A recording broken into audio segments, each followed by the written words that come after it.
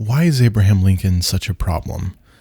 Well, it's because you cannot understand America without understanding Abraham Lincoln, and yet Abraham Lincoln himself is quite difficult to understand. We're often presented with Abraham Lincoln as this great man, the Civil War president, signed the Emancipation Proclamation, marble statue up on the National Mall. We're not going to use Abraham Lincoln in that great man way today. Instead, we're going to use Abraham Lincoln as a prism through which we can look and see this country and its history more clearly, and see our current division right now, today, more clearly. And that's my promise to you, is that if you stick with me, if you follow me through Lincoln's story, I think what you're going to find is we can better understand our American divide, our chaos right now. And one last thing, it's possible that Abraham Lincoln refounded the country in a metaphysical way through a baptism of blood in like 272 words. We'll get there. But I think the most logical place to begin with Abraham Lincoln is with just a simple premise, a problem that I had and continue to have. That's why I'm making this video. And it is the contrast between, broadly speaking, the good Lincoln and the bad Lincoln. Now, you might be saying good and bad in terms of history is not only problematic, but a little juvenile. Could you explain? Why, yes, happily. By good Lincoln, what we're talking about is the Lincoln of legend, the one that we get in elementary school, or, the Sunday school version of what Abraham Lincoln was. He was the great liberator, right? Frederick Douglass called him an American great man, a martyr, a great liberator. Frederick Douglass's views on Lincoln were more subtle than that, but in one of his speeches on Abraham Lincoln, that is some of the terminology he uses. He was president 1861-65, led us through the Civil War, signed the Emancipation Proclamation, was struck down before he could carry out Reconstruction. The man, the myth, the legend, old honest Abe. As W.E.B. Du Bois said, Abraham Lincoln is big enough to be inconsistent. We're now moving on to the bad version of Lincoln. There is the version of Lincoln who said that when the slaves were freed, he would like them to all be deported to Liberia, that the place of their birth, the place they were brought to against their will, or born after their ancestors were brought against their will, was not actually their home. He used a pretty pithy quote, actually, in one of his debates with Stephen A. Douglas. He said that in regards to deportation, when there's a will, there's a way. To make sure that we send all the black people to Haiti or to South America or to Liberia. He said in Peoria in 1854, "Let it not be said, I am contending for the establishment of political and social equality between the white and black races." He said, among white people, there is a natural disgust to the idea of an indiscriminate amalgamation of the white and black races, aka Abraham Lincoln is saying, and seems to agree, that the idea of white and black people living in harmony and, God forbid, marrying and having children, to him evoked a natural disgust, or at the very least, it evoked a natural disgust among most white people that he validates. We can go on with this bad Lincoln. I have no purpose to introduce political and social equality between the white and black races. There are physical differences between the two, which will probably forever bid their living together upon the footing of perfect equality. I am in favor of the race to which I belong having the superior position. I am in favor of the race to which I belong having the superior position. Abraham Lincoln, the great man, the martyr for the cause, the great liberator. And one more, just so you don't think I'm making all this up or taking one or two little nitpicky quotes out of context. He says in 1858 in the fourth debate for the Senate in Illinois, "I will say then that I am not, nor ever have been, in favor of bringing about in any way the social and political equality of the white and black races, that I am not, nor have ever been, in favor of making voters or jurors of Negroes, nor of qualifying them to hold office, nor to intermarry with white people. I am not in favor of Negro citizenship." So there you have the good and the bad Lincoln. You have the man who signed the Emancipation Proclamation, who saved the Union, who helped usher through the 13th Amendment to the United States Constitution, which freed all slaves and forbid it from ever being an institution in this country again. And then you have this other Jekyll and Hyde version of Lincoln who says whites and blacks shouldn't intermarry, blacks shouldn't be citizens, voters, jurors, that there should be no amalgamation of the races, that evokes a natural disgust. Who is this guy? Now, I just made a cut so I could pull something off the shelf. It's a black and white photo of the Lincoln Memorial. Make another cut so I can show you a different photo. This is a photo going in the other direction. It's my grandparents. The photo would be taken from the perspective of the Lincoln statue, right, facing out towards the Washington Monument. There they are. My grandmother was a World War II veteran, and so I grew up on the stories that America was a great place, and that, of course, if I have a photo of my grandmother in front of the Lincoln statue, Lincoln must have been a great man. When you're in school or when you're being taught the basics of American civics, that's the shorthand version that you get. And then I got a little older, and I started to be exposed to the quote-unquote bad Lincoln, the Lincoln that was clearly a racist man who had the same prejudices as anyone else during his time. And you know what? That flipped me in the other direction. I started to reject that childhood fairy tale version of Abraham Lincoln and started to think, okay, Lincoln was just following interest, was perhaps just doing what he needed to do. Emancipating the slaves was only, and really only, a military necessity, perhaps, and that's why he did it, not because of any moral crusade. History has no heroes. History has no great men. Just like the Black Spartacus of Haiti, Toussaint Louverture, the man who is credited with emancipating all the slaves on the island of Saint-Domingue, that former French colony, also owned slaves, in fact, owned the second leader of Haiti, Jean-Jacques Dessalines, for a period of time. He's not a leader. Lincoln's not a leader. Washington's not a hero. I mean, none of these people are heroes. There is no such thing in history. There is only raw, cynical interest. I'm reminded a little bit of the dynamics of the dialectic in Marxism. The idea that history is not about individual people making decisive decisions with their actions, with their agency, but rather is history the description of giant class forces conflicting with one another, right? The bourgeoisie acts against the interests of the proletariat, the masses. The masses perhaps can have their consciousness raised and move against the bourgeoisie, but you'll notice in that telling of the dialectic, of the historical material dialectic, those clashes of the classes, what you don't have necessarily are men standing or women standing at the front of the phalanx as individuals with agency, but rather only as members of their classes. You lose the aspect of a great man. Really, not until Vladimir Lenin, 1917, the Bolshevik Revolution, in which Vladimir Lenin says, yes, men don't make history, history makes men.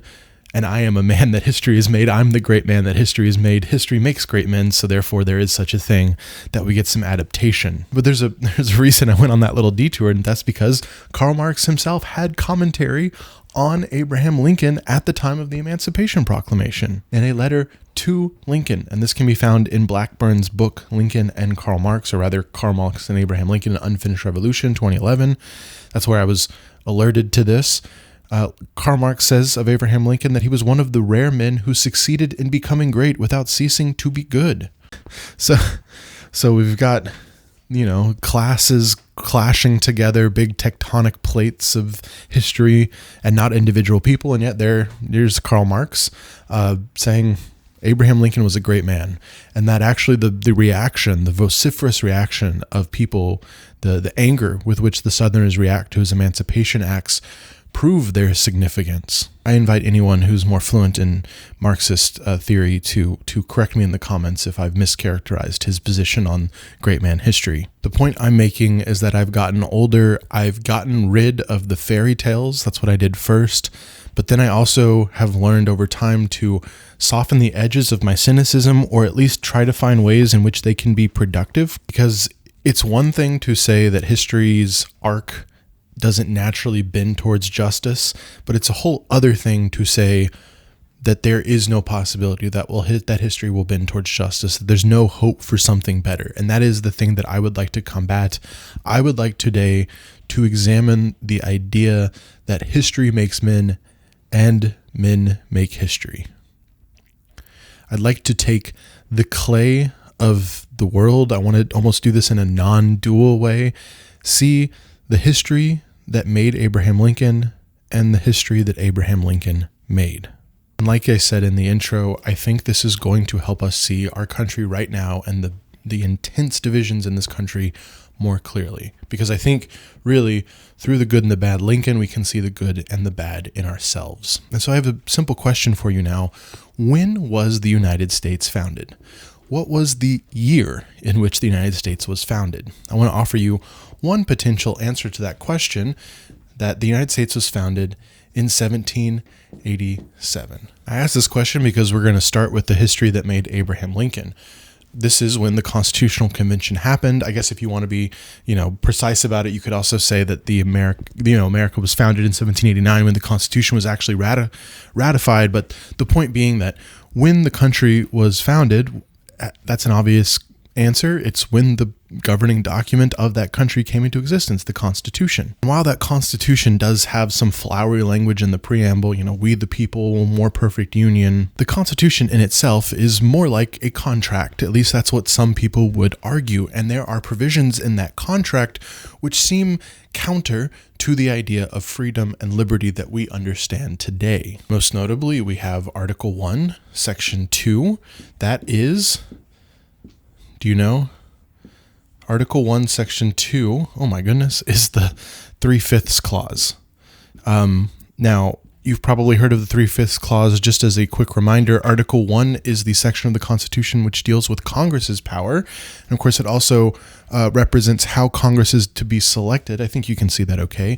Article 1, in counting citizens of the country and counting individuals for the census in apportioning seats for the House of Representatives, all people are counted in different ways.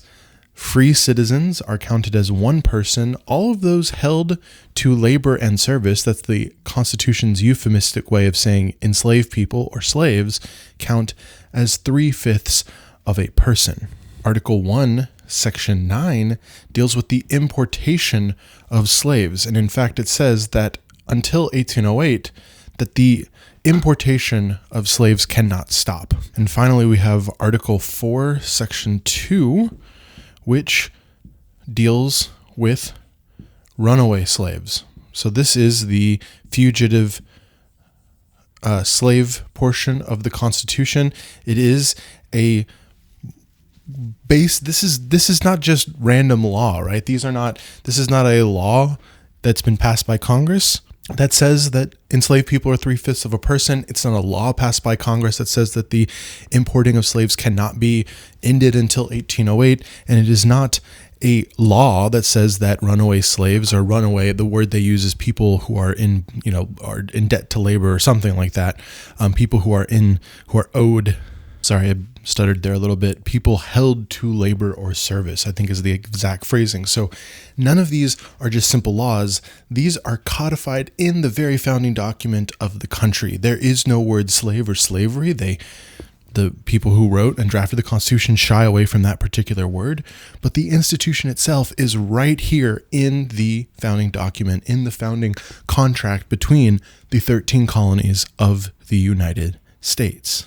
And why do I bring this up? Because there is a group of people then, and there is really a group of people today that say that the Constitution of the United States, the American polity, is nothing more than a contract between states, or the phrase that's often used, or the word that's often used, is a compact. A compact. Why am I writing with my right hand? I am not right-handed. This is a lot better than I thought it would be. A compact of states. So the United States is simply like a legal contract. Anything not explicitly made in the Constitution to be the power of the federal government is, by the 10th Amendment, reserved to the states and the people.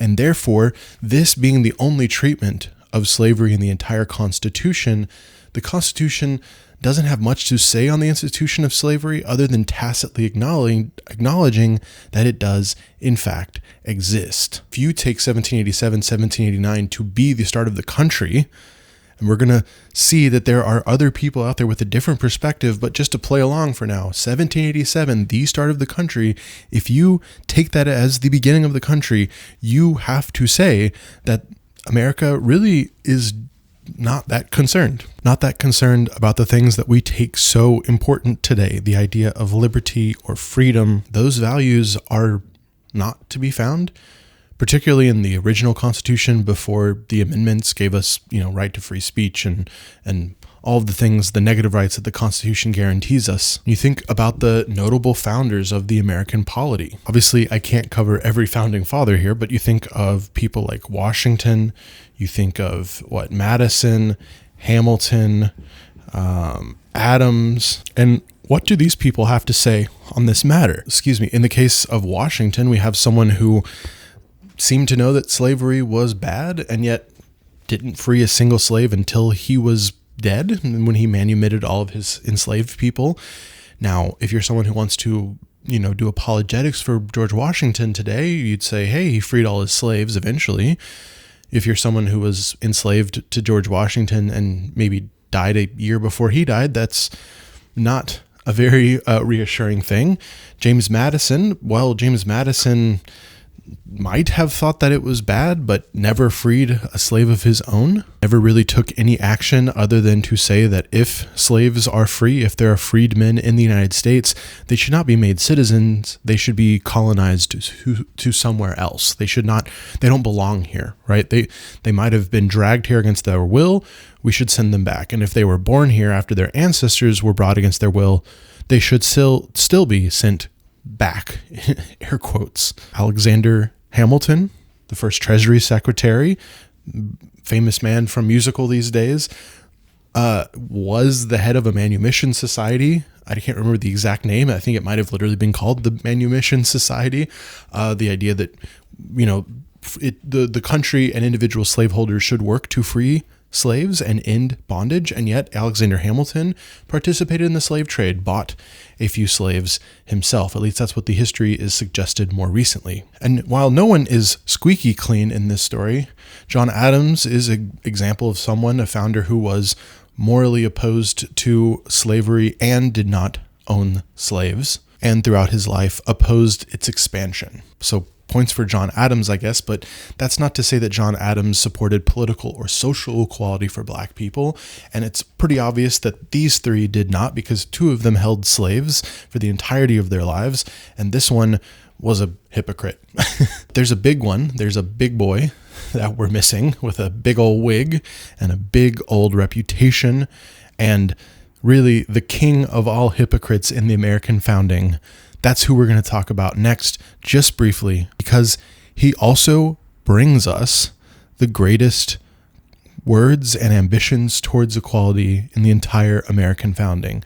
This giant hypocrite, this immoral man, is also going to give us an alternative to the founding of the country being in 1787, and all of this stuff being just part of the sediment, part of the foundation of the country built upon the codification of slavery.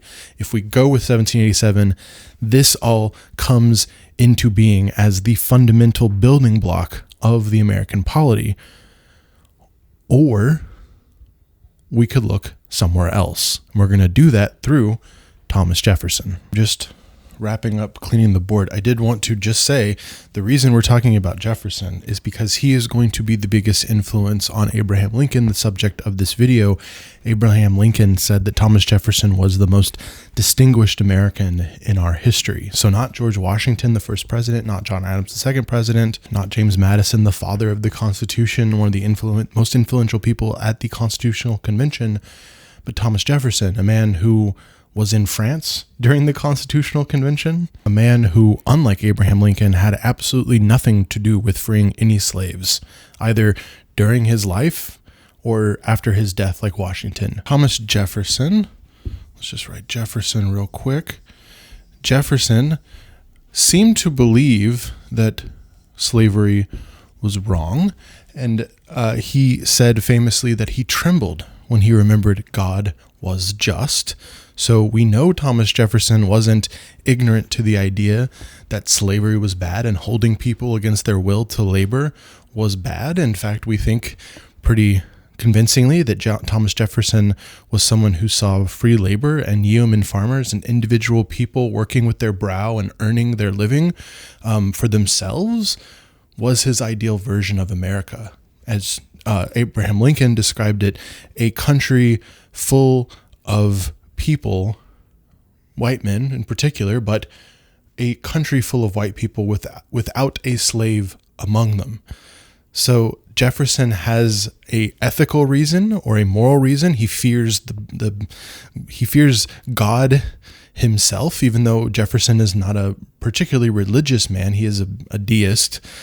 So he's not fearing the Christian God specifically. He's just fearing the wrath of the creator of the universe, of providence, which was the most common term for that sort of thing back during the American founding. Jefferson opposed the new territories that the United States would acquire being slaved territories. Jefferson thought that the new territories, like in the Louisiana Purchase that he facilitated as our third president, that those territories were places for freedmen or free men to go, yeoman farmers to have small farms, to not have the institution of slavery expand. So Jefferson is morally opposed to slavery.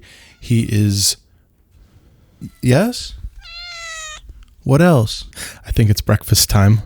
My production assistant is hungry, so let's go ahead and do that. You ready for breakfast? Yeah. Okay, Kat is happy. New territories. That is, Abraham Lincoln says that Jefferson was the progenitor of the policy of non-expansion of slavery into the territories. We'll see the debate about that when we talk a little bit about the Dred Scott decision. Jefferson, let's just say maybe he doesn't believe it's immoral, but he seems to know deep down that it is, and he says he trembles for the country when he remembers that God is just.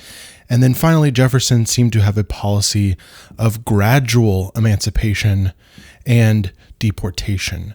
So Thomas Jefferson, like many others, and as we'll see, like Abraham Lincoln himself, is for the gradual extinction of the institution of slavery, and then again the deportation of the slaves to a Caribbean place like Haiti, to South or Central America, or to Liberia. I actually have a quote here right from Thomas Jefferson. "It is still in our power to direct the process of emancipation and deportation peacefully and in such slow degrees as that evil wears off insensibly." So he says it's an evil. He says we should emancipate, but we should do it so slow that nobody notices, and we should then deport everyone, whether they were born here or not. Okay, I don't think it's a surprise to anyone that Thomas Jefferson wasn't the best, and in fact, I forgot to mention, and something that simply can't go without mention, he exploited his power dynamics with an enslaved woman, at least one. I haven't gone through the comprehensive list because it's not that fun. Sally Hemings, of course, and took advantage of that to create children with his enslaved people to assault them. Okay, William, are you just here to give us the America Bad history lesson? Are you just here to write off all the founders? Well, I said earlier that I have plenty of cynicism, and I continue to have that cynicism, and I don't make any apologies for Thomas Jefferson or any of the founders. However, I will say, I shouldn't use however, I will just say and Thomas Jefferson wrote the most ambitious and broad words in the American political canon, the Declaration of Independence in 1776, in which he said, "We hold these truths to be self-evident, that all men are created equal." That's the word there, self-evident truth that all men are created equal. Thomas Jefferson, a man who owned slaves and never freed them, also believed that all men were created equal. What in the hell is going on? And the answer is actually more simple than you might expect, though it's hard to wrap your head around. How could you believe in the institution of slavery? How could you own slaves if you think all people are equal? To understand that, you simply must know what equality represented to Thomas Jefferson. Thomas Jefferson was a man of the Enlightenment, a man influenced by the social contract legacy of Hobbes, Locke, and Rousseau, most notably John Locke. In the Declaration of Independence, Jefferson wrote that the inalienable rights that people have, and sorry, I just made a cut to write that out, life, liberty, and the pursuit of happiness, right? We hold these truths to be self-evident that all men are created equal. They're endowed with certain inalienable rights, and among them, life, liberty, and the pursuit of happiness. This is not a plagiarism, but a heavy borrowing from the author of the two treatises on government, John Locke, in the late 17th century. If you've been watching my channel for a while, you know already, because he comes up in basically every video, that what Locke said the purpose of government was to ensure life, liberty, and not the pursuit of happiness, but rather property. In Locke's paradigm, the government is there to protect your life, to protect your liberty, and to protect your property from your fellow citizens, but also from a tyrannical government itself. That is to say that a government cannot arbitrarily take your life, liberty, or property. And this is the basics of the social contract, the formation of the state in John Locke's estimation. Remember, before John Locke, we have Thomas Hobbes. Thomas Hobbes, who saw the English Civil War and wanted to build a social contract that was orderly. Let's just put it that way. He had seen the chaos of the Civil War, and what he thought was that the foundation of the state should be one in which there is stability. There's no chance that a new civil war will break out and that violence and that viciousness will rear its head ever again. And Thomas Hobbes has this dark view of human nature. When he thinks about a theoretical state of nature that is a human society, or rather a non-human society, the state of humanity prior to society, prior to the state, he thinks about a state of nature. You probably heard me say it 100 times, that state of nature in Hobbes' estimation is nasty, brutish, and short. The life in that state of nature is nasty, brutish, and short. It is all against all. War of all against all. War of all against all. It is a place where if you collect some berries, someone can come along and kill you and take your berries. And if you're stronger than that person, you can kill them and take whatever they've scavenged. And the biggest concern that you have is simply surviving, but also simply living.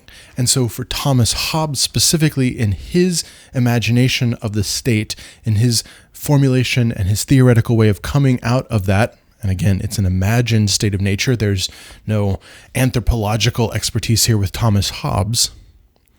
But in coming out of this state of nature, what we all determine to do is to come together and form a decision together to create, all of us, a state, to create a sovereign, a functionally all-powerful leader, a king, but let's just use the word sovereign, to rule over us and to make all of the rules and functionally make truth what truth is, to be an unaccountable leader.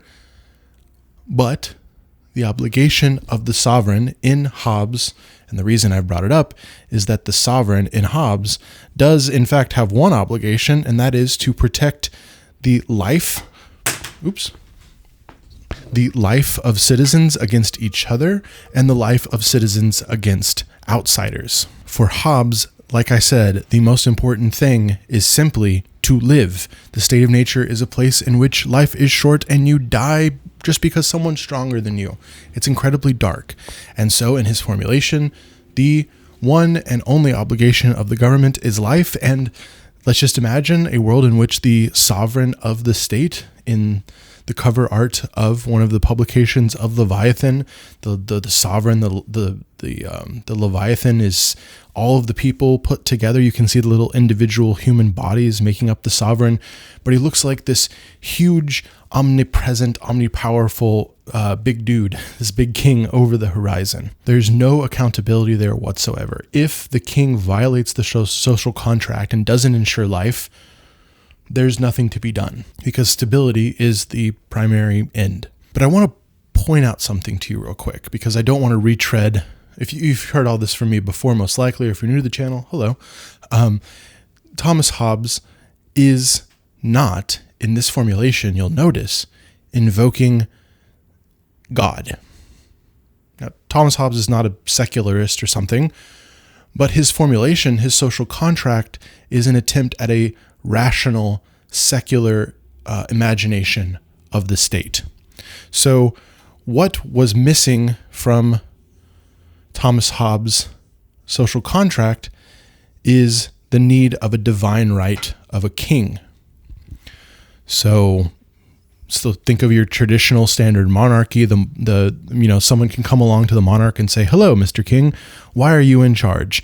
What gives you the right to rule over me? What gives you the right to be the decider over life and death?" And the Sun King in France says, "God made me so.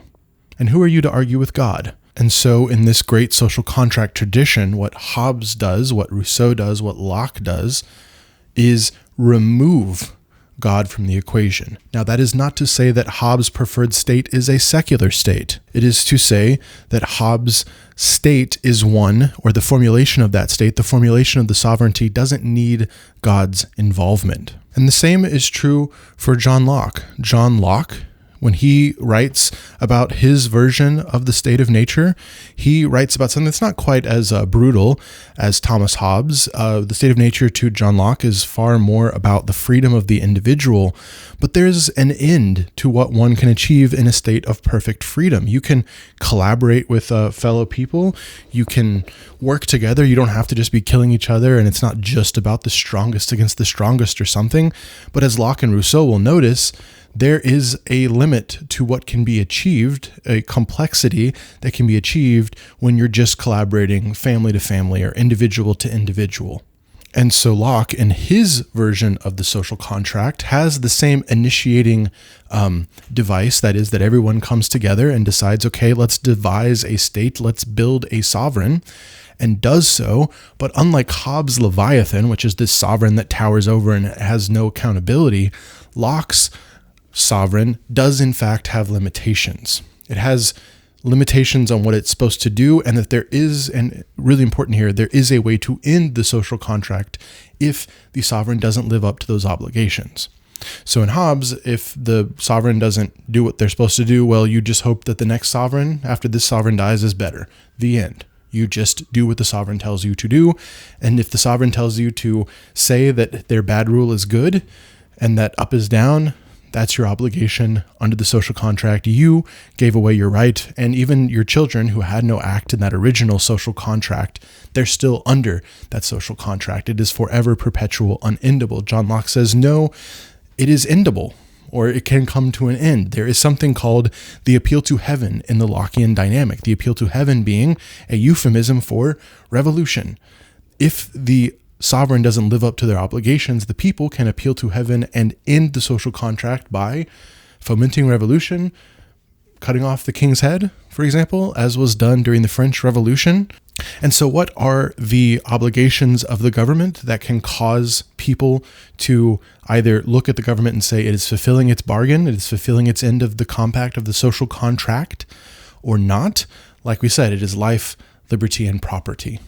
So the government both has an obligation to protect your life, like in Hobbes's social contract, an obligation to protect your life. Those are identical, but also generally your liberty and your property. So from your fellow citizens, they cannot impinge on your life, liberty, and property, and you cannot impinge on theirs. It's their obligation, the sovereigns, that is, to protect you from your life, liberty, and property against outsiders. And as we'll see in the constitutional amendments of the United States, it is the government or the sovereign's obligation, or rather the restriction on that sovereign to not violate their life, liberty, and property itself without a good reason.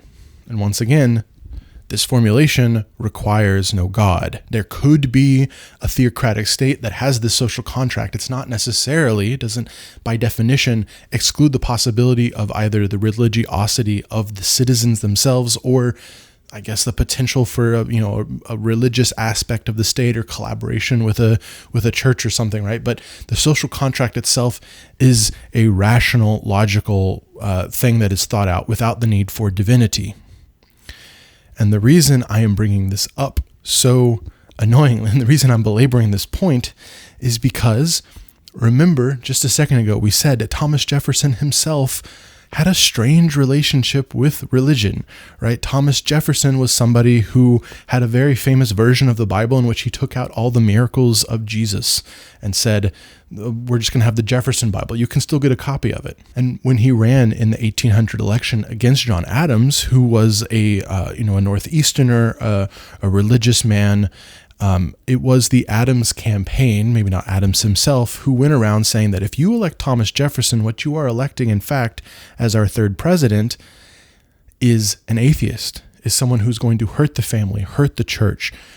There will be no morality left in this country. It is because of Jefferson's, not just his secular view of government, but rather his secular perspective on reality. His idea that there might be a creator, there might be providence, a deist God, right? But it's not a God that's necessarily involved in human affairs. Someone who's a Jefferson expert can certainly correct me a little bit on the subtleties there in the comment.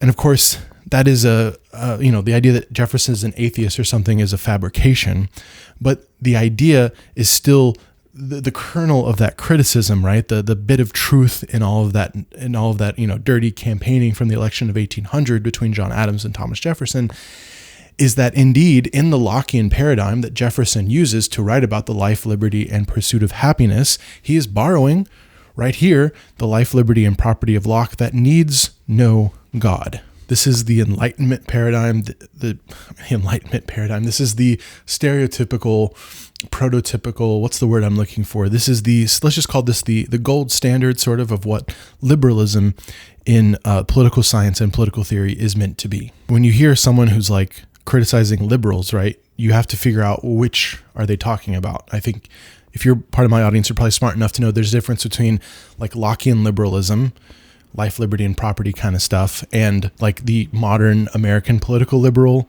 right? The word is thrown out at the same syllables, but with different meanings. And because the Jefferson paradigm kicks God out of the social contract effectively in the Declaration of Independence, and because this particular formulation of liberals and the Enlightenment is something that doesn't necessarily need that divine intervention of the Judeo-Christian God in particular, but really any God. Because of that formulation, it is prone to attack. And as we go along here today, we're going to see it come under attack in interesting ways, even today, from those in high office. I'm going to tell you up front that my personal bias is against those kinds of people, but I'm going to try to treat them as intellectual. I'm going to try to treat those things as they are and not mischaracterize them so that you can better understand. I hope that makes sense. So I'll be announcing my biases like I'm doing right now. And if my characterizations are unfair, you can let me know. But one of the critiques is something we actually examined in our last lecture together from the political theorist and eventual member of the Nazi Party, Carl Schmitt, who wrote Political Theory in 1922. And in political theology. And Schmitt, in his political theology, makes this interesting point. Political theology is all about the sovereign, right? So he's buying into this word from Thomas Hobbes, from Locke, right? But the sovereign obviously is a word that predates those men. Sovereign might have meant someone like a king given that divine right to rule by God. And so Carl Schmitt is commenting on this ejection of God from the rationalist basis of the social contract, from the origins of the state. He notices that in modern political theory, the tendency is to simply say, there may or may not be a God, but we don't need that deity's involvement in order to form a state or to understand its purpose. We can find through rational means the foundations of political power, of the sovereign, be it a unlimited sovereign in Hobbes or limited sovereign in Locke, or a group of people at the assembly in the social contract and the sovereign of Jean-Jacques Rousseau, who comes later in the 18th century.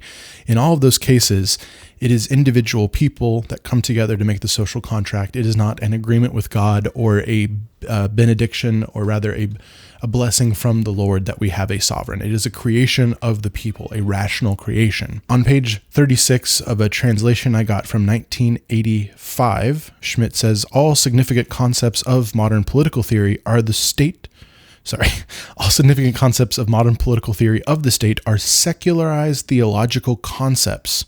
The idea of the modern constitutional state triumphed together with deism, a theology and metaphysics which banished the miracle. So the constitutional state triumphed with deism to give us a theology and metaphysics which banished the miracle.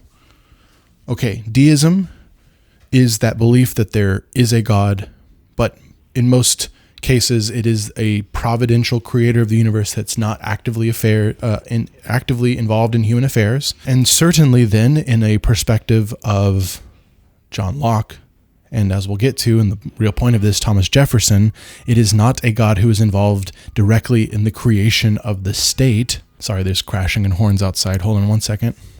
I do live here in a busy condo. Actually, while all that craziness is going on outside, and it's not so important that you hear every single word, let me just say I was absolutely overwhelmed with the support that I received after the last video and the announcement that I was going to be putting things ad-free on Substack and, putting them for free without a paywall on so Apple Podcasts and Spotify. I heard you loud and clear. Ads are staying on YouTube so that I can, make my living or try to make my living. And really all that support, all those people that poured over to Patreon and Substack and became YouTube members here on the channel directly, like, oh my goodness. And I know every YouTuber says, like, I never expected that. I really didn't, because I've never had that experience. This is by far the largest outpouring of support I've ever seen. I've got longtime folks who've been with me since I had rebranded like 3 rebrands ago and done all sorts of different content. And I really appreciate them. I appreciate you. I presume you're still watching these days. And I appreciate everyone new who basically bowled me over with their support. And I know that external validation in that way is not a good way to base my happiness. So I take it more as a signal that I'm doing something good, that I'm pursuing my values, and that's, connecting with people. I know it sounds corny, but that's how I see the work that I do. That's how I see my educational mission. I see it as an act of giving back, and every potential cent of either ad dollars here on YouTube or support on Patreon or Substack or as YouTube channel members is simply to help me make it sustainable. It is not to become a rich man. I wouldn't know what to do with it other than give away money if I were a rich man. But were I comfortable, were I able to live comfortably, that would be enough for me. Or, as I job hunt here in Washington, D.C., I've had some interviews recently, by the way, which is pretty exciting.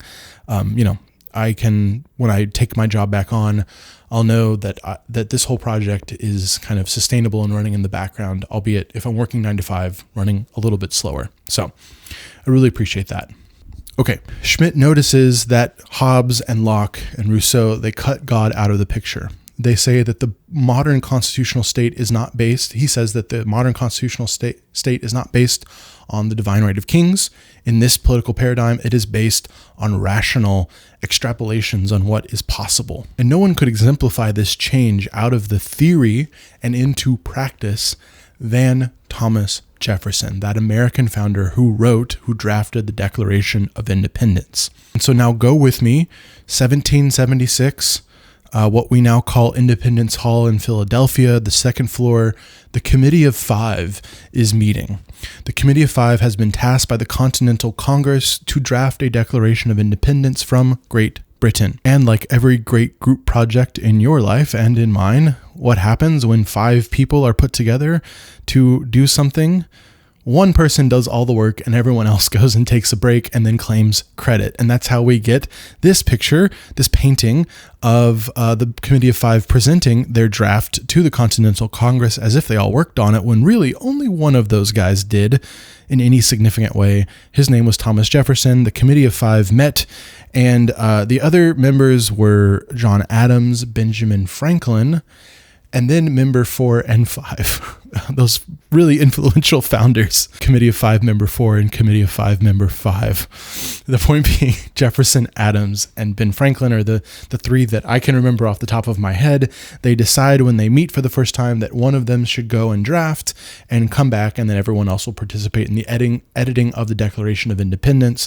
That single person is Thomas Jefferson, who stays on the second floor of Independence Hall. He stays on the second floor of Independence Hall and drafts the Declaration of Independence. Now, he says okay, well, you were whining at me. I thought you wanted to be picked up. He writes that the inalienable rights that people have are life, liberty, and the pursuit of happiness, just like John Locke, except he swaps out property with the pursuit of happiness. And so in the independence document of the American polity, perhaps there we go. There's the spoiler. Perhaps the Declaration of Independence itself is the foundation of the United States of America, is the moment when the United States was created. Maybe. We already talked about one possibility, 1787, the Constitution of the United States, or maybe it's ratification, 1789, whatever, after the inauguration of Washington in 91, whatever. The point being that the other option, besides the Constitution that comes later, the other option for saying this is the foundation of the country is 1776, the Declaration of Independence, the Lockean paradigm of life, liberty, and property, or pursuit of happiness, the limited sovereign that has no divinity within it, right? Or at least doesn't need a active Judeo-Christian or active any other God. It only needs humans to come together and form a social contract. That is Jefferson's paradigm. That is what makes it into the Declaration of Independence. And that rationalism is perhaps the deepest material that creates the United States. And there is, speaking of material, a material difference between those two things, between rational, high truth extrapolated from the Enlightenment and the compact contractualism of the American Constitution. For example, the most famous line, the most important line in the Declaration of Independence, we hold these truths to be self-evident that all men are created equal. There's some phrasing in there I want to point out to you. The first is the first two words, we hold. It's an active phrasing. We hold these truths. Okay? It implies not that they are automatic, but that they are something that must be actively pursued. The second thing you'll notice in there is the term self-evident. Jefferson's original draft was sacred and undeniable. It's kind of interesting that sacred is that word, but undeniable is pretty self-explanatory. And I think it's according to Adams' account of what took place, or it might have been the Jefferson account. Somebody can tell me down below. It is likely, though it is not conclusively proven, that Benjamin Franklin is the one that said, let's change sacred and undeniable to self-evident, using a more Humean phrasing, that Scottish philosopher. And if you've ever seen the HBO series Adams, they dramatize this with Benjamin Franklin making the suggestion, even though, and that show is great about its historical accuracy and using the phrasing of the actual men who were involved. I'm not knocking it, but it's not totally conclusive as far as I know that's what actually happened. I'm going to be interviewing Dr. Stephen F. Knott again pretty soon here, and I might just ask him if he knows the answer to that question. But now we have come full circle, and we can describe this word here more properly. Equal, equal, equal, equal. What does it mean in the Declaration of Independence to say we hold these truths to be self-evident that all men are created equal if you are Thomas Jefferson and you own slaves?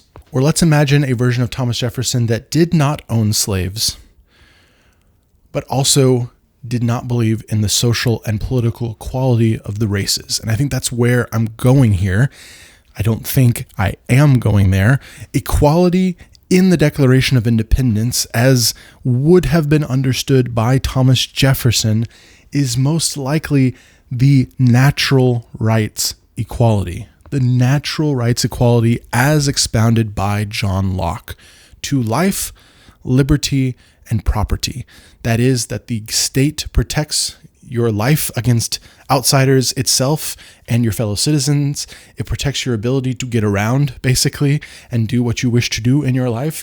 And it protects the property that you own, right? Your land, your things, as Abraham Lincoln will put it, the bread you earn with the sweat of your own brow. Is this the only way to interpret the Declaration of Independence? No, it is let's call it a light originalism, to use a jurisprudential term. It is a way of understanding what was probably meant by someone, was almost certainly meant by someone like Thomas Jefferson when he heard the phrase, or when he wrote the phrase that all men are created equal, that they have the inalienable rights to life, liberty, and the pursuit of happiness, to use his precise phrasing.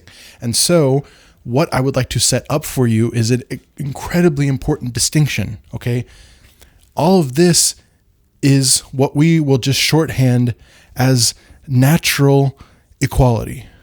Natural equality. Now, don't get hung up on the term natural too much. Don't think that natural equality means like we all have the same genetic makeup and we're all identically skilled in all ways.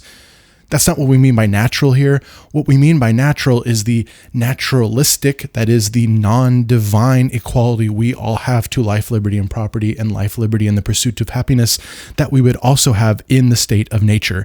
Those things exist in the state of nature. We come together to create the state to ensure those things further and to cooperate more. And so natural equality in that context means the natural state of nature, right? The state of nature, there's that word, nature, natural, the rights that we would have in the state of nature that we bring with us to the political polity. And so when Thomas Jefferson says we hold these truths to be self-evident that all men are created equal, he is not saying that everyone is equal politically. So he is not saying that all people should be able to vote. He is not saying that all people should be able to serve on juries. Not all people are citizens of this country. Not all people should be necessarily intermarrying or amalgamating. You can kind of see where we're going here. It is not social equality, and I put intermarriage there. That's probably that falls into the social equality category. Social equality would be we all earn the same money perhaps, or we all have the same representation in culture. That one's the most abstract. We all have the same protections under the law.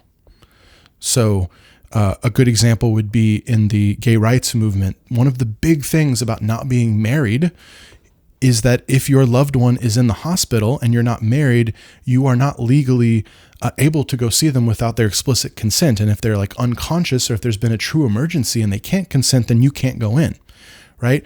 And so in a social equality situation via marriage equality, you are now a recognized spouse of that person. The state recognizes that you are family, that person is your spouse, and you're able to go see them in the hospital. That is a good example of social equality.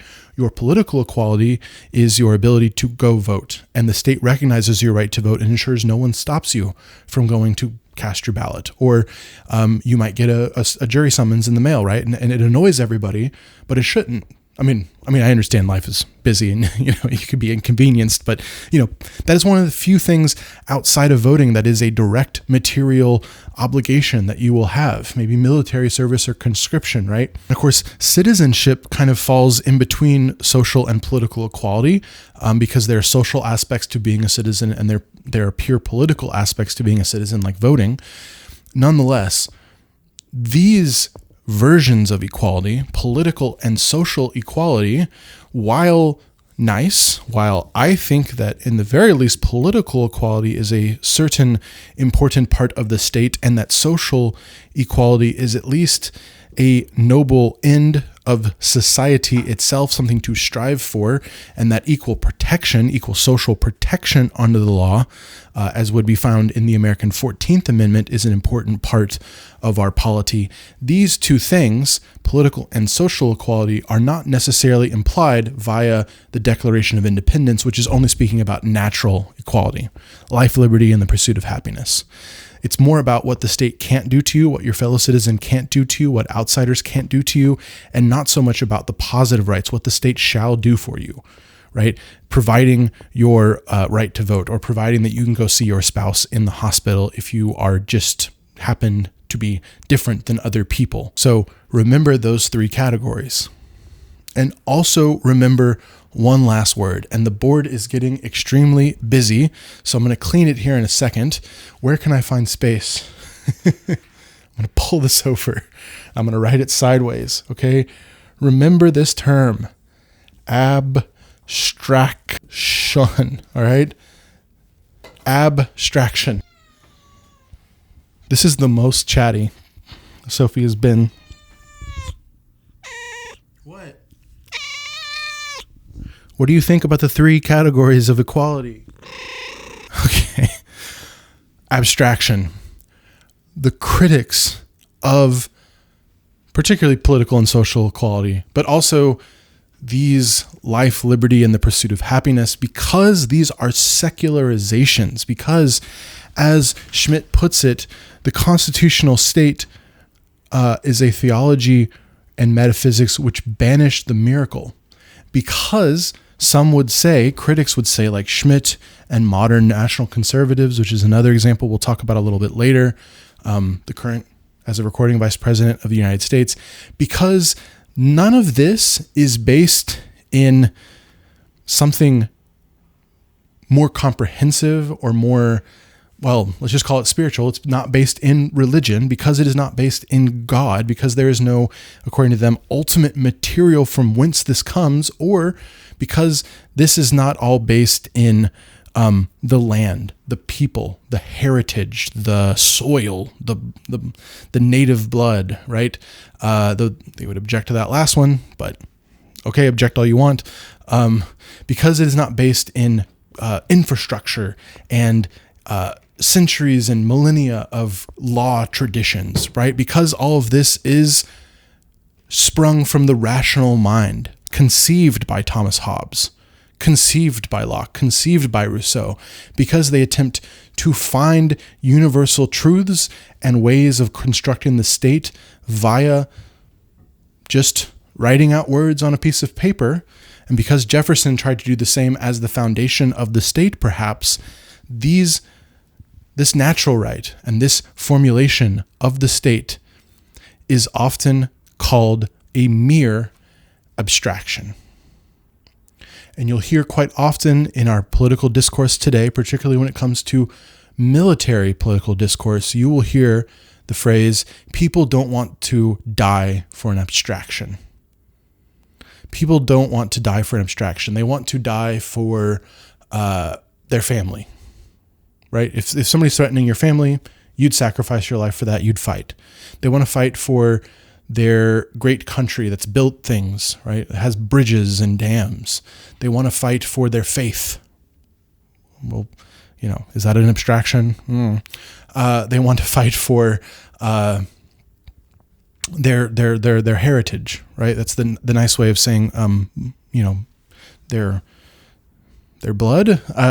Okay, let's again. I told you I'm biased, so let's be fair. But the point is, when they say people will not die for an abstraction, they want to fight for all of those quote unquote material things. What they are saying is that people will not die for an idea like this or a set of ideas like this. This often manifests in the phrase, America is not an idea. If you've ever heard the cliche, it's a cliche that we're clearly going to be examining today in much greater detail. When you hear the cliche that America is an idea, right? What is the idea? Be specific, right? This specific idea that people in politics use as the cliche, whether they know it or not, because it's such a cliche, people lose the sense of the meaning. But when people say America is an idea, what they mean is the idea that is self-evident that all men are created equal. Okay? The self-evident idea that all people are endowed by their creator with certain inalienable rights, life, liberty, and the pursuit of happiness. Modern polemicists and elected officials who don't agree with the notion that all men are created equal will often refer to it as an abstraction. People won't die for that idea. And they will refer to the sentence, America is not an idea. Or if they're clever, they'll say America is not just an idea. That word just is doing a lot of work for that person or the people in that sentence. And when they say America is not an idea, America is not just an idea, what they're saying is America is not a land dedicated to the creed that all men are created equal. And in his 2022 book, Hazony wrote that America is not, nor ever has been, a creedal nation. That is, America is not a nation based on these rational ideas. These are liberal dogmas.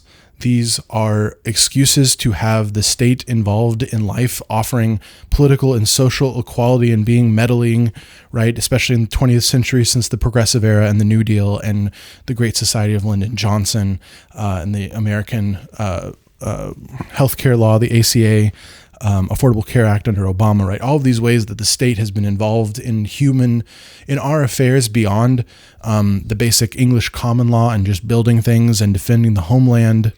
All of those things are mere abstractions, and these are the result of not having any more basis than mere abstraction for your state. Here's a quote right here.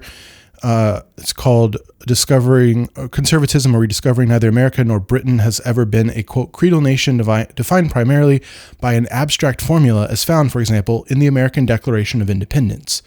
Conservatives regard this as a myth promoted in the service of liberal dogma. So, America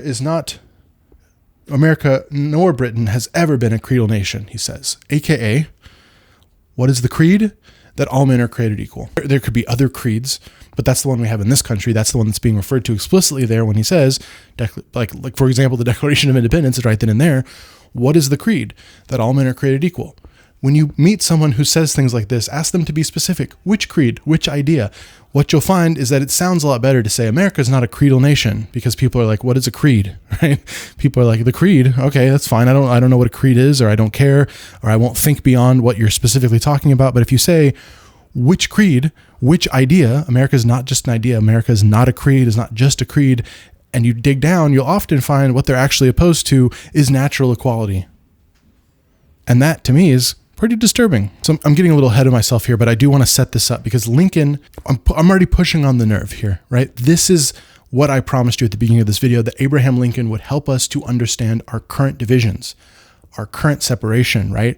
And I think one way to understand the current separation in the American polity is to understand that 20, 30 years ago, for the most part, people on the political left and the political right, the mainstream political left and political right in this country, believed differently about the politics that would achieve the promise of the Declaration of Independence, right? That would achieve that equality for all people. There were differences in opinion about what that meant. But coincidentally, as Jefferson said, differences of opinion do not necessarily equate to differences of values, right? So like, did George H.W. Bush and Bill Clinton agree on their policies? Well, they weren't that far apart in retrospect, but their values, their belief in like natural equality and the Declaration of Independence, that's something they both had, right? You look fast forward to today, and again, I don't want to be too presentist, but just about recently, as of recording, Vice President of the United States, J.D. Vance, gave a speech at the Claremont Institute. And I mean, here it is. America is not just an idea. It's not just an idea. Very smart to put that word just in there. And then say America is, and I went ahead and identified all the different ways that America should be defined according to this national conservative thinking: place, belief, way of life, natural beauty, sovereignty, heritage, people who sacrificed for the country in the past, citizenship, ancestors, physical buildings, the English language, Protestantism, English common law. The whole speech doesn't have a whole lot about ideas in it, so it's kind of a cop-out sentence, right? America is not just an idea, right? And you'd say, okay, you'd expect that if somebody says it's not just an idea, you'd say, okay, here's the idea, and then here's all the other things too, because it's not just an idea, but it also, an idea is part of it, right? But what happens in that speech at Claremont is that he says America is not just an idea, but then the idea is just gone, and it's just about all the other things in the speech, right? So really what he wanted to say, in my opinion, again, biased, he wanted to say America is not an idea, but he said America is not just an idea because he knows that's way more palatable to anyone who would look carefully at what he's saying. And again, be specific. What is the idea? America is not just an idea. What idea? America is not an idea.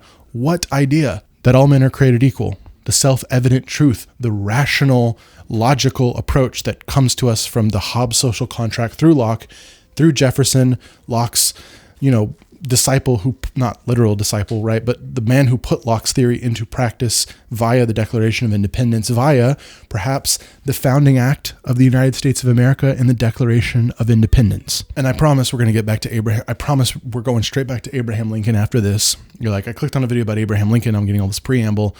I hope you're seeing that we're building up to something here, okay? And you watch my long videos, presumably because I'm not just giving you the quick overview and then being done, right? I'm trying to dig deeper. I think when I originally planned this lecture, I was going to come to this after I talked about Lincoln. I think it's going to be far more useful to look at Lincoln once we've established some of these things, particularly the idea of natural equality. Look at the Declaration of Independence. For those who want to say 1776 is the initial start of the American polity, the Declaration of Independence says it's the unanimous declaration of the 13 United States of America. So in that case, it sounds like a compact, a contract. It's the 13 United States coming together, not the people of the 13 states, but rather the 13 states themselves coming together. And Jefferson capitalizes the word states there. And you might argue that it's to imply sovereignty, but I've also noticed that, and I've read that Jefferson was a little bit wishy-washy with capitalizing words. For example, one of the things that I read in preparation for this video, he capitalized the letter W in weather, like W-H-E-T-H-E-R, right? And so maybe the dude just liked to capitalize things. Anyway, these United States, right? We, therefore, the representatives of these United States in the Declaration of Independence. But then you have other things in the Declaration of Independence. It becomes necessary for one people to dissolve the political bonds. One people. So who is writing the Declaration of Independence? Is it the 13 United States or is it the one people? Quote, the right of the people to alter or abolish it, aka the political formula under which they've been living, right? The appeal to heaven from John Locke, the ability to say the social contract is not being lived up to, we can cancel the social contract, right? But more importantly here, the right of the people, and people is capitalized, just like states capitalized at the beginning.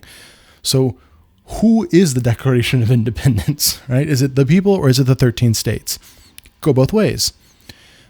Another quote a little bit later, good people of these colonies. Again, quote, capitalized people. So that's the Declaration of Independence. A little bit earlier, a couple of years before, Jefferson wrote a summary view of the rights of British America in 1774. And he says things like, these states never supposed. So again, writing from the perspective of the states. But he also refers to the Americans. Or instead of being a free people, we should suddenly be found the slaves. So which is it? Is it the people or the states? And here's an interesting thing about Jefferson. In his summary view of the rights of British America, this was alerted to me through Harry Jaffe's, not Crisis of the House Divided, but A New Birth of Freedom, is that in his summary view of the rights of British America in 1774, Thomas Jefferson includes slaves as Americans.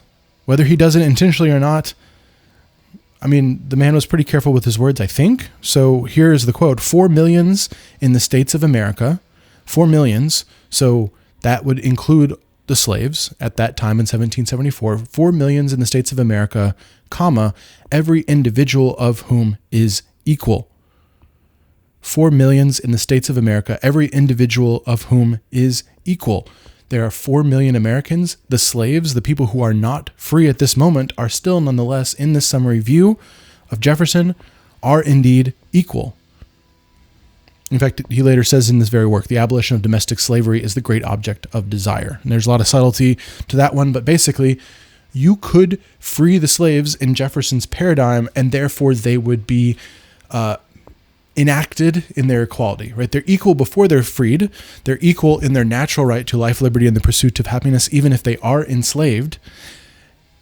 And you can enact that natural equality by freeing them.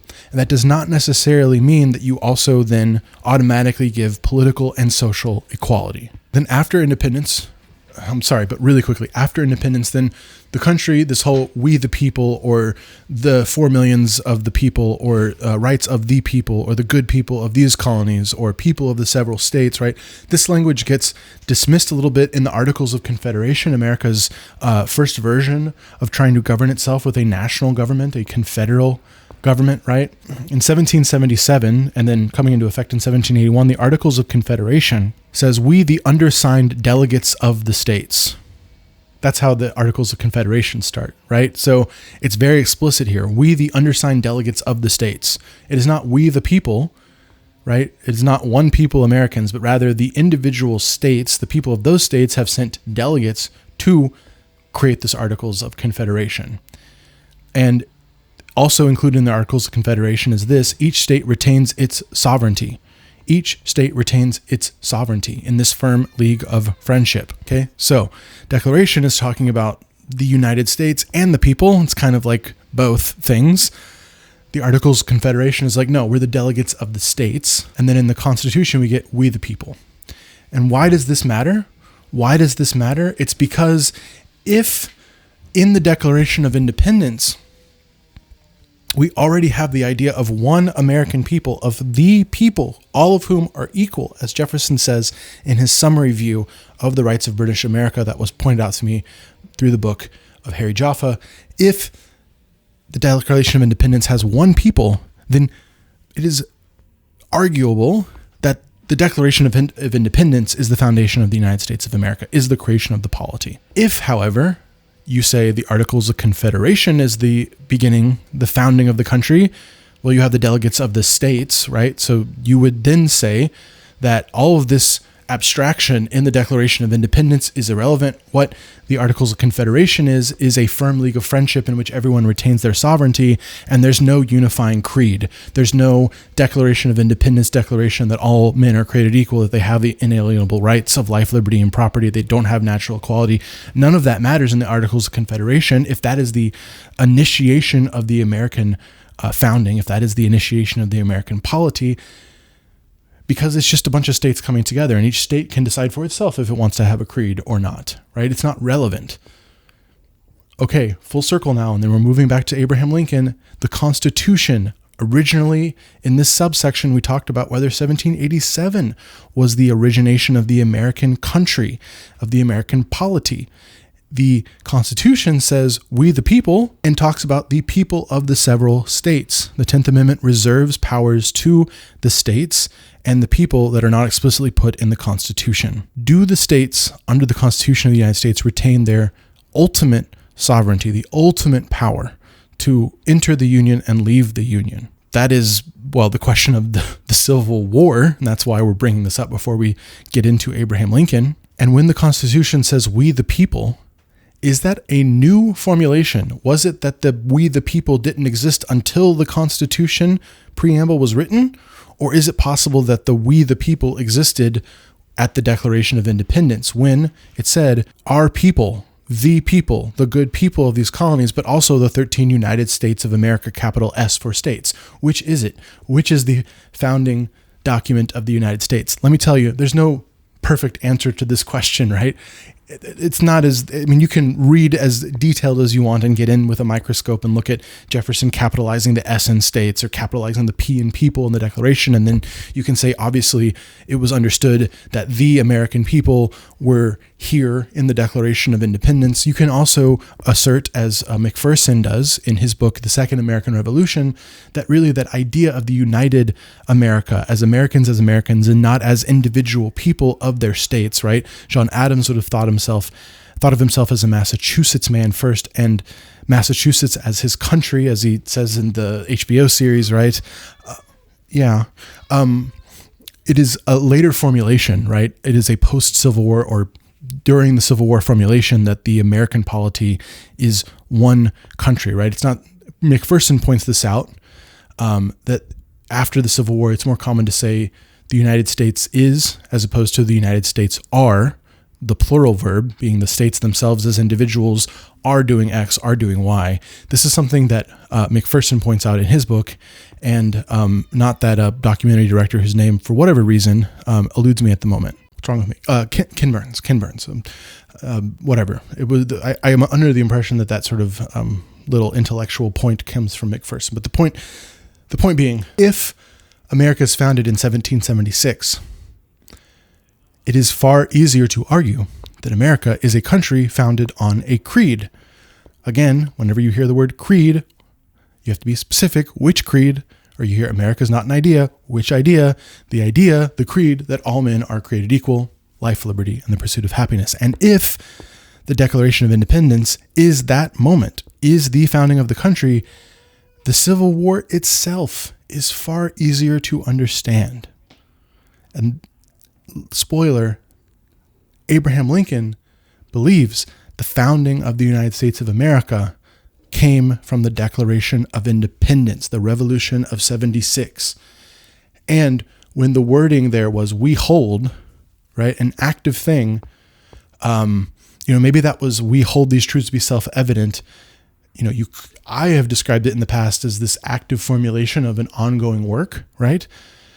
You could just say like, we hold because it's just older language. We hold that the sky is blue, right? And it's not like you have to actively ensure the sky is blue, right? But if you say we hold these truths to be self-evident, it might imply an active participation, right? And Abraham Lincoln is going to come, and the through line of his political career from his first notable address in 1838 at the Lyceum Address, all the way until his assassination in 1865, the through line is that the American creed, the Declaration of Independence, which to Abraham Lincoln is the central document, the electric cord, as he's going to put it, and as we're going to see, of the American project. If that is the case, then it is a non-automatic thing that everyone is given their natural rights, right? It is not an automatic thing that popular government of the people, by the people, for the people, as Lincoln says in the Gettysburg Address, is automatically preserved and maintained. It is an experiment. It is an experiment. And if you want to take and re-own the words of the critics of Lincoln, of the Declaration of Independence, who say, all this abstract equality stuff, silly, we need material things. If you want to accept that and basically reappropriate that term, you could say, if you believe in equality, if you believe in that abstraction, you have to fight for it on a regular basis. You have to continue to work out the experiment. At the beginning of the Civil War, July 4th, 1861, not like the first day of the Civil War, but towards the beginning, in his address to Congress after the war started in April, Lincoln says, we have proven that you can found, I'm paraphrasing, we've founded a popular government of the people, right? We have administered a popular government of the people. We've done it for about, as he puts it, 80 years now. 80 years being when the Declaration of Independence was drafted and promulgated, not when the Constitution was drafted and ratified. We've been doing that for 80 years.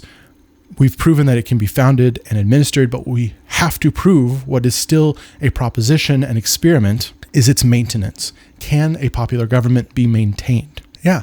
Can a work be an abstraction and last the test of time to maybe, as I would argue, be more than just an abstraction, to be part of our heritage, to be a long-lasting thing? Could it eventually in time become anti-conservative to oppose the abstraction because it has been with us for so long and because it has led to so many, yes, material things in our society? For example, the 13th, 14th, and 15th Amendment of the United States Constitution, amending that compact, if you will, of the American polity, those are now physically manifest in the world. Those are those abstractions of the natural right that everyone has the life, liberty, and the pursuit of happiness placed into the Constitution. Life and liberty, that's the 13th Amendment, right? Pursuit of happiness or property, right? That's equal protection under the law in the 14th Amendment. Political equality, the right to vote in the 15th Amendment, and the protection of that right to vote, right?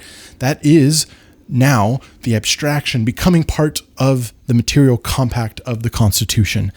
And if that is the case, then to oppose the material results of those abstractions being in our country's political documents is to not be conservative, but actually to be asking for something different. Perhaps you could even say revolutionary, and not in a positive way, in my opinion. Reactionary, revolutionary, to say, we actually don't like the traditions of this country. We actually are not conservative, as in relying on tradition, relying on the past, moving slowly in political policy. We want something completely new. And as we're going to see, Abraham Lincoln is going to distinguish that as the difference between the old faith, aka the old faith of the founders and Jefferson of natural equality, and the new faith of the secessionists, of the Calhounites, of the Alexander Stevens, of those who oppose the natural equality of the enslaved men and women of this country. Abraham Lincoln is going to very famously say that a black woman is in some respects, as he puts it, not my equal, right? We're different sizes, perhaps we're of different intelligences, right? But in the idea that she can live and be left alone and eat the bread that her hands earn and the sweat from her brow earns her, that is her natural right. That is her natural equality to me, Abraham Lincoln. That is the promissory note, as Martin Luther King is going to phrase it, that lies in the Declaration of Independence. And whether that promissory note goes further than mere life, liberty, and pursuit of happiness to something like social and political equality, that's where Abraham Lincoln is going to draw the line. And one of the questions I'm going to ask at the end of this video is that where we should draw the line? Because we haven't in the last 100+ years since the Progressive Era, New Deal, and the Civil Rights Movement, the Great Society.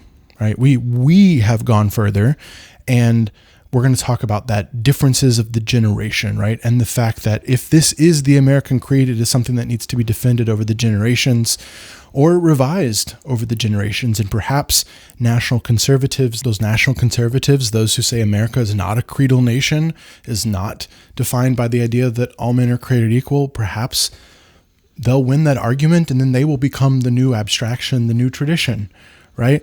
And I mean, the spoiler, part of my opinion about them is that, a lot of the things that they say are more material and not ideas are in fact just more ideas. For example, the nation. Well, I got to tell you, the nation, just like Schmidt would have defined the national, or the recent constitutional theory of the country, is a banished miracle, right? The nation is not something that's always existed. It used to be like the divine right of kings, right? And so Anderson, in his 1983 book, Imagine Community, talks about how we replaced, and this is a terrible butchering of the theory, but good enough for just paraphrasing, we banished the idea of the divine right of kings and replaced it with the idea of the nation, the idea that like language, heritage, and all these things, national borders can define a people who as individuals have never met the vast, vast, vast majority of the other people in the nation. Nonetheless, we are a community. We have created that construct in our mind. That's not to say it's not real, but it is a myth that we repeat and tell ourselves. It is also an abstraction. And so there is an irony here in calling yourself a national conservative and realizing that the word national, a nation, we're not an idea, but we're nationalists, a nation being an idea. And we are also national conservatives. Conservatives being we like tradition, but not the tradition of equality that's found in the Declaration of Independence, going back 250 years as of the recording of this video. Not that kind of conservative. They're actually more revolutionaries. And not in a positive way, as I already alluded to. Okay, Abraham Lincoln. Let's clear the board. Let's see where he fits into all of this, because Abraham Lincoln is the figure around which we can center this debate and decide for ourselves how we want to resolve it today. There is, spoiler alert, no definitive answer. There is only the unfinished work, as Lincoln will put it, or if you're William Lord Garrison, the incomplete work. And that is not some sort of criticism. It is simply to say that because time continues to carry on, nothing is ever really finished. Nothing is ever truly settled. I'm picking the mic back up. Things are subject to change. What do you know? So then, if things are subject to change, how do we grapple? How do we grapple onto things, right? Where do we find our handholds and our feet? Where do we find them? I would not deny that we find them in physical place, in family, in culture, in heritage. I have family in this country that goes back generations. I am sure that part of my love for this country is based in that heritage. But I think that one of the great parts about this country, and a lot of the founders would agree with me, is that people who come here who have good Republican values, small r Republican, who believe in the Republic, who believe in this creed of America, can be equal parts, right? I do not claim to have more of a say over the affairs of this country just because my family has been here a long time over someone who's a naturalized citizen as of yesterday.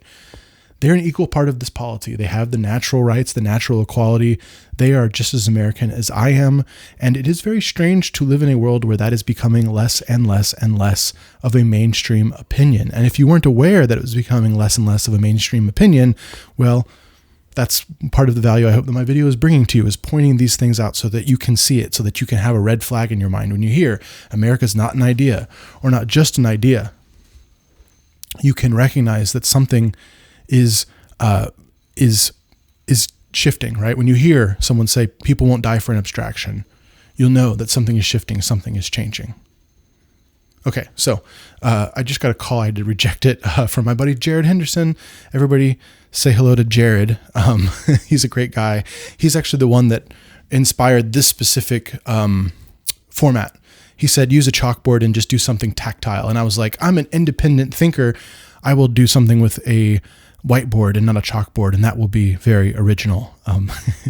Anyway, let's clear the board. Let's talk about the man for whom this video is titled, the man around all of which this hinges and can be better understood. Print the legend, as my friend Tyler said as I was preparing this video. Let's talk about that legend, and let's add as much subtlety as we possibly can to Abraham Lincoln, the 16th president of the United States. Okay, so I've made a cut, I've cleaned the board. We're now ready to finally talk about that old Abraham Lincoln, who was born in 1809. Now, Abraham Lincoln was born in Kentucky. His family went to Indiana, and then where he's known from, they moved to Illinois. And he was dirt poor, and he worked up until the age of 21, doing some of the most brutal hard labor imaginable, and losing, I think, a sibling and his mother, and getting lucky in that his stepmother, if memory serves, I'm not an expert in Lincoln's early life, really believed actually in the quality of the education and saw the potential in Abraham Lincoln. Abraham Lincoln fell in love with the works of Euclid up until and during his political career. He actually carried, I believe, the first 6 books of Euclid's geometry with him, which you might think, he loved math, he loved geometry itself. And I mean, to a certain extent, sure. I mean, Abraham Lincoln, some of the anecdotes that I've heard is that he was like doing math problems basically on like carving into wood and things because he didn't actually have, pins, or he would fashion a pen out of like a feather and berries for ink, right? So I don't know if all that's true or not. Someone can fact check me below. But the idea was that this man was an autodidact who wanted to learn. And yeah, sure, he did some math equations, okay? But that's not actually the point of bringing that up. Let me grab my source real quick.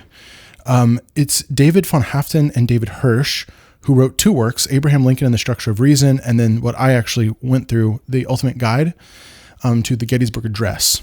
And what Abraham Lincoln learned through Euclid is not just math, okay? But rather in Euclid, let me write down the word Euclid. Euclid's geometry has actually the basis for proving something logically, proving, an important word we'll go back to today, a proposition. And Lincoln is going to carry the first 6 books of Euclid's geometry with him throughout his political career. He's going to take it with him as he travels as a candidate. He's going to use the argumentation and the logical process of establishing things that cannot be denied, and then working forward from there as he debates with Stephen A. Douglas in the Illinois campaign. And most famously, he is going to utilize Euclid's geometry in the Gettysburg Address. Lincoln is going to become a lawyer. He's going to do so by studying law directly. So he doesn't go to law school in Illinois, but rather he borrows books from an established lawyer and self-teaches himself with things like Blackburn's political theory. It's been a while, but it's basically about English common law. It's about, I think it's Blackburn that coined the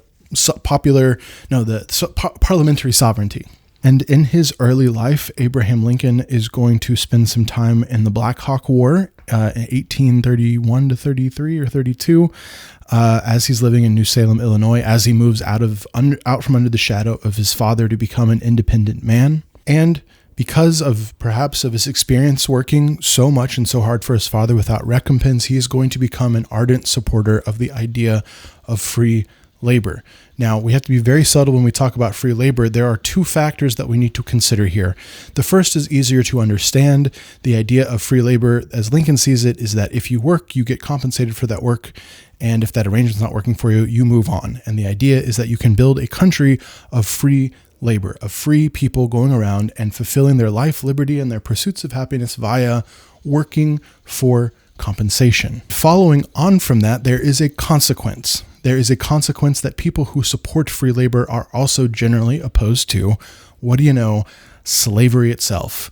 For themselves, of course, the free laborer who works and gets compensated wants to work for that compensation and not be a slave, but also, as Lincoln will do, in opposition to the concept of the institution of slavery as a means of making people work without compensating them. And at a minimum, it seems that intellectually a free labor advocate, let me write free labor down, as a free labor advocate, most would be opposed to slavery for a secondary reason, which is that if you are a free laborer and you ask for compensation, and the person who is contracting that labor, right, the farmer or the factory owner, whatever, the shopkeeper, is looking for workers and has access to slave labor, they will choose the labor that costs them less. They will choose the slave labor, and that is to the disadvantage of the free laborer,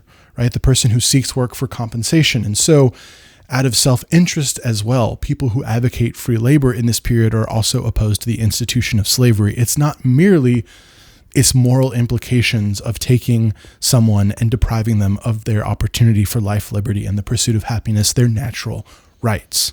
And Abraham Lincoln, nonetheless, is going to become an opponent of slavery on more than just the self-interest grounds of free labor, on more than just the vision of the country built on the basis of and the foundations of free labor, like, comparable to Thomas Jefferson, who again, Lincoln says is the greatest figure in American history, the greatest founder above Washington, Madison, Adams, Hamilton. It's Jefferson that Lincoln venerates. Jefferson, of course, advocated for the country of human farmers, small farmers spread out on small tracts of land, sustaining themselves and maybe selling just a bit of excess for the benefit of others. Lincoln has this kind of new generational view that the idea is to not just have human farmers, that's completely valid, but also to have free laborers out in the more modern economy of the 1830s and 40s who are going around selling their labor and not competing with slave labor. But it goes further than that. Abraham Lincoln is going to travel as a lawyer, and he's going to go to places where he is going to see slavery, chattel slavery, without just stories of what it might look like, but actually see it with his own eyes. Illinois is a free state at the time Lincoln is coming of age. He doesn't have much contact with enslaved people. Maybe he doesn't have any.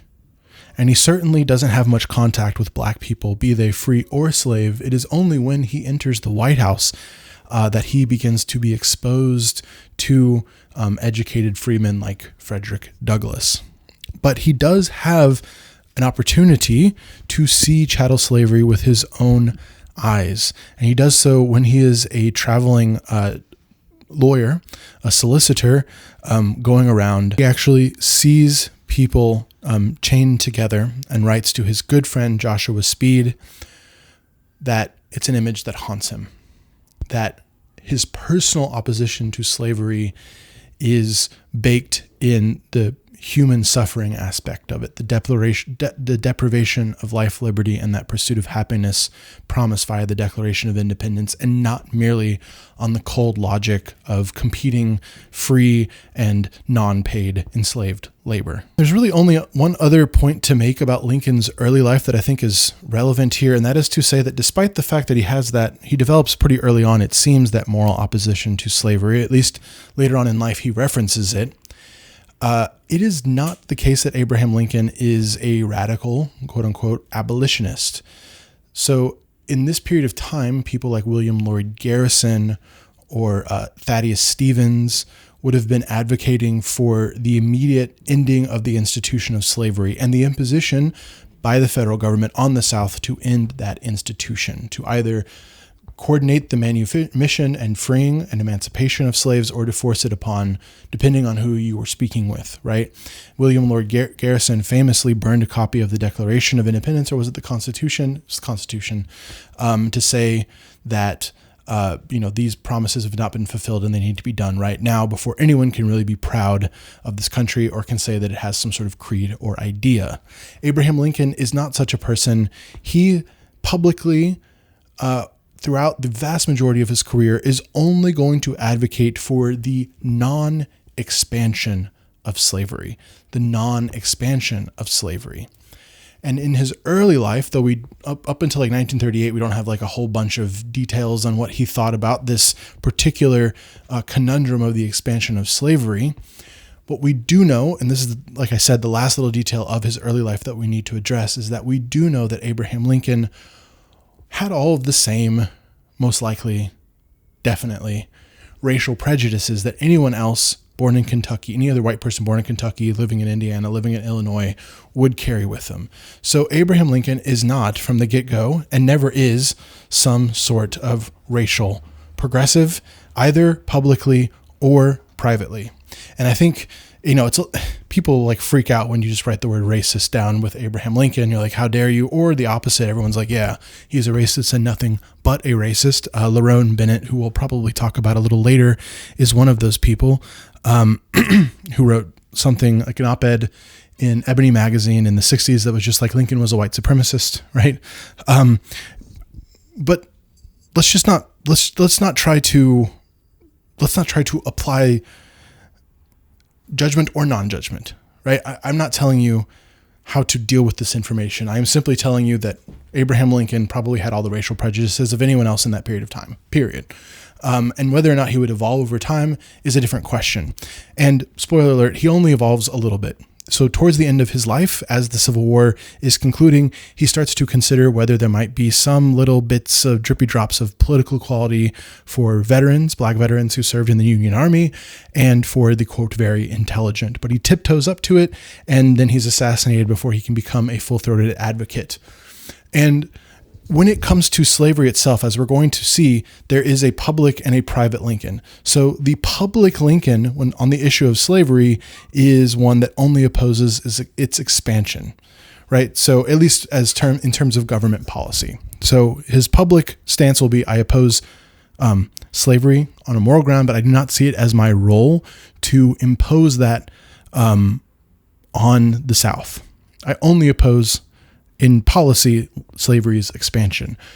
Privately, Lincoln is going to be far more blunt, right? He tells Joshua Speed that the images of slaves chained together in New Orleans when they were traveling together haunts him to this day as in like 1854, right?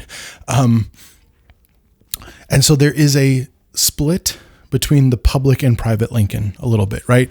Private Lincoln is horrified by slavery and thinks it should end, right? Public Lincoln thinks slavery is a moral evil, but only opposes slavery's expansion. He is not an abolitionist seeking to end the institution in the South. Does that make sense? There is a split there. So what is this expansion versus non-expansion thing? What are you talking about here? Remember that in the Constitution of 1787, ratified in 1789, the institution of slavery is codified in the founding document, perhaps the founding document of this country. The thing that made this country a country had the institution of slavery inside of it, in the form of the 3/5 Compromise, in the form of the fugitive slave provision, and in the abolition or non-abolition until 1808 of the importation of slave labor. Nonetheless, there are going to be more slaves in the United States at the start of the Civil War than there were in 1808. So the end of the importation does not mean that there is no longer a domestic slave trade and that there's not a growing slave population. Nonetheless, Abraham Lincoln argues that it was the position of the founders to hem and to hedge slavery as much as possible. That's part of why they did not use the word in the Constitution. And then here's the crux of the issue. As the United States grows beyond the original 13 states, the 13 colonies become states, become the United States, as it expands into the Louisiana Territory, as it expands towards the West Coast and the Pacific Ocean, as it acquires more territories that then become states in and of themselves, it becomes an extraordinarily hot debate about whether those territories will be slave states or free states. For example, one of Lincoln's political idols, Henry Clay, in 1820 helped to legislate the 1820 Missouri Compromise, which, if you're an American, you probably learned about in school. It admitted the territory of Missouri into the state of Missouri as a slave state, but it did something else. I'm going to put up a little map. There is a line on the map, the 3830 parallel, and as part of the Missouri Compromise of 1820, that line represented the demarcation between slave and non-slave, between slave states and free states. It said that as the country expanded to the west, that a compromise, hence the word, was made that below that line, the states that came could be slave states, were likely to be slave states, and the states above that line were not to be slave states, that they could not enter as slave states above that line. And Abraham Lincoln is going to hold up Henry Clay as this great compromiser because he kept the Union together, because he kept the country together based on compromises like this. Today, today I see the 1820 Missouri Compromise. I mean, sure, it's a political compromise, but it's also a moral compromise, right? And I think most of us today would say, you are going to legislate and allow for the expansion of slavery, for there to be more states with more slaves. Not good. Now, in his career, Lincoln is going to, there's a distinction here, right? When Lincoln becomes the most politically present that he's going to be before actually being president of the United States during the Illinois Senate race in 1858, he is going to oppose an expansion of slavery that is far more profound and perhaps unlimited in scope. And that is the version of expansion that he is going to oppose via the Kansas-Nebraska Acts. We'll get there. In terms of the 1820 Missouri Compromise, of course, Abraham Lincoln is like a child, right? He's 11 when this is passed. He is not going to oppose the Missouri Compromise. He's going to say that that is the compromise that was made. That was the best that we could get.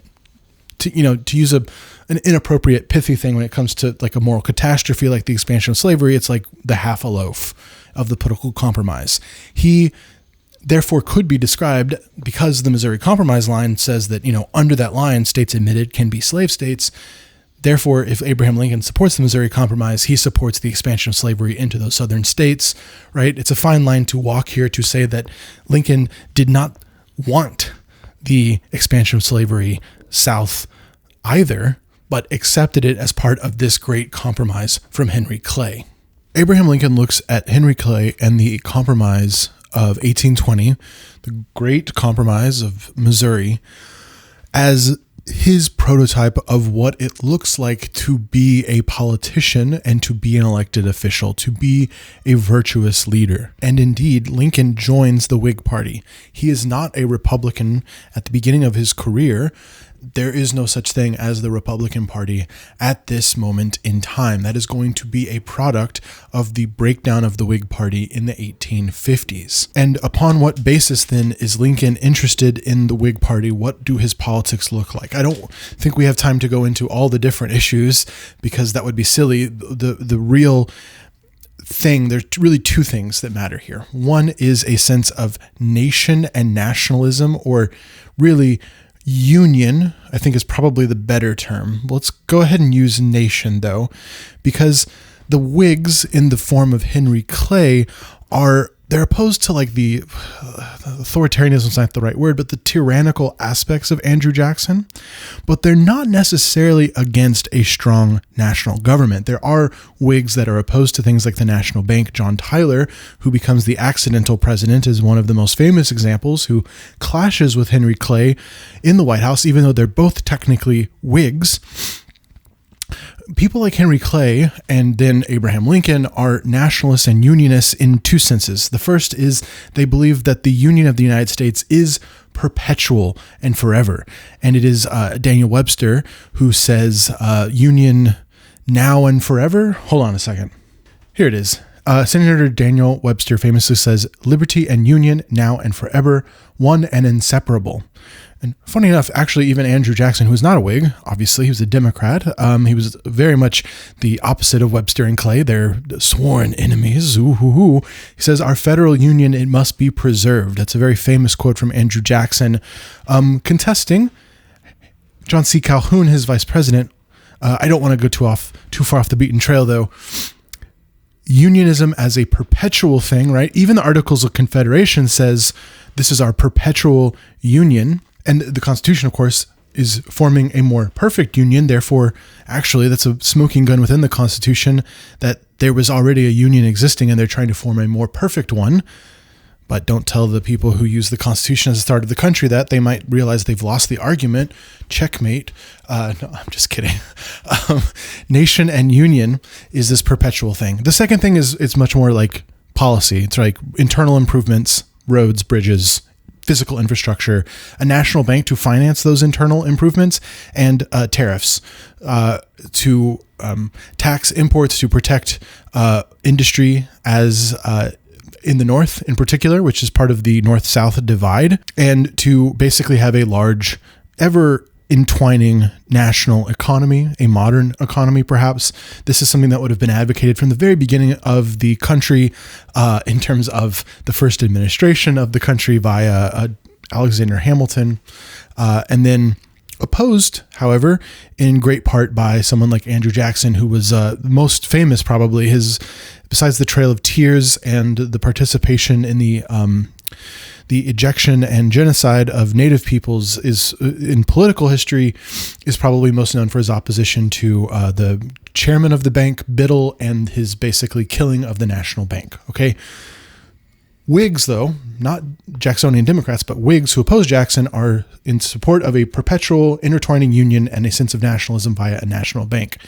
And importantly, to our purposes today, Henry Clay is the great compromiser. He is the one who puts the Compromise of 1820 together, and later he will facilitate another compromise, the Compromise of 1850 after the Mexican-American War.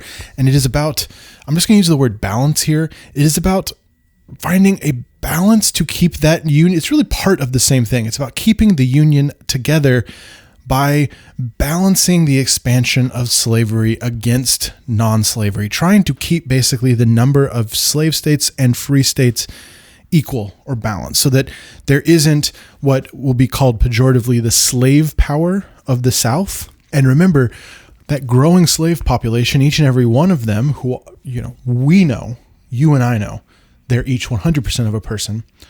At this period of time would have been counted as 3/5 of a person for the purpose of apportioning members of Congress in the South, for example, for the House of Representatives, and yet none of them would get to vote for those representatives, right? So therefore, the slavers and the people in the South that are benefiting from slavery, not to say it was just the South that benefited from slavery, the North most certainly benefited from slavery too. The U.S. economy as a whole depended on enslaved labor. But the point is that in terms of the National Congress, by counting people as 3/5 and therefore giving them non-representation in Congress, what you're doing is you're expanding the number of representatives in the South, and you're giving the South more power. And so really for the Whigs, who always feel like they're on the back foot, I mean, there's Southern Whigs too, but for Northern Whigs who always feel like they're on the back foot of this political equation here, the expansion of slavery, just keeping it balanced, is basically just finding a way to maintain a minimum amount of disadvantage in the political conundrum of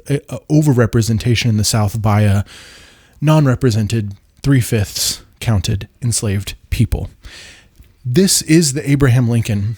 This is the model for Abraham Lincoln. Henry Clay, this compromising politics, this balance of slave and non-slave, slave and free, and this dedication to the idea of the nation. Lincoln's going to use the word nation later on in the Gettysburg Address, most notably.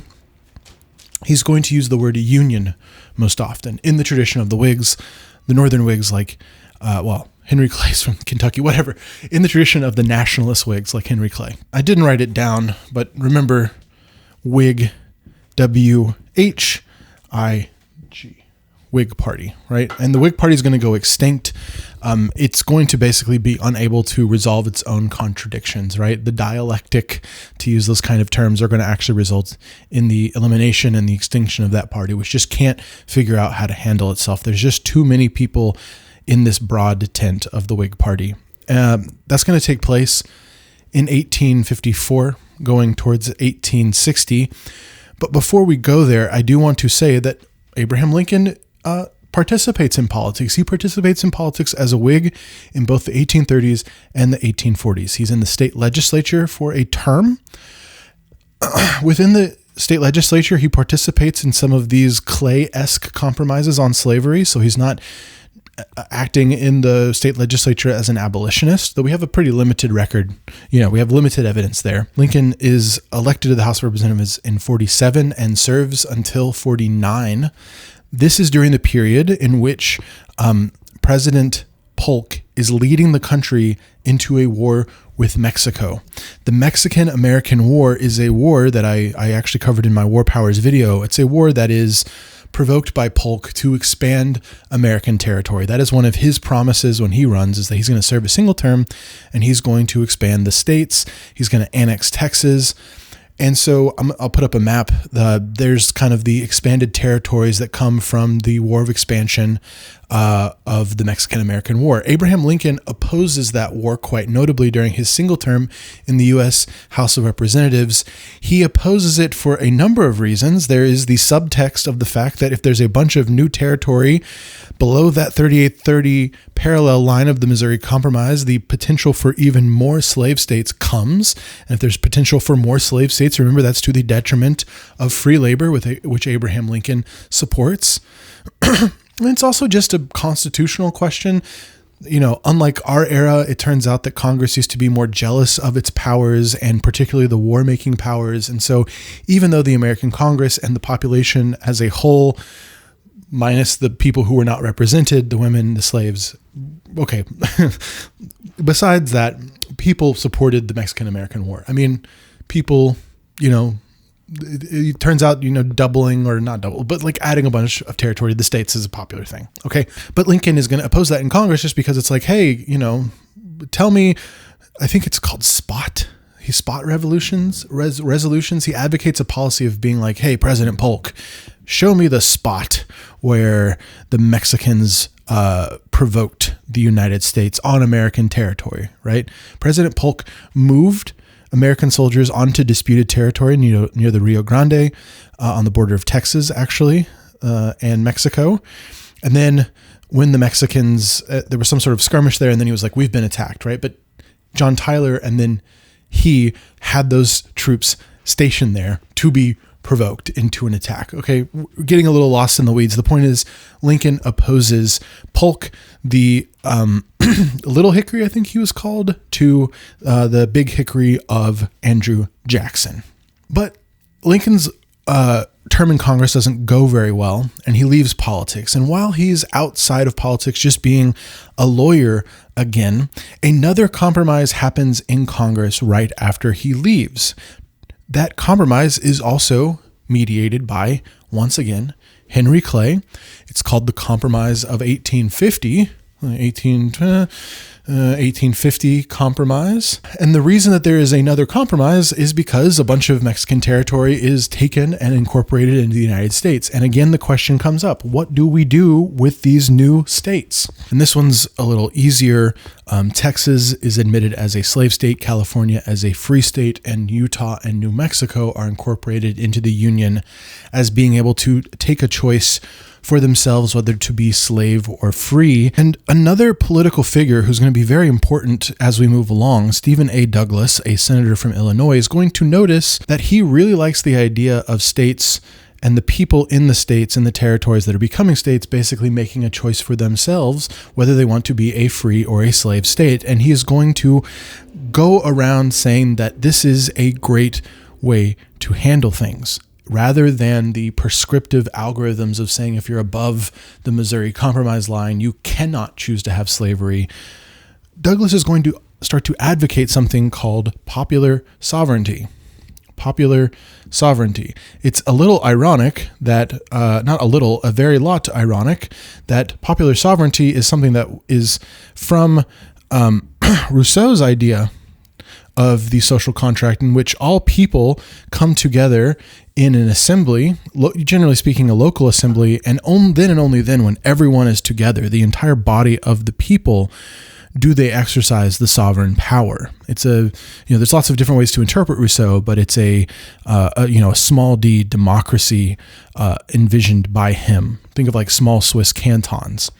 And in that vision, you'd probably also include all people and not exclude a bunch of people, aka not exclude people of different races, not exclude slaves, right? But in this formulation by Stephen A. Douglas, this policy is going to start to emerge of letting people in new territories decide for themselves whether to have slavery or not. And this particular policy is going to, along with a bunch of other things, set off the American Civil War. Now, it's a few years later, 1854. In 1854, there's even more territories now entering the United States. We've had this tentative compromise up until now, the 1820 Missouri Compromise, right? Above the 3830 parallel, no slavery. Below, states figure it out on their own, they can be slave. 1850 Compromise, again, we incorporate new territories, Texas, California, Utah, New Mexico, from the country of Mexico. And then the Republic of Texas annexed in, used to be part of Mexico, whatever. Still mostly along the lines of the Missouri Compromise. And then in 1854, there is a series of legislative moves that are usually shorthanded into something we call the Kansas-Nebraska Act, or the Kansas-Nebraska Acts, put more correctly. It is pioneered and advocated for by a Democrat, as we've been talking, Stephen A. Douglas. Senator Douglas is, you'll notice, from Illinois. Oh my gosh. Douglas with a single S. Senator Douglas. Senator Douglas from Illinois is a Democrat, and he advocates that the new Kansas and Nebraska territories are integrated into the United States via popular sovereignty, via the people who live there taking a vote. And the Kansas-Nebraska Act basically says, like, the people of a state will come together and form a constitution. It gives no specific mechanism by which that truly happens, and the federal government will accept the decision of the new states as to whether they are slave or free. Nebraska specifically the Nebraska territory is above that 3830 parallel line of the Missouri Compromise of 1820. Do you see the problem here? By letting new states in Nebraska and Kansas territories make decisions through popular sovereignty, what ultimately does in fact pass the Congress and become the law of the land, what functionally occurs via 1854 is the repeal of the 1820 Missouri Compromise. The Congress, under the leadership of Senator Douglas, was saying that decades-long compromise was gone, and the new policy about slave and free and that expansion of the institution of slavery, what the South called its peculiar institution, was now kind of a Wild West. Coincidentally, as the country moved west, it became a bit wild. Abraham Lincoln has based his career on the idea of that balance, on the idea of minimizing the disadvantage in having more slave states by at the very least keeping a balance between the number and monitoring and maintaining that line, that Missouri line. The repeal of the Kansas-Nebraska Act, as you'll notice when you read or listen to any podcast or watch any documentary about Abraham Lincoln, this is the inciting moment. This is the end of Act 1. This is the call to action, to use Campbell's hero's journey that people will use when they bring up Abraham Lincoln. This is the thing that inspires him to re-enter politics after a pretty lackluster career in the state legislature and in the United States Congress. Remember, he has he has literally served one term and left.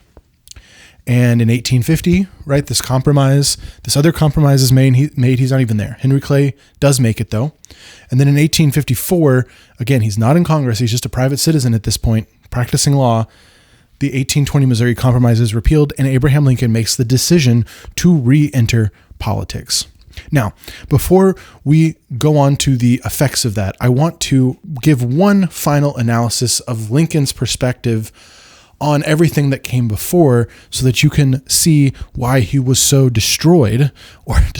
motivated when this compromise came to an end. Okay? And the way we're going to do that is by looking at the speech that Abraham Lincoln gave, the eulogy he gave in 1852 as his political idol, besides Thomas Jefferson, his extant political idol as he comes of age, Henry Clay, dies.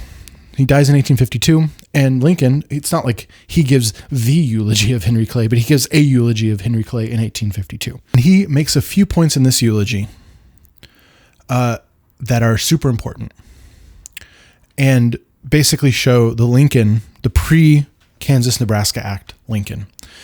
And we're just going to use this as like a snapshot to see, does Lincoln shift over time or is Lincoln consistent over time, right? The only address really before the eulogy of Henry Clay that makes a huge difference is the Temperance Address in 1842, the Lyceum Address. We're going to skip those for now. We're going to just go straight to the eulogy of Henry Clay, July 6th, 1852. And he praises Henry Clay. You know, the whole speech is like what you'd expect. This was a great man. He did a lot of great things. And what is the main reason that Henry Clay was great? He says that he was able to face, quote, those great and fearful crises, the Missouri question, the nullification question, and the late slavery question. Okay, we already know what the Missouri question is. That was the Missouri Compromise of 1820. The nullification question was the issue between 1831 and 1833, well, really 1830 and 1833, about South Carolina wanting to nullify, that is, to basically make null and void, cancel federal tariffs in South Carolina, to say that the federal government has imposed a law on a state that doesn't want it, and therefore it is not valid. And the basis of that nullification was, hold on, I got a new color out. We're going to go back to that word, compact.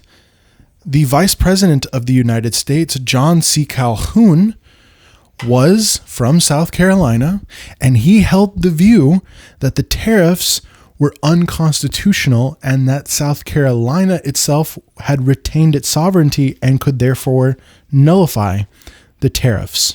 Now, the tariff policy itself, we're not going to get lost in the weeds about, why a tariff and all that sort of stuff. But what in effect was happening is that this view from the Constitution, not the Declaration of Independence, that view that we took at the very beginning of our exploration, that the Constitution is basically a contract or a compact, a legal document describing the relations between states, describing the explicit powers of the federal government, and the 10th Amendment that would later say that anything not explicitly in the Constitution is reserved to the states and the people of those states. It is a political philosophy that says that, again, you can cancel federal laws and that ultimately you can leave the Union if you so desire. You can walk away from the American polity. You can exempt yourself from the Constitution if the government is not to your liking. And why is South Carolina so interested in this specific policy? Or why are they so fixated on this tariff policy? Why are they willing to nullify, to invite potential armed conflict with the federal government over tax policy? Is it really a purely economic policy? No. The bigger issue, and remember this is 1830, 1831, 1832, 1833. The biggest blow up of this is 1832 and 1833. The subtext of the nullification crisis is actually also the issue of slavery. If the federal government can tell South Carolina, you must follow this tariff law, then the federal government can also tell South Carolina, you must abolish slavery. Perhaps, if they wanted to. That was the thought that a lot of South Carolinians and John C. Calhoun had in the back of their minds. And therefore, South Carolinians thought, if we accept this policy now, if we set this precedent now that we will accept a law that we find unconstitutional, that we find to be violative of our sovereignty, and we're going to impose our sovereignty to cancel and nullify that law, if we don't stand our ground now, when the federal government comes back in some other point and says slavery is over, you must manumit slaves, South Carolina will have to go along with it because they've already set the precedent early that the federal government has the final say. And so when Lincoln is eulogizing Henry Clay and he says the Missouri question, the nullification question, and the late slavery question, aka the Compromise of 1850, in this case, this is 1852, Missouri, nullification, and 1850 compromise. Nullification sounds like an oddball in that list, but it's actually also not. It's also simply a issue of slavery. He has listed 3 slavery issues. Henry Clay, Andrew Jackson, they actually worked together to end the nullification crisis, and South Carolina capitulated in that instance. But of course, South Carolina was not pleased. They passed some sort of a representative nullification act to say they could have, but they weren't going to nullify the law. They basically said, we still retain that sovereignty. We're gonna back down. We're gonna climb down off the ledge here in 1833. But they were chomping at the bit for close to 3 decades, and lo and behold, they are the first country. They are the first state in 1860, December of 1860, to secede from the Union. So really, when it comes to like compact theory, nullification, South Carolina, ground zero, so to speak. And you'd think, okay, so John C. Calhoun and these South Carolinians, they are the exotic ones. They are the ones that have this differences of opinion, right? And our great founders, our founding fathers, right? Jefferson, Madison, and then later on Lincoln and Henry Clay, like all these great statesmen of the American, like everyone who held federal office, Andrew Jackson, right? Like everybody was opposed to this compact theory and would have opposed South Carolina nullifying a law. And I'm here to tell you, no, there's actually a little more subtlety to it than that. The Alien and Sedition Acts in 1798 were passed under the Adams administration, vociferously opposed by Jefferson and Madison. And it was actually those two who wrote the Virginia and Kentucky resolutions in those times, threatening the nullification of federal law in 1798. Nullification in Kentucky, general government assumes undelegated powers, and therefore the law would be unauthoritative, void, and of no force. The general government assumes undelegated powers, aka it's not explicitly in the Constitution. It's not, therefore it's covered under a 10th Amendment. It is reserved to the states, right? This is Madison and Jefferson. The Virginia, that was Jefferson. The original draft of that Kentucky resolution actually used the word nullify. Quote, rights in cases not within the compact, the right to nullify. So Thomas Jefferson, all right? Thomas Jefferson, who we've all been using as the paragon of the Declaration of Independence. We talked so much about how he's a bit of a contradiction in so many ways. He's also a contradiction on this in that he buys into the compact theory. Who knows what he would have said if he had still been alive in 1833. He was asserting under the Adams administration that Kentucky, and he's from Virginia, but he was helping the Kentuckians write their opposition to the Alien and Sedition Acts using the word nullify. James Madison in Virginia, quote, not granted by the said compact. So powers not granted by the said compact. the states have the right and are in duty bound to interpose, aka if the federal government asserts a power that's not explicitly in the Constitution, not explicitly in the compact, then the states can interpose, aka they could potentially cancel the law. They are ultimately sovereign. So it's not just John C. Calhoun. There's also some founders in there. And we have to ask the question then, who is the, we can answer the question however we want because we're here now, right? But it is interesting to ask, who was the real Thomas Jefferson? Was Thomas Jefferson the one in the Summary View of Rights that said that we're all one people, right? And referred to the 4 millions of Americans, including the slaves, the one that said that the task would be for the federal government to adjudicate the expansion of slavery into the territories, right? So that would be an imposition of the federal government potentially on the territories, who advocated the gradual manumission and extinction and deportation of slaves and the ending of that institution, and said he trembled when he remembered that God was just, right? And yet he held slaves, right? And he gave us that abstract concept of the Declaration of Independence that all men are created equal. But also, despite all of that, despite those one-way ping-pong back and forth, he also was one that said, the federal government has limits, and presumably would have been opposed and was opposed to the idea that the federal government would intervene in his slave owning during his period of life. And so really the people who are advocating for compact theory in this period of time, and perhaps advocating for a more limited government today, even though I think that the modern inheritors of compact theory are the nationalists, which is ironic since compact theory is about like the states being sovereign and the nationalism is about this big, powerful central state. But we're getting a little bit lost in the weeds. The point I'm trying to make is that compact theory has always been with us and will always be with us. And it is there. And perhaps you could even describe it as a healthy tension. I don't think so when it comes to the fundamental moral question of slavery itself. I obviously think that South Carolina was incorrect in 1832 and 33 to oppose a tax policy, right? But we know what they were really opposing then. We know what it was really about. It was about that subtext of slavery. Nonetheless, the federal debate about what are the reserve powers of the states, what's the role of the federal government, I don't think that's an unhealthy debate to have. And so I think that the compact tradition is not completely useless. It's just been used to some evil ends over the years. Bring it back to the eulogy, Henry Clay, 1852. Lincoln is saying that by navigating these questions about federal authority to legislate on slavery, about navigating a nullification crisis, which Henry Clay played a key role in navigating the Compromise of 1850, he was first and foremost the great compromiser, the statesman, the one that protected the perpetual union. And that is why Lincoln idolized him. And even though the balances that were struck were obviously imperfect to both Clay and to Lincoln, and we would say they were moral abominations most likely, nonetheless, the life of that statesman and the task of perpetuating the Union and holding up the potential for the promise of the Declaration of Independence and the natural rights within it is a worthwhile political project that Henry Clay perpetuated according to Lincoln. In fact, the speech, the eulogy, begins with, "On the 4th of July, 1776.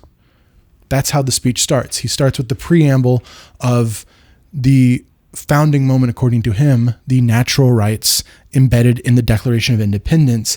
He does not say in 1787 or 1789, our founding fathers did X, Y, and Z. He says on the 4th of July, 1776. So the point of the Union, the point of the perpetual Union, the point of these compromises, as abominable as they seem in retrospect, was about working towards the eventual fulfillment of the promises in the Declaration of Independence. Now, there's a lot of people, and they are, I think, correct to point out, that is really insufficient, okay? But that's just what Lincoln thought, okay? So you come up with your own decision about whether that was a worthwhile thing to advocate for, or if Lincoln should have just been opposed to compromise of these kind of means and should have just said, let's burn the whole thing down. And William Lord Garrison, I think, is one of those people, a big abolitionist. And that's a logical position potentially. If you think it's a moral abomination, both Lincoln and Garrison thought slavery was a moral evil. Lincoln, I can quote you somewhere in this pile of papers here. Lincoln called it a vast moral evil, right? But they had different approaches to resolving it. And I'm not here to tell you which is the better resolution. And last line from this eulogy. This is the most important line I'm going to point out to you in this whole eulogy. He said that there are figures in the country, and the first was John C. Calhoun. Quote, the first was John C. Calhoun. So there are figures in the country, the first being John C. Calhoun, that, quote, for the sake of perpetuating slavery are beginning to assail and to ridicule the white man's charter of freedom, the declaration that all men are created equal. I think we now have the ability to parse the sentence a little bit better, because on the surface level, you're like, here's Lincoln again being the typical racist, and also how can you accept the irony of a sentence that says the white man's charter of freedom, that all men are created equal? Well, if it's all men, then how is it white men only, right? How can you keep those exclusions? And the reality is that Lincoln is saying here that, well, first of all, he's attacking these compactists like John C. Calhoun. He's saying that they are attacking the Declaration of Independence and the promise that all men are created equal for cynical reasons.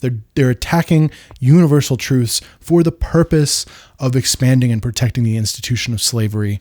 They're the ones doing something different. They're the ones violating the principles the founding fathers would have advocated for. And because we've been learning now the difference between natural equality and political and social equality in the mind of someone like Abraham Lincoln, we can also understand that he was saying the Declaration of Independence, the blah, blah, blah, all men are created equal.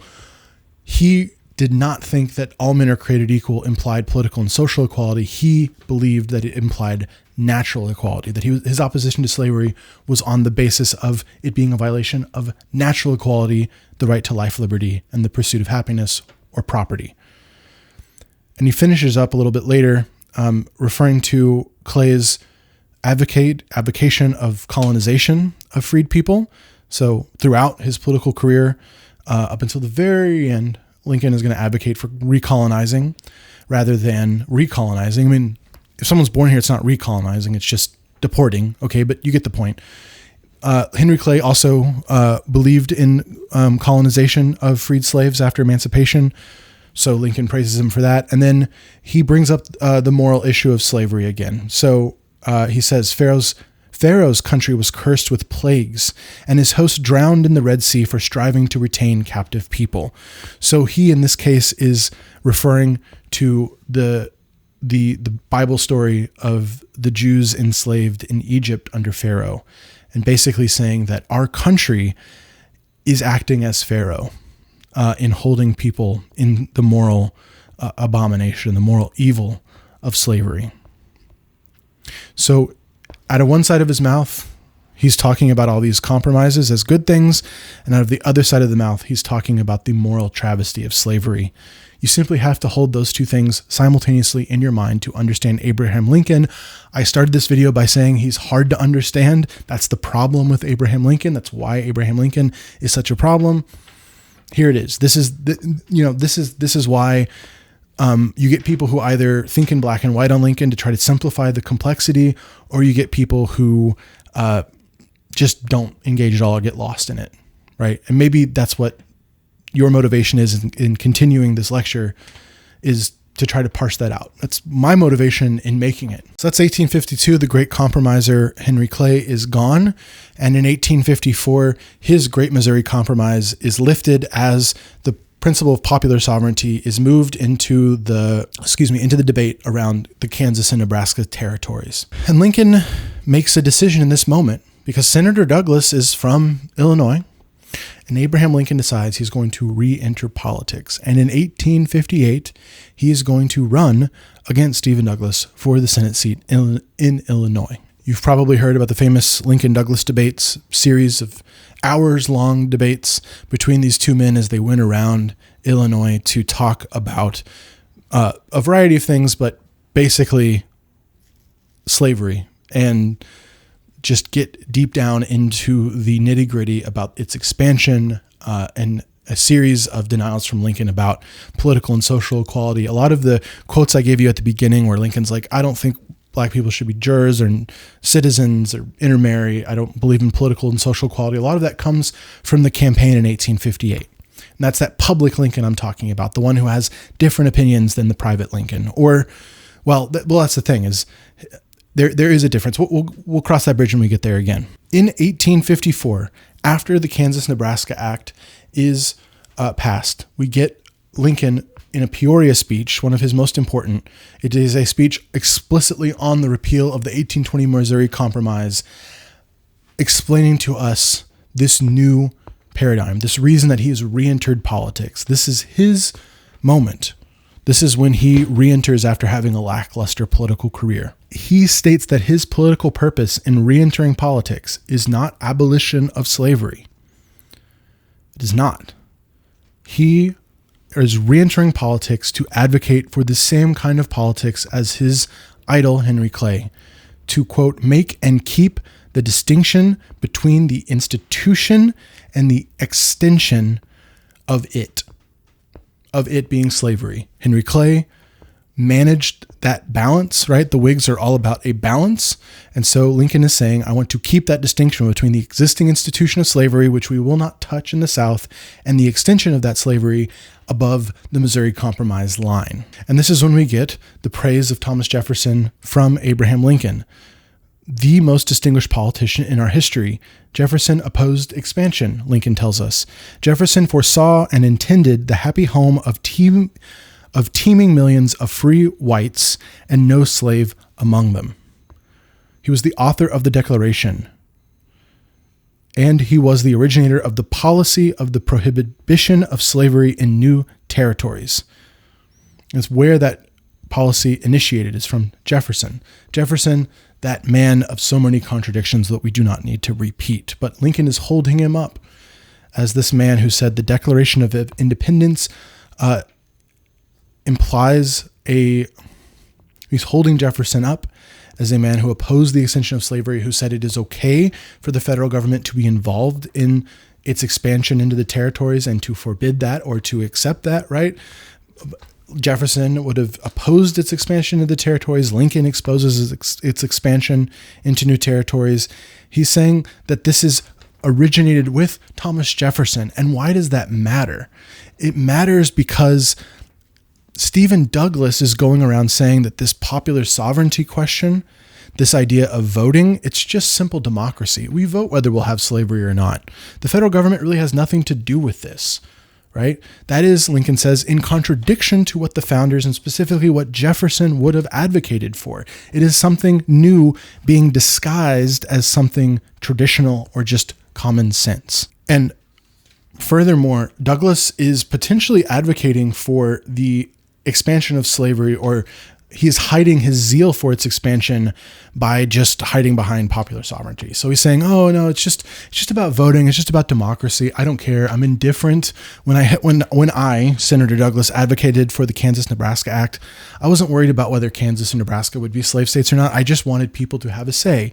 And Lincoln's basically in Peoria in 1854 calling him out and saying, Douglas has a, quote, declared indifference, but as I must think, a covert zeal for the spread of slavery. And then we get this moral crusade from Lincoln here. I cannot but hate slavery. I cannot hate it. I cannot but hate slavery. I hate it because of the monstrous injustice of slavery itself. I hate it because it deprives our Republican example and enables the enemies of free institutions to taunt us as hypocrites, criticizing the Declaration of Independence and insisting that there is no right outside of action and self-interest. He is saying we have, via my idol Clay, accepted that it's going to be hard to abolish slavery in the South.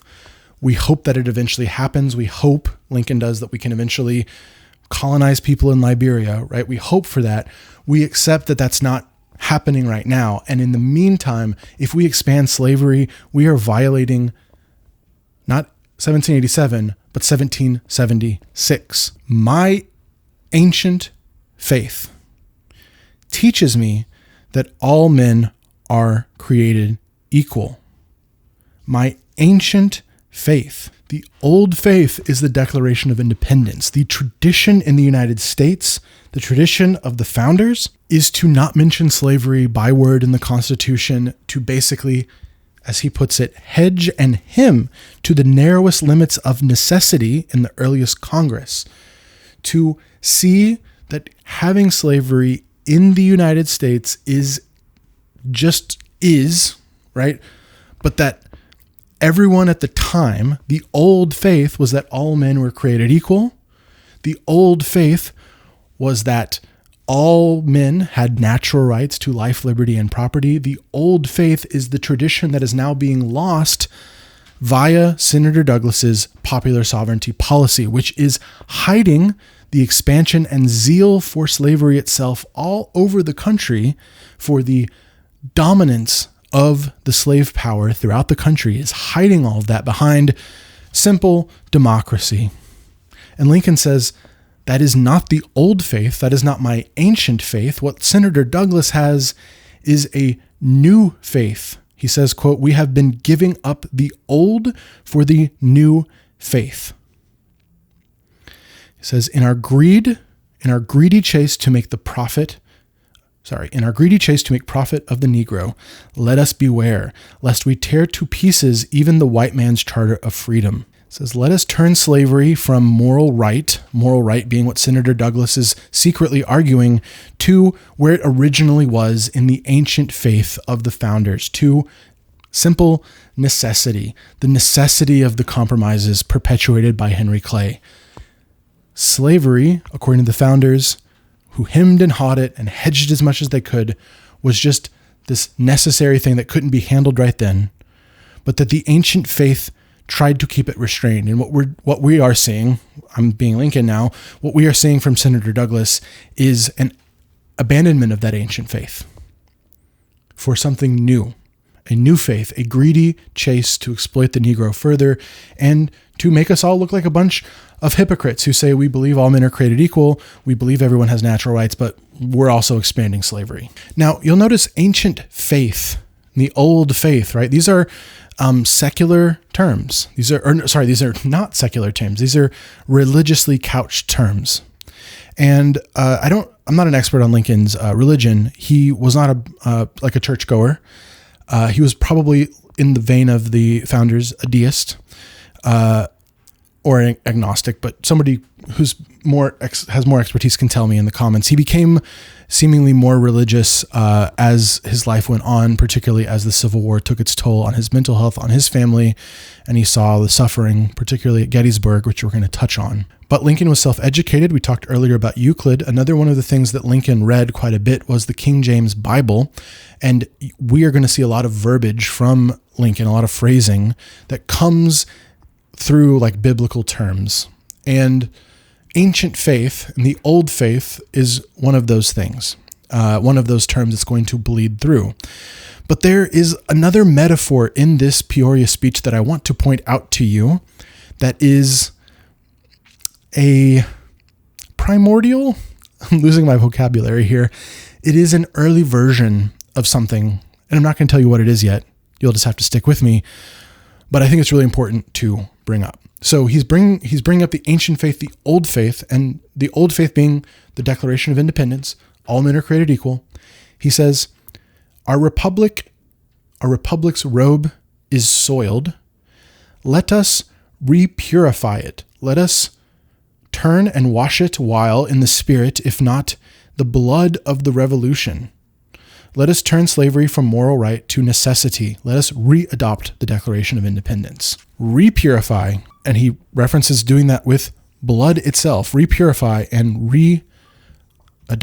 He says, let us repurify and readopt in the spirit, if not in the blood of the revolution. So he's saying, hopefully we don't need to have blood in order to readopt the Declaration of Independence. And he's saying, the act of opposing the expansion of slavery is a readoption of that ancient faith, is a repurification of that ancient faith that all men are created equal. Now we know,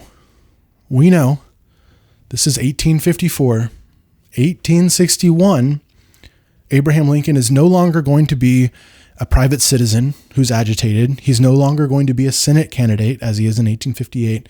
Abraham Lincoln is going to be in 1861 the President of the United States. And the repurification has not happened by spirit in 1860 and 1861. Instead, the origins of its repurification and readoption are happening via the blood. As Lincoln says, the blood of the revolution. In Peoria, 1854, he's saying, I hope we don't have to have that blood, but we know, spoiler alert, there is an American Civil War, and that repurification via blood is, in fact, going to happen.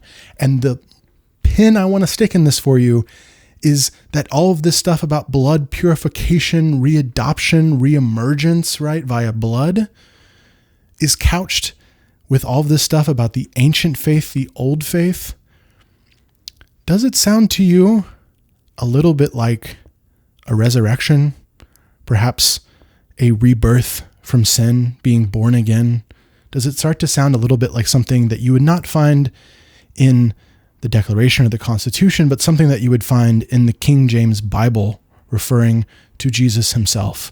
Is it the case that Abraham Lincoln is using a metaphor that will appeal to the deepest depths of his audience, that they can understand very clearly in a society in where the vast majority of people are Christians who believe in that purification of sin via the blood of Jesus?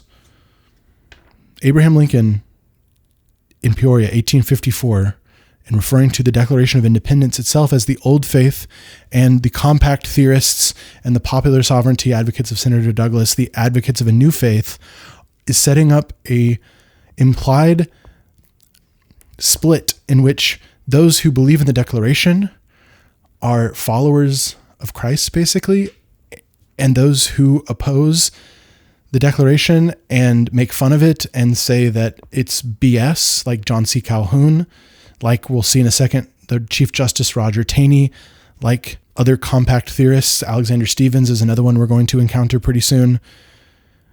These are not just people who are wrong, but they are advocating a moral wrong. They are, for lack of a better term, heathens.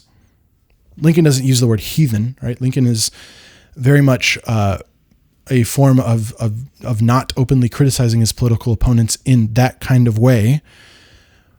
But the implication is there. And I do think I'm not going to have any profound way to make this click for you other than to say that it's interesting. I do think it's interesting that Lincoln uses non-secular terms to justify something, the Declaration of Independence, which we've been going on and on about as a secular rationalist Enlightenment position. And speaking of morality, Lincoln in 1855 writes a letter to Joshua Speed, one of his good friends, who does not oppose slavery. And he says, I dislike slavery. Right? And then he goes on to say that you would see the Union dissolved over the issue. I am not aware that anyone is bidding you to yield that right. Very certainly I am not. So Lincoln in this private letter is saying his public opinion too, that he is not telling people to give up their slaves. He is simply opposing the expansion of it in public. But then he goes on to give us that private view. His private view is that you and I, Joshua Speed, saw slaves, quote, shackled in St. Louis. We talked about that earlier, in St. Louis, Missouri. Quote, that sight was a continued torment to me. It was a torment to me. He references the ancient faith one more time. As a nation, we began by declaring all men were created equal. We now proclaim, it reads, all men are created equal except Negroes. When the anti-immigrant party, the know-nothing party, get control, it will read all men are created equals except Negroes, except foreigners, except Catholics. I would prefer to immigrate to some country where they make no pretense of loving liberty. And when Lincoln says it is a moral abomination and that it is opposed to the Declaration of Independence, it is not because he believes in political and social equality. I've already said it 100 times. It's because he believes in natural equality, life, liberty, and property for all people, not necessarily citizenship or intermarrying and social equality, but just that it is a moral abomination, slavery itself. It is something that in his mind, when he thinks back on viewing it for the first time in his adult life, having grown up in a place without slavery and only hearing of it, when he laid his eyes on it, it tormented him. He saw it with fresh eyes. He saw it as someone who didn't grow up seeing it. And he knew viscerally deep down that it was a moral problem, a moral evil. And nonetheless, he supports the necessary compromises that he references in the Peoria speech. The necessary compromises, not the good compromises, not the ones that we want to have, but the ones that we must have. And the danger of breaking and repealing the 1820 Missouri Compromise and having the 1804 Kansas-Nebraska Act use the mechanism of popular sovereignty to decide is that it is a secret way of doing something that is deeply immoral and making us hypocrites and oppose our ancient faith, the Declaration of Independence. We should readopt it in spirit before we have to readopt it in blood. The next thing that happens in American history, the 1857 Dred Scott decision, is going to blow this whole thing up even further, and it is going to directly lead to the Civil War. There's a whole historical debate about what directly leads, like where's the point of no return. Some people say the point of no return before the Civil War is 1854 Kansas-Nebraska. Some say it's Dred Scott.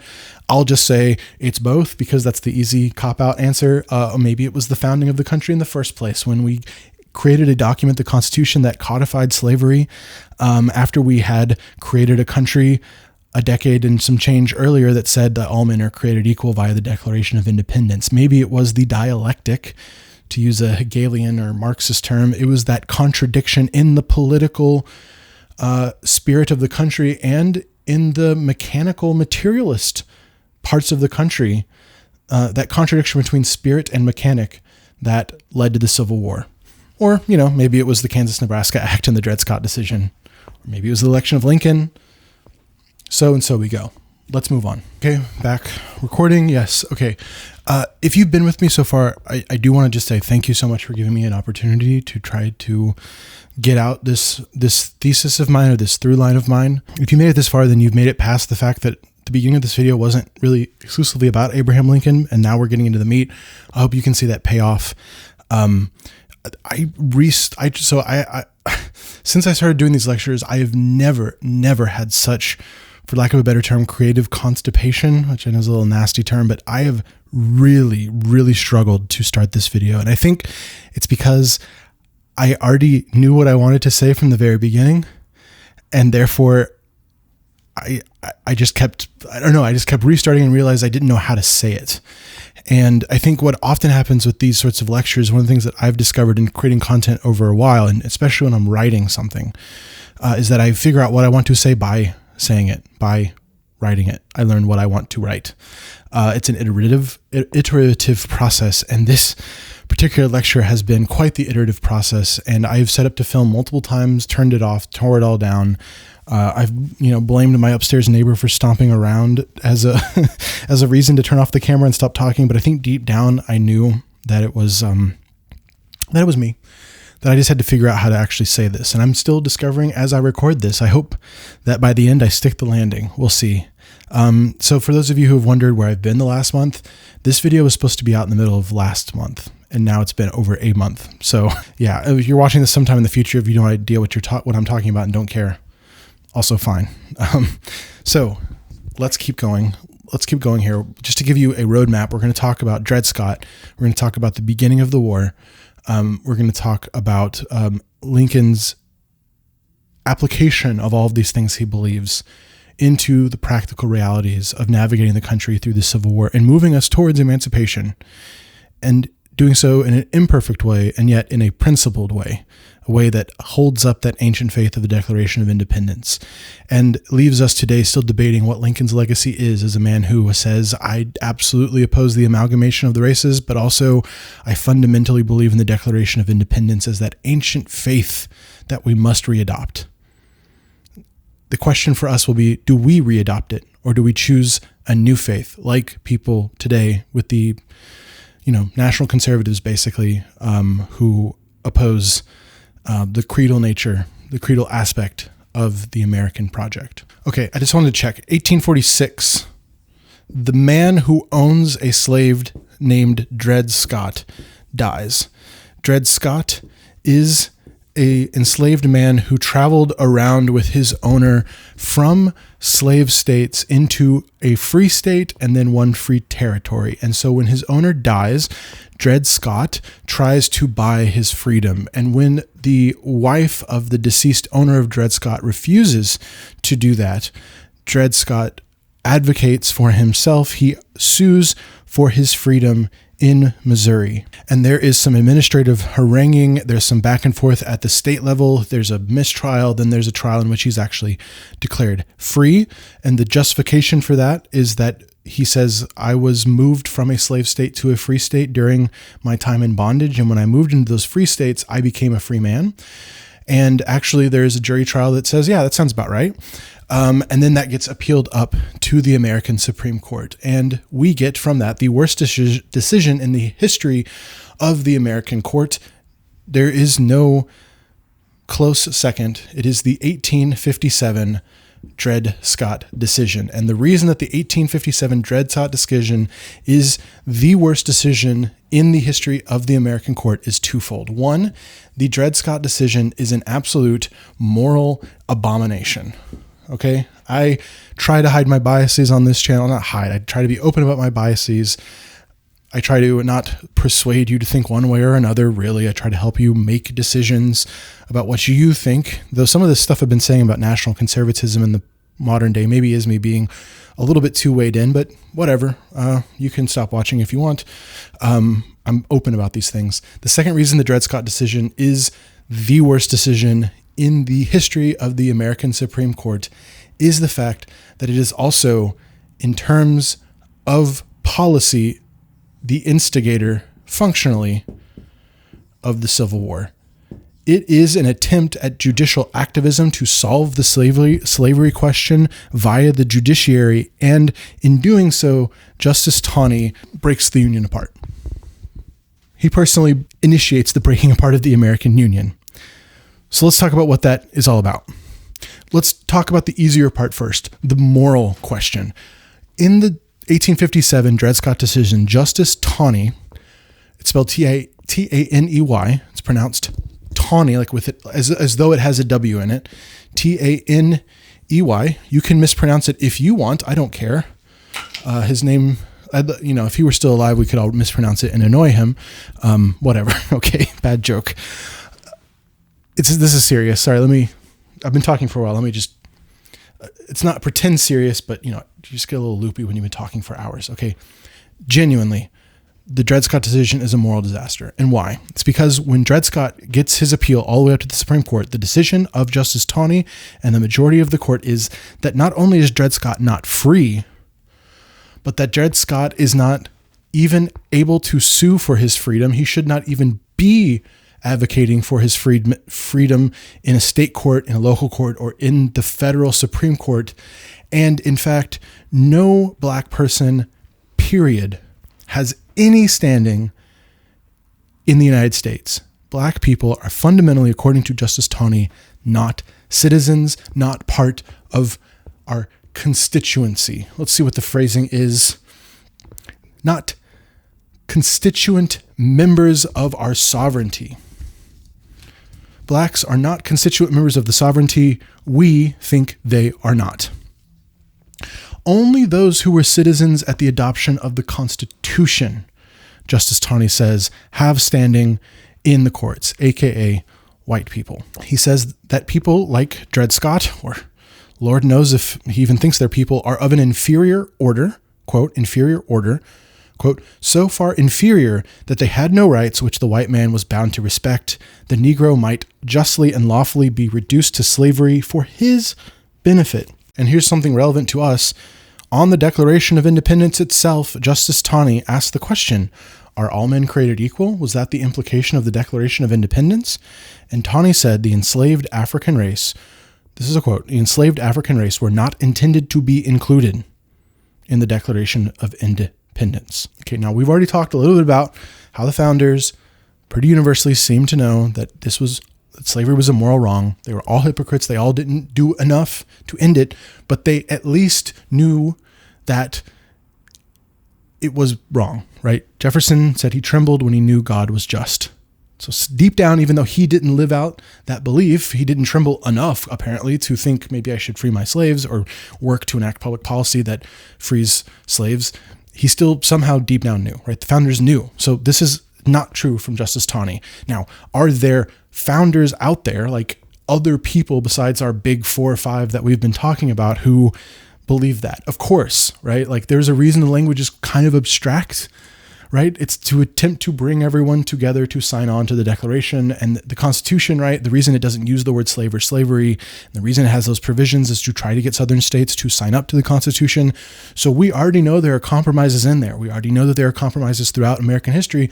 Justice Taney is rewriting history and saying, no, nobody thought that the natural rights promised in the Declaration of Independence applied to the African enslaved people, or whatever he said, enslaved African race. Okay, so that's the moral abomination here. That's the first part. He basically just says, I mean, here's a practical reason it's even worse. It's not just Dred Scott, right? It's all black people. And it is the 500,000 freedmen in the country that exist right then in 1857. Justice Taney says, you're not citizens. You have no standing. Now, Abraham Lincoln's going to point out in his speech on the Dred Scott decision that I think it's 4 or 5 states, freedmen were able to vote and participate in the ratification of the Constitution. This is also just a new thing. This is legislating from the bench. And it is, but at its most basic level, it is basically saying black people are inferior and they're not citizens. They have no standing here. All right. That's crazy. Okay. And then the second part, and that is the part that instigates the Civil War. We've been talking about this delicate balance, and full of moral compromises, but a delicate balance. Compromise of 1820, 1850, going on and on and on. Okay, it's now been upended by the Kansas-Nebraska Act of 1854 with the terms of popular sovereignty. Justice Taney says that all of those compromises were never constitutional. The Missouri Compromise in particular, he basically says, even though the Kansas-Nebraska Act has voided it, it is void. Oh, and by the way, even the Kansas-Nebraska Act is kind of void too. None of the things that Congress has been doing is constitutional. I, Justice Taney, cancel all of the delicate compromises that the elected legislature of the United States has been making. You're welcome. What? Okay.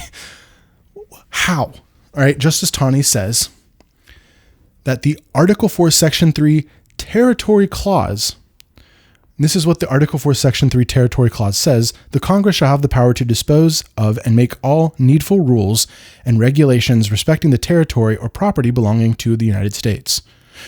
So, Article 4, Section 3 of the Constitution says that the Congress can legislate on territories. So, when the Congress legislated on the Missouri Territory, on the Kansas and Nebraska territories, on the new territories acquired after the Mexican-American War, Justice Taney is saying they were doing unconstitutional things the whole time. The whole time. And here's his logic. The territory clause in the Constitution only applies to the 1789 lands of the country, aka the 13 original colonies. It did not envision the Louisiana Purchase or California being taken from Mexico or the Republic of Texas being annexed. None of that was actually included in the Constitution. That's Justice Taney resolving this issue for us. And then he's got one more justification. He says that, freeing slaves because they entered the new territory. So freeing Dred Scott just because he went into a new territory is a violation of the Fifth Amendment, the Due Process Clause, basically taking away someone's property without due process. But that's weirdly enough, the third on the list of bad things in this decision. Okay. So Justice Taney is basically thinking in his mind, he's just resolving this once and for all. But what he's really doing is telling the country all those tentative compromises, which were red hot when they were made, they barely held the Union together at their own time. The compromise most recently, Kansas, Nebraska, where there was a legislation from the federal government that said that in the states there could be popular sovereignty, on and on and on. No. Taney says the Congress never had a right to legislate any of that. And by implication, then, what Justice Taney is saying is that it's a free-for-all. Lincoln's going to notice this. He's from the free state of Illinois. Justice Taney says the Congress has no right to legislate on the territories. Illinois wasn't part of the original 13 colonies. Therefore, even though Illinois is a free state, it could just become a slave state overnight, and there would be nothing that the Congress could do to stop it. The balance is completely thrown off. The balance is already thrown off by the Kansas-Nebraska Act, the Nebraska Territory being above that 3830 parallel line for the Missouri Compromise. So the balance is already thrown off. The balance has already been thrown off by the 3/5 Compromise, giving more voting power to the South without the requisite amount of representation. And now the balance is now the whole table's flipped because Justice Taney is saying Congress never had the power to do any of this in the first place. This is a disaster. So what does Abe Lincoln say about this? He gives a speech in 1857 about the Dred Scott decision, and he says a lot of the stuff that I had just said, except he does it way more elegantly because he's Abraham Lincoln. First, he attacks Judge Taney for basically messing this whole compromise up.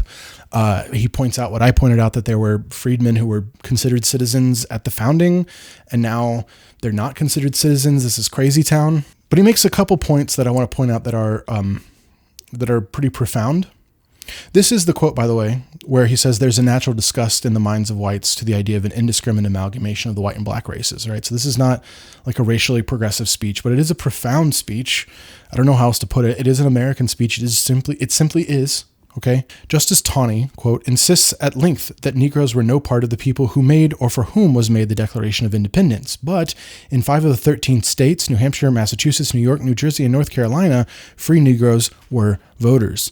And so he says this is a moral disaster because he uses the idea of slavery growing now, that it's not enough to just have the heavy iron doors on the slave, but rather with Justice Taney and his opponent, Stephen Douglas, together, we have now bolted the slave in with a lock of 100 keys in the hands of 100 different men and scattered it to 100 different places. So he's saying it's not good enough to these people that the institution of slavery is left to exist in the South, and we hope one day it goes extinct.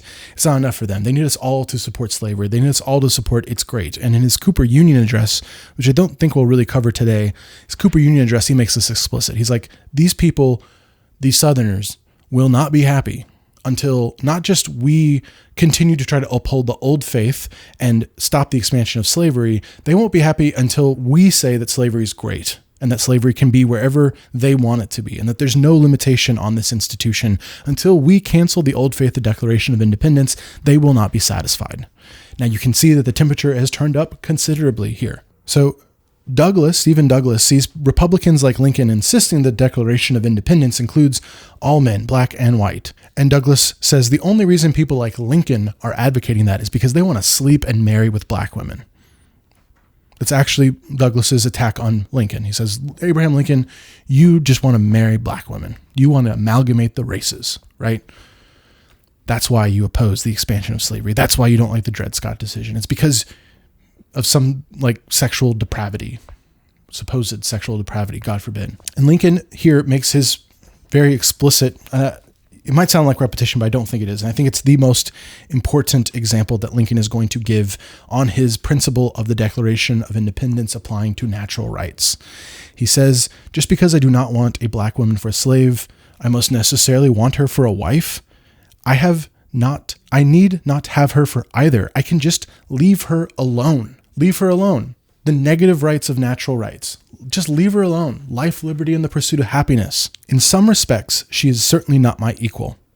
But in her natural right to eat the bread she earns with her own hands, she is my equal and the equal of all others. To eat the bread she earns with her own hands, to be a free laborer, to be someone who pursues life, liberty, and property, or the pursuit of happiness.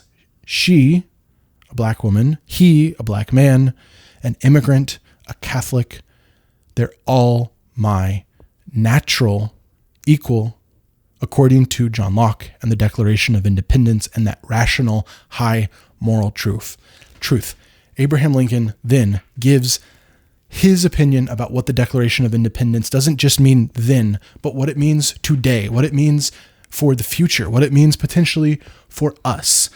This is why I'm making the video. This quote right here, this is it. The founders meant to declare the right of certain inalienable rights, life, liberty, and the pursuit of happiness. The fathers meant to declare the right so that the enforcement of it might follow. The enforcement of it might follow, aka they knew that they weren't actually living up to the Declaration in the moment that it was written. They weren't living up to it when they founded the Constitution and ratified it.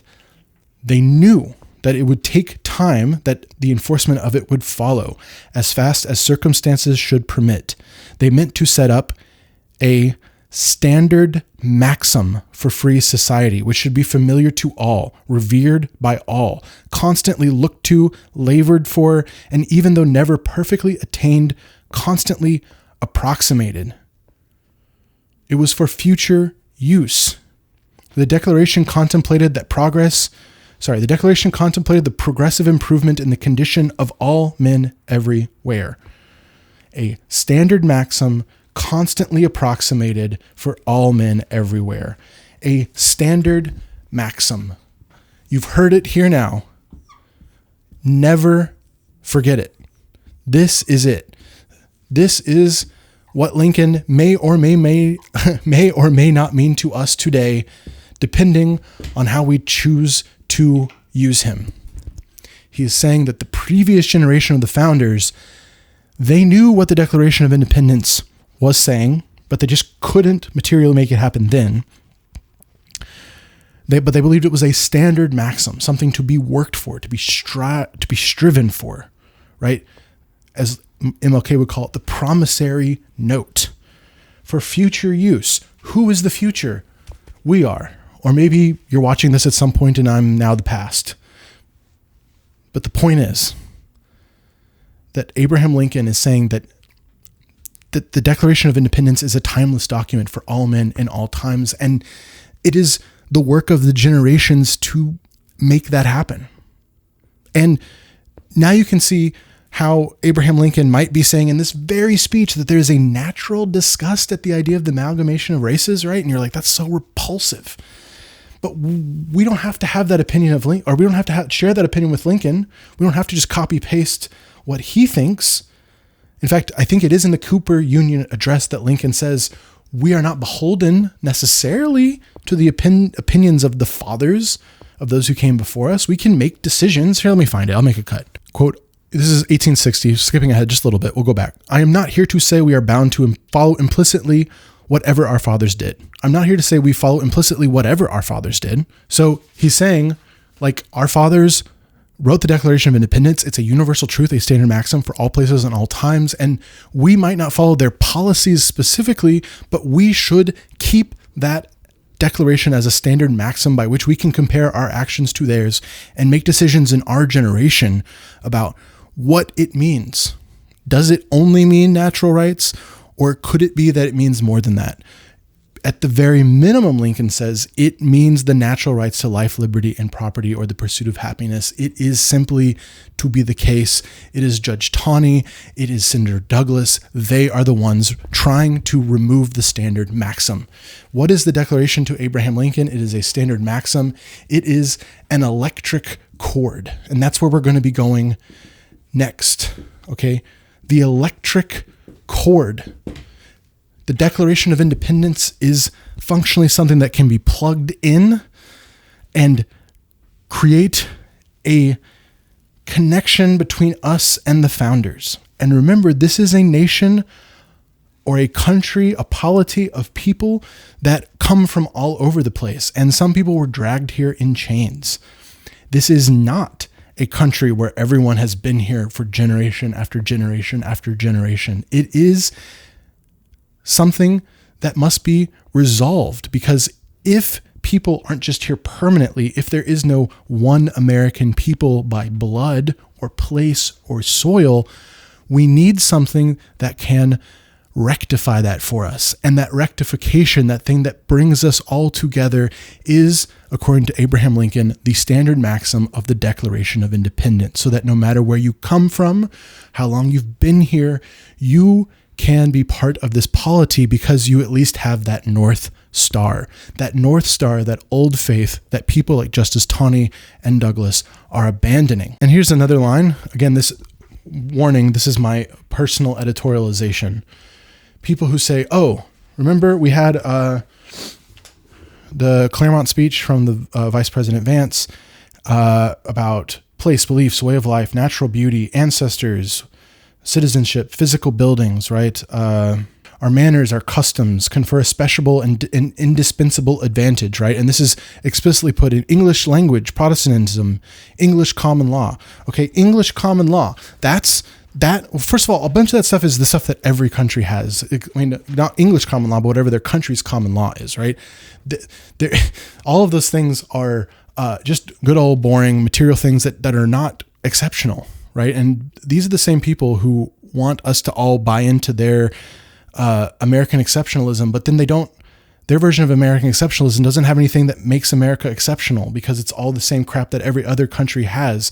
It is the creed of America, the electric cord plugged into all of those things that potentially makes America exceptional, not just all of that stuff together, right? It's like building this giant machine and then not having electricity or gasoline to actually power it on. Speaking of English common law, Abraham Lincoln parodies the opinions of people like this of Alexander Stephens, the Vice President of the Confederacy, future Vice President of the Confederacy, Dred Scott, John C. Calhoun, Roger B. Taney, maybe some current political figures.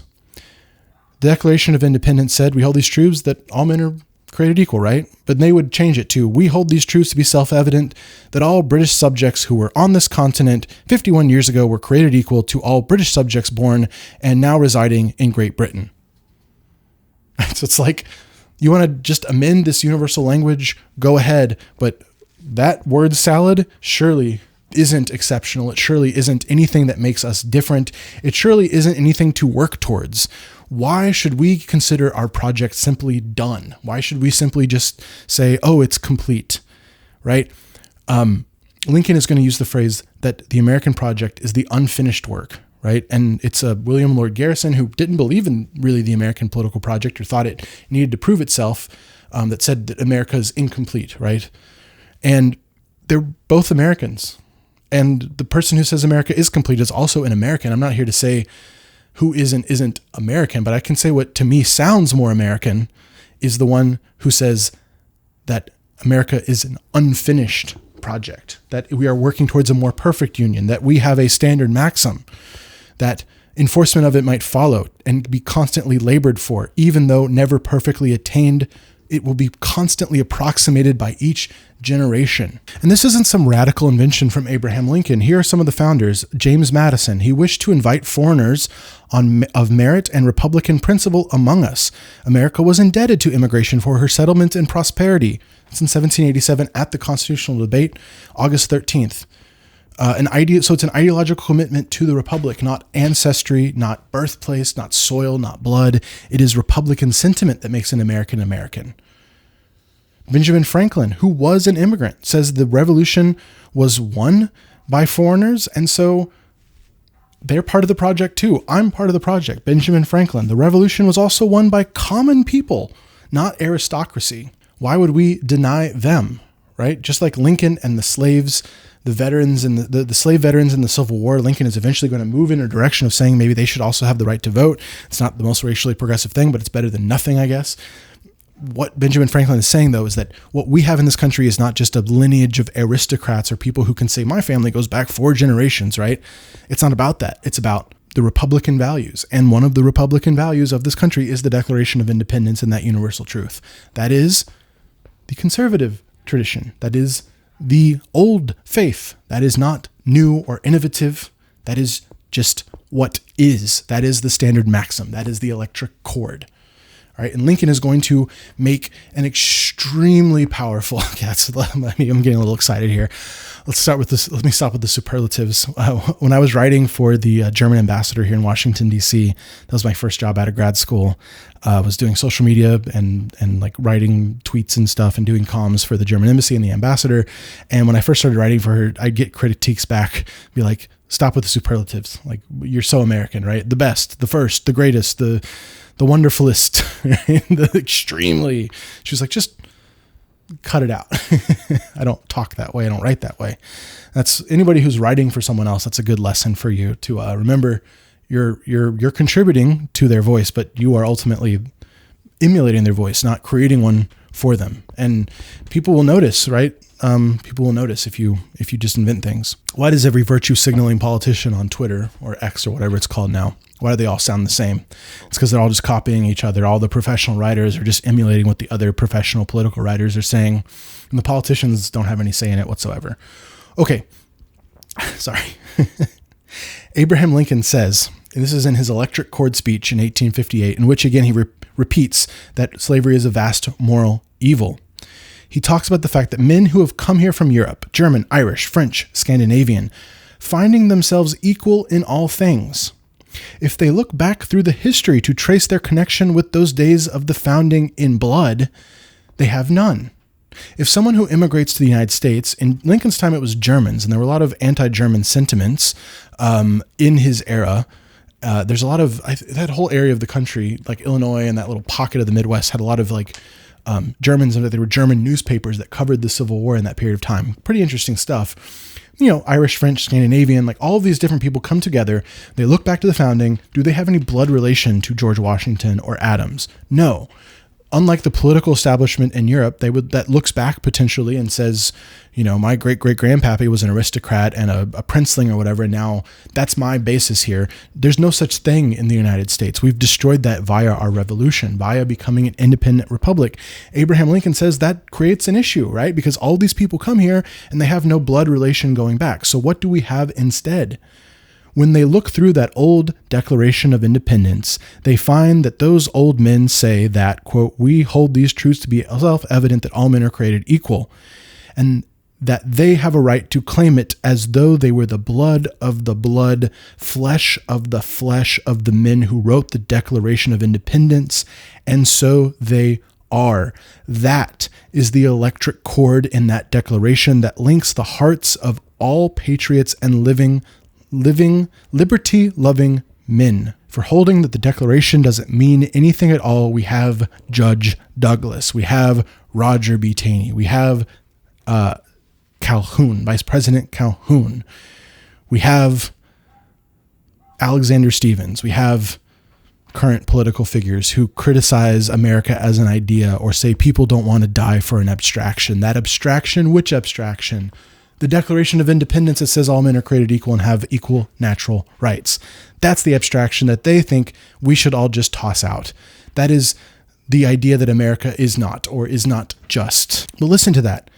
People who come to the United States and are liberty-loving patriots, they, as Madison said, they're Republican people. They hold up the values of the Declaration. They see that standard maxim. It is an electrical cord that makes us all as though we are blood of the blood and flesh of the flesh. Again, this is biblical stuff, right? Blood of the blood and flesh of the flesh. I had it written down somewhere where that came from. I think it's Leviticus. Blood of blood, flesh of flesh. It's out of the King James Bible, okay? And again, it's Lincoln making the civic religion, making the United States this moral project, I think I've said it. It's an electrical cord, right? It plugs us all in together over the generations, even though we might not share literal blood, even though we might come from different places. It is the idea. It is the values. It is the standard maxim that plugs us all in together and makes this machine work. Abraham Lincoln is saying people who oppose that are not American. I don't know if I'd go that far. I'd say that they're just part of America. They're another breed. That's not the right word. Another type of American that goes back generations. It's another group of us, but the prevailing tradition is the one that says that the Declaration is the electric cord that binds us all together. Lincoln says in this same speech, "As your Father in heaven is perfect, be ye perfect." The highest degree of moral perfection.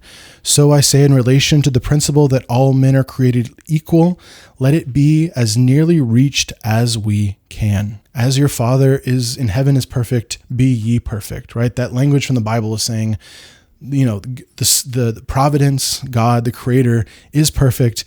Be ye perfect. It's an instruction, right? Nobody's perfect, right? But it's saying strive for that. And just as humans strive to come close to divinity, in other religions you try to find liberation through enlightenment. In Lincoln's approximation for the political religion, the civic religion of the United States, we should strive to be perfect. And what are we striving to be perfect in? And living up to the Declaration of Independence. Okay, I think I've made the point. The Dred Scott decision was the moment where the nation started to where everything just kind of fell apart, right? Like, it's going to take place over the course of the Buchanan administration. And then when Lincoln comes into office, it is his election, and all of these things he's been saying about standard maxims and all men are created equal that the South is going to say, well, that violates the compact. And in all their secession statements, even though today people are like, oh, the Civil War was about all sorts of things, it's really strange when you read all of the 7 original secession statements, starting with South Carolina. They all say it's the institution of African slavery, and to the extent it has to do with sovereignty and state rights, it's the states' rights to make laws for themselves about what? About slavery. Right? This is elementary stuff. If you're watching my video, you already know that that's the truth. I don't need to repeat it, but this is it. This is the moment. Lincoln runs against Stephen Douglas for the Senate. He loses that 1858 Senate race. They had that series of debates that I already referenced. I'm not going to go through all of them, but I will say that there is a second half to the quote that I gave of Lincoln, or at the very beginning, where he said these, toxic words about like, I don't want political and social equality. There are physical differences which will forever forbid white and black people from living together upon the footing of perfect equality. I am in the favor of the race to which I belong having the superior position, right? All that stuff. The very next sentence. This is not justifying that last sentence. It's just saying there's a little bit more to Lincoln's position. We just have to accept both halves of this. Notwithstanding all this, there is no reason in the world why the Negro is not entitled to all the natural rights enumerated in the Declaration of Independence, the right to life, liberty, and the pursuit of happiness. In the right to eat the bread which his own hand earns, he is my equal. There's the second half. There is the conundrum we have to deal with as people in the current world looking back at Abraham Lincoln, is that there's two sides to the man. The side that says, I don't want political and social equality, I don't want amalgamation of the races. I do think the Declaration of Independence applies to people, and I do think that there is a standard maxim here, an electric cord that each generation either upholds or lets fall.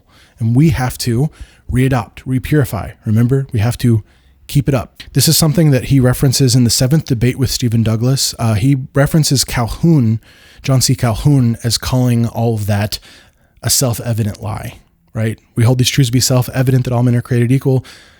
John C. Calhoun, according to Lincoln, says that's a self-evident lie. It's actually not what John C. Calhoun said. John C. Calhoun did not say that it was a Senator Pettit or Petite or something. I fact-checked this. I fact-checked Abraham Lincoln. Anyway, I don't think John Calhoun said that.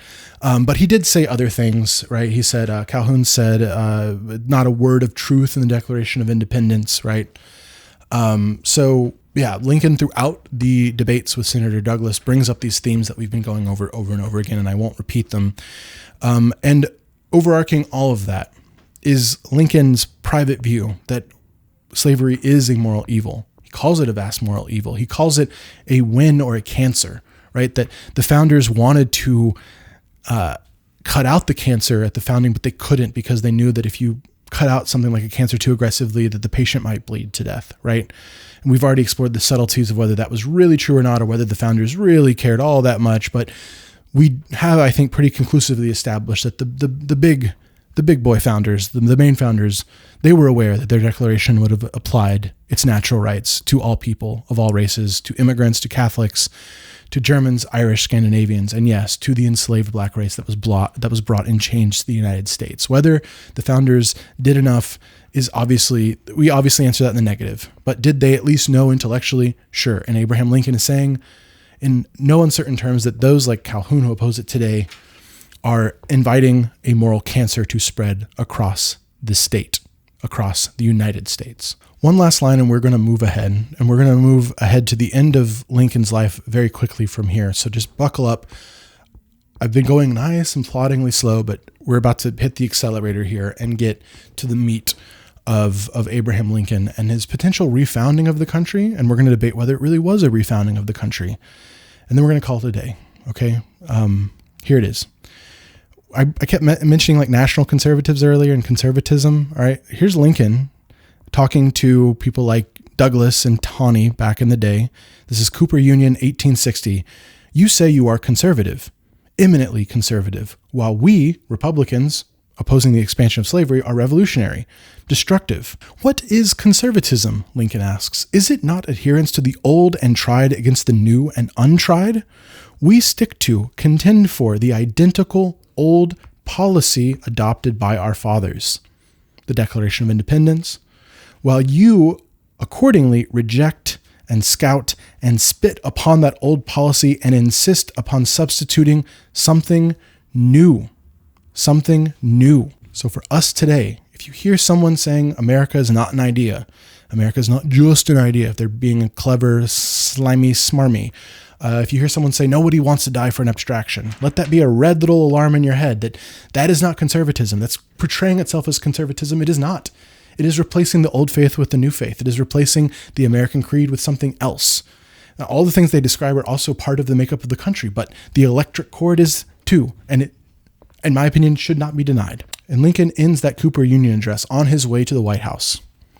Let us have faith that might makes right, and that faith, all this religious stuff, let us have faith that right makes might. And in that faith, let us to the end dare to do our duty as we understand it. Cooper Union is Lincoln's, this Illinois guy with a Kentucky accent, because that's where he's born. He comes to New York to give a speech and kind of make his prominence on the national stage, being the guy who stood up to Stephen Douglas in Illinois known. And he gives this speech, and everyone expects him to be like a bumpkin, and he actually turns out to be quite elegant. The Cooper Union speech is more of a constitutional argument than like a soaring piece of like a flowery rhetoric. And he makes that argument about conservatism, about, it's not, they're actually not the revolutionaries. It's the people who want to expand slavery that are revolutionaries. And that last line, let us have faith that right makes might, is a reversal of a argument made by a Plato character in Plato's Republic, Thrasymachus, who is arguing about the nature of justice with Socrates. And Socrates being a character in this Platonic dialogue. And Socrates says, what's justice, right? He gets invited to someone's home to drink wine and argue philosophy. How fun. And there's this guy named Thrasymachus. I think he's a little older. It's been a while since I read the Republic, but he's like, I know what justice is. It's like the interest of the stronger. So in the case of, ancient Greece, there were slaves in ancient Greece. And it's democracy. My video on democracy, we talk about that subtlety a little bit. He's saying, if you're stronger, then my interest is what justice is. And of course, Socrates tears that down. In the American context, might makes right is also presumably the justification of the English king to dominate the American colonists and to, as Jefferson put it, make us slaves, right? Maybe a little bit ironic given that Jefferson, not maybe, very ironic given that Jefferson had slaves, but the logic is there. The same logic that opposes monarchy and the idea that just being the strong monarch makes you the Leviathan and the untouchable sovereign is the same logic that would apply to say that if I am stronger than you, if I have force and control over you, I can make you my slave. Lincoln, following in the footsteps of Jefferson, uses the logic of kingship to tear down the concept of slavery, because if the stronger can make anyone the slave, why does that stop at skin color? If you can just enslave the stronger, then white people can be enslaved by stronger white people. And so that surely cannot be justice. And of course, according to the Declaration, it is not justice. We're all equal. And so Lincoln says this, let us have faith that not might makes right, but rather right makes might. As in, let's take our values, our idea, our electric cord, our stand-in maxim, and make that what is mighty, what makes us exceptional, what makes us different as a country. How we survived this sectional crisis that is now boiling over as I pursue the nomination of the Republican Party. And the reason I got a little confused is because not that long after, in February of 1861, on his way to Washington, D.C., Lincoln says, I would rather be assassinated on this spot than surrender it. Then surrender what? The Declaration of Independence. I have never had a feeling politically that did not spring from the sentiments embodied in the Declaration of Independence. I have never had a political opinion that did not spring from the Declaration of Independence. I would rather be assassinated on this spot than surrender it.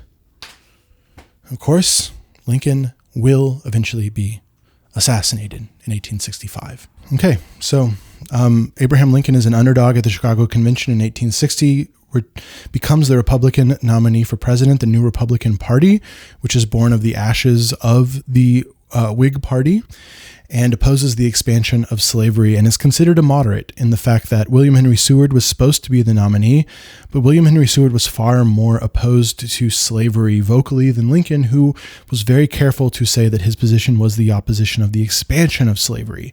And so without that moderation, which we today call invirtuous, and some of those quotes we encountered disgusting, right? Without those quotes, without that perceived moderation for the time, Abraham Lincoln might not have been the president of the United States, might not have been leading during the period of the Civil War. He was elected on a narrow margin, 39 point something percent. So roughly 40% of the vote voted for Lincoln.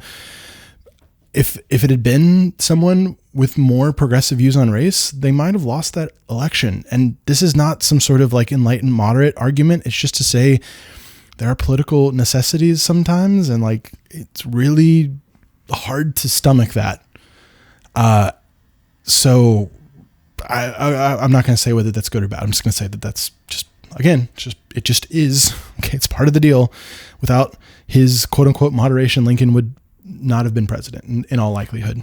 Okay, and on his way, just before the Civil War kicks off, after Lincoln is inaugurated in March of 1861, it is immediately apparent that there's an issue because already 7 states have seceded from the Union: South Carolina, Mississippi, Florida, Alabama, Georgia, Louisiana, and Texas. And already, really the day after the inauguration, word comes through from General Anderson at Fort Sumter in South Carolina that they are in desperate need of resupplies. They're going to run out of supplies, and the South Carolinians who have seceded are preventing them at this federal outpost from resupplying.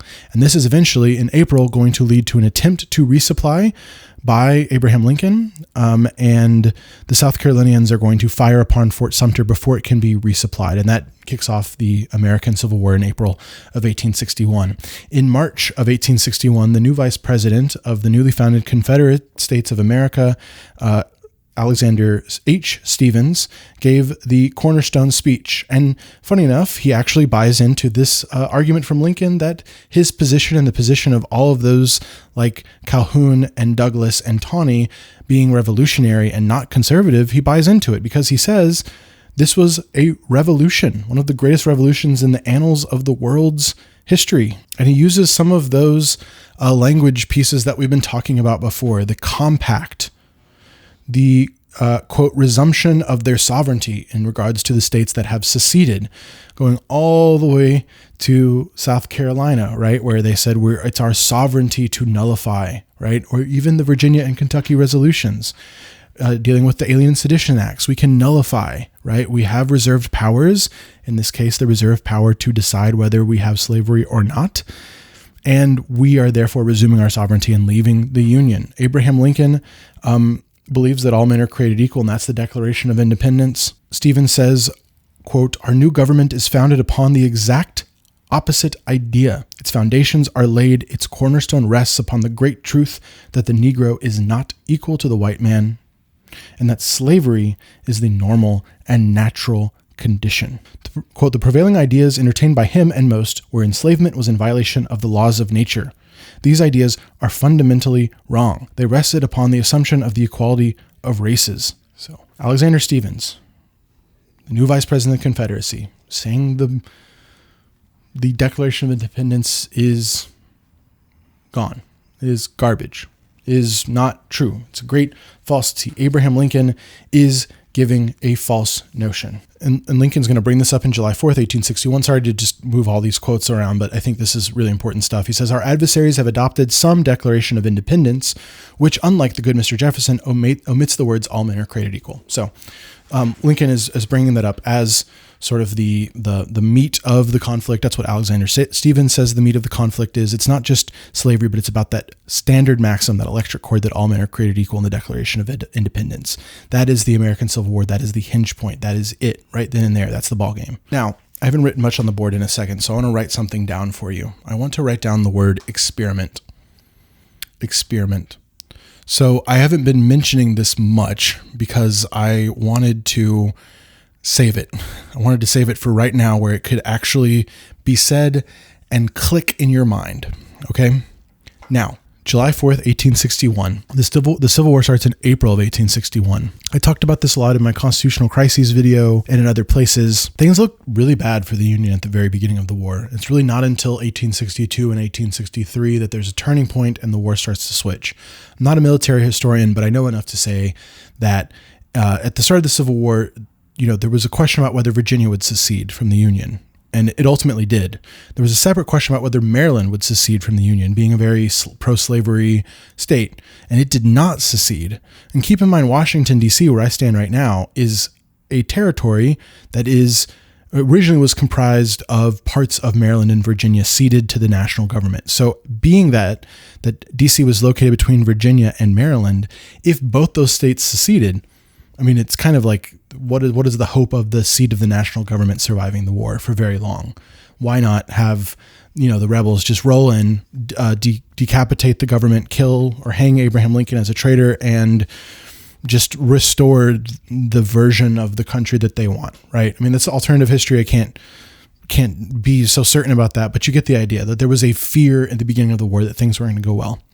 And so not very long after that, so April is the start of the war, May, June, July. So just a few months later, July 4th, 1861, Abraham Lincoln gives his address to Congress, whoopsie daisies, and he asks some rhetorical questions. And remember, this is a very dicey moment, as I just described. He says, "Is there in all republics this inherent and fatal weakness?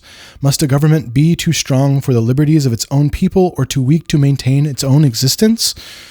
So he's setting up this question about okay, we have created a country. We've created a country based in liberty, based on the creed of the Declaration of Independence, as he puts it. And I think I might have said this earlier. He said earlier, I referenced the fact that Lincoln says that we have proven that we can create a country based in liberty. We have proven that we can administer a state based on liberty, based on the Declaration of Independence standard maxim. But there is a proposition, an experiment still outstanding. Experiment. Its successful maintenance. Our popular government has often been called an experiment. 2 points in it our people have already settled: the successful establishment and the successful administration of it. One still remains. It is its successful maintenance. It is now for them, us, to demonstrate. Okay, experiment. Now, recall back all the way to the start of Abraham Lincoln's little bio. We talked about how he liked Euclid's geometry and the idea that via Euclid's geometry, you also found a way to not just do mathematics, but to prove propositions, to prove realities, to not just look at self-evident truths, but to hold those self-evident truths. Just like in the Declaration, we hold, right? And spoiler, in the Gettysburg Declaration, Abraham Lincoln says that the country was dedicated to the proposition that all men are created equal. That's in 1863. So in 1776, we hold these truths to be self-evident that all men are created equal, self-evident. 1863, Lincoln says it's a proposition that all men are created equal. The Civil War is the moment to see if we can make this experiment happen. And so now, rapid fire, here we are. This is 1838 now. I'm going back in time to the very beginning of Lincoln's public life. 1838, the Lyceum Address. He says, quote, that the American experiment is an undecided experiment, and that there is a need for us, again, this is 1838, we're going way back, a truth of a proposition that people can govern themselves. Eulogy, Henry Clay, 1852, that his task was chiefly to show the world that freemen could be prosperous. Again, it's the experiment, you're proving it. The Peoria speech, 1854, that we went over. He hates slavery because it deprives our Republican example. Our little experiment here. It allows the enemies of the institution to taunt us as hypocrites. The Dred Scott 1858 one, declare the right so that the enforcement of it might follow, to set up a standard maxim of free society, revered by all, constantly looked to, constantly labored for, even though never perfectly attained. It was something for future use, something for all men everywhere at all times. It was an experiment to set up if we could actually make this happen. There was never a guarantee. Electric Court 1858, the principle that all men are created equal. Let it be nearly as reached as we can. It's an experiment. We're working on it. Letter to Henry L. Pierce, August of 1859, so a couple years before taking the White House. Quote, or rather, he's talking about the principles of Jefferson, the definitions and axioms of a free society. So the standard maxim, this electric cord stuff. This is a letter, private letter, Abraham Lincoln writes, quote, all of those things could convince any sane child that the simple propositions of Euclid are true. The propositions of Euclid are true. Abraham Lincoln is telling in this letter, that his whole political logic, his whole way of looking at the Declaration of Independence, his whole political life dating all the way back to 1838 in the Lyceum, and probably before then too, is actually contrary to what we've been saying this whole time. It's not about the Declaration of Independence per se and what it means or what it doesn't mean. It is about the Declaration of Independence and a free society and the idea of natural rights and the abstractions of John Locke and Thomas Hobbes, the abstractions of life, liberty, and property, those natural rights. It's about taking those abstractions, those ideas, and proving that they're true via an experiment. Proving that they're true. So when I told you that my problem with Abraham Lincoln was that when I was a child, I had that fairy tale version given to me about Abraham Lincoln being the man who freed the slaves and signed the Emancipation Proclamation and helped to have the 13th Amendment passed and saved the Union, right? And all the happy clappy stuff. And I showed you the photo of my grandparents at the Lincoln Memorial, right? And I told you that as I got older, I started to doubt that like happy clappy version because life hits you in the face and you realize that history is not a fairy tale. There are no heroes, and that Abraham Lincoln said all those disgusting things about no political and social equality when he said there's disgust at the amalgamation of the races, right? And I went to the other end of the spectrum then to say that Abraham Lincoln has nothing to offer us, right? And now as I sit in my current age, my current station in life, I think I can square that circle. I can thread that needle. I can say that there are no heroes in history. There are no great men in history. Not really. There's no fairy tale. And Abraham Lincoln had all those racist opinions. He was not like us in terms of his disposition towards the equality of the races, political and social. So fairy tale and good Lincoln and bad Lincoln, right? So what is the purpose of Abraham Lincoln to me today? It is the fact that throughout his political career, spanning from the Lyceum Address in 1838 until the Gettysburg Address, which we're going to get to next, Abraham Lincoln saw something and he planted it in every one of his speeches. He planted the idea that this declaration, the standard maxim, this electric cord, was perhaps not a self-evident truth, but it's perhaps an experiment for each generation to affirm and decide what they think about it. It is a proposition of Euclid that must be demonstrated via behavior, via policy, via defending the standard maxim or the electric cord, or else it just goes away and those who opposed it all along are actually proven right in their proposition. That Alexander Stevens said, there is no equality between the races. It's a great lie. Calhoun or Senator Pettit said, it is a self-evident lie that all men are created equal. It's not true. People today say America is not an idea. Well, they might be right. If they win, then they are the ones that conducted their experiment for their proposition, and they're the ones that then get to say that the great moral truth, the great rationalistic Lockean Hobbes thing, it was BS all along. Our proposition that all men are not equal, that is the experiment, the proposition that we have thus concluded. And that is the second lesson Lincoln has for me that I think Lincoln might have for you as well.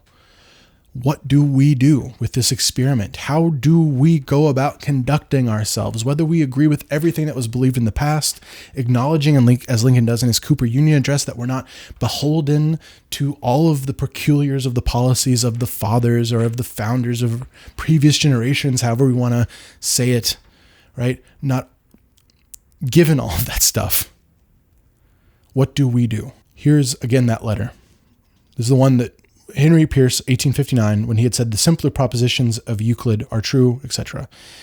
He says, one calls them glittering generalities, aka the standard maxim, the Declaration of Independence. Someone calls it a glittering generality. Another bluntly calls it self-evident lies.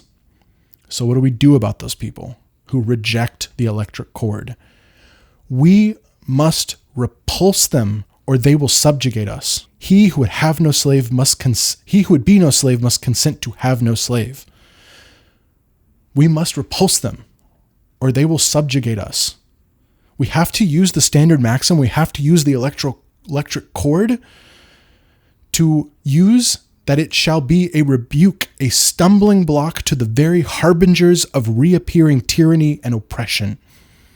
to stand against Alexander Stephens, Calhoun, Tawney, the rebelling South that don't believe in the Declaration of Independence. To do that is to use the promise of the Declaration as the rebuke, as a stumbling block to those who are harbingers of reappearing tyranny and oppression.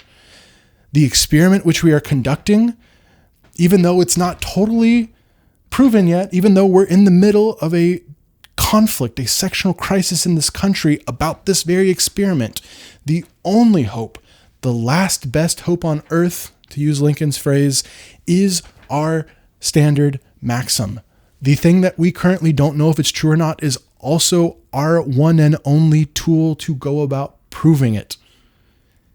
We must repulse them. We must rebuke. We must be a stumbling block. Or rather, our values, our declaration must be those things to stop the harbingers of reappearing tyranny and oppression. All honor to Jefferson, Abraham Lincoln writes, who had the forecast and capacity to introduce into a merely revolutionary document an abstract truth applicable to all men in all times, and so to embalm it there, that today and in all coming days it shall be a rebuke and a stumbling block. So Jefferson, this flawed hypocrite, we already went through it all right? We don't need to rehash it, right?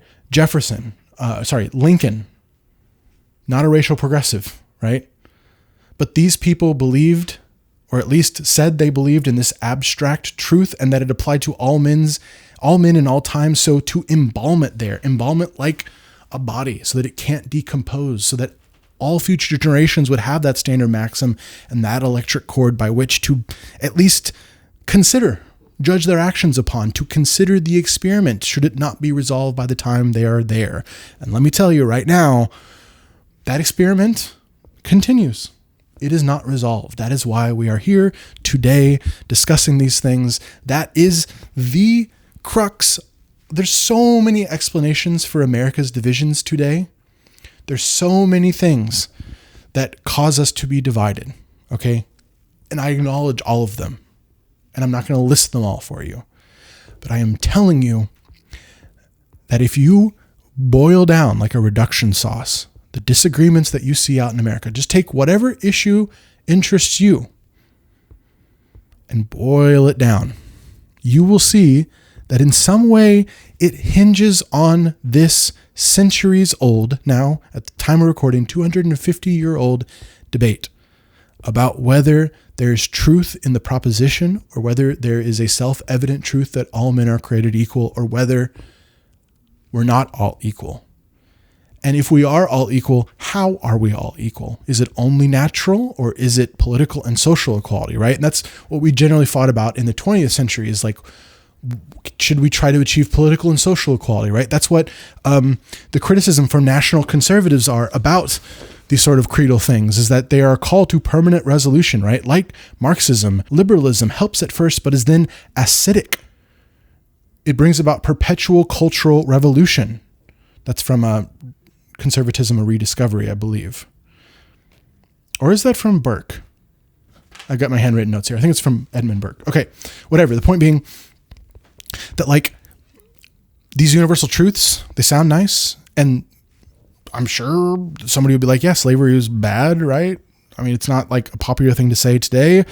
The Lord knows the times are changing. Maybe it'll change soon. But most people today universally would say slavery is bad, right? So they'd say, you know, the Declaration of Independence and its universal truth, its standard maxim that all men are created equal. That was great then, right? It's productive, just like pointing out class consciousness might have been productive for workers in the progressive era, right? But, you know, someone might say today, but it just goes too far. It keeps going, right? Its logic is self-perpetuating. And then it becomes, to use that phrase, acidic. It becomes acidic. It becomes self-destructive. It becomes perpetuating, right? And so the national conservative critique of the last 100 years of American history is that we took Abraham Lincoln's creed that all men are created equal. We took Jefferson's creed that all men are created equal, and we started to try to apply that to social and political equality. We tried to start to legislate those things. We created this massive state. And in fact, the origin of those things, a lot would say, is in fact the constitutional amendments that came after the Civil War, the 13th, 14th, and 15th Amendment, particularly the 14th, which offered equal protection under the law and has been used to justify different social policies and protect certain groups of people for decades now, or at least to attempt to do that, right? It's constantly approximated, never achieved, right? As Lincoln says, it's a constant experiment. And whether that's a noble goal or not, I happen to think that, perfect social equality, I don't know. But political equality, hell yeah. Natural equality, hell yeah. Ongoing experiment, hell yeah. Right? Let's debate about what political and social equality looks like going forward today.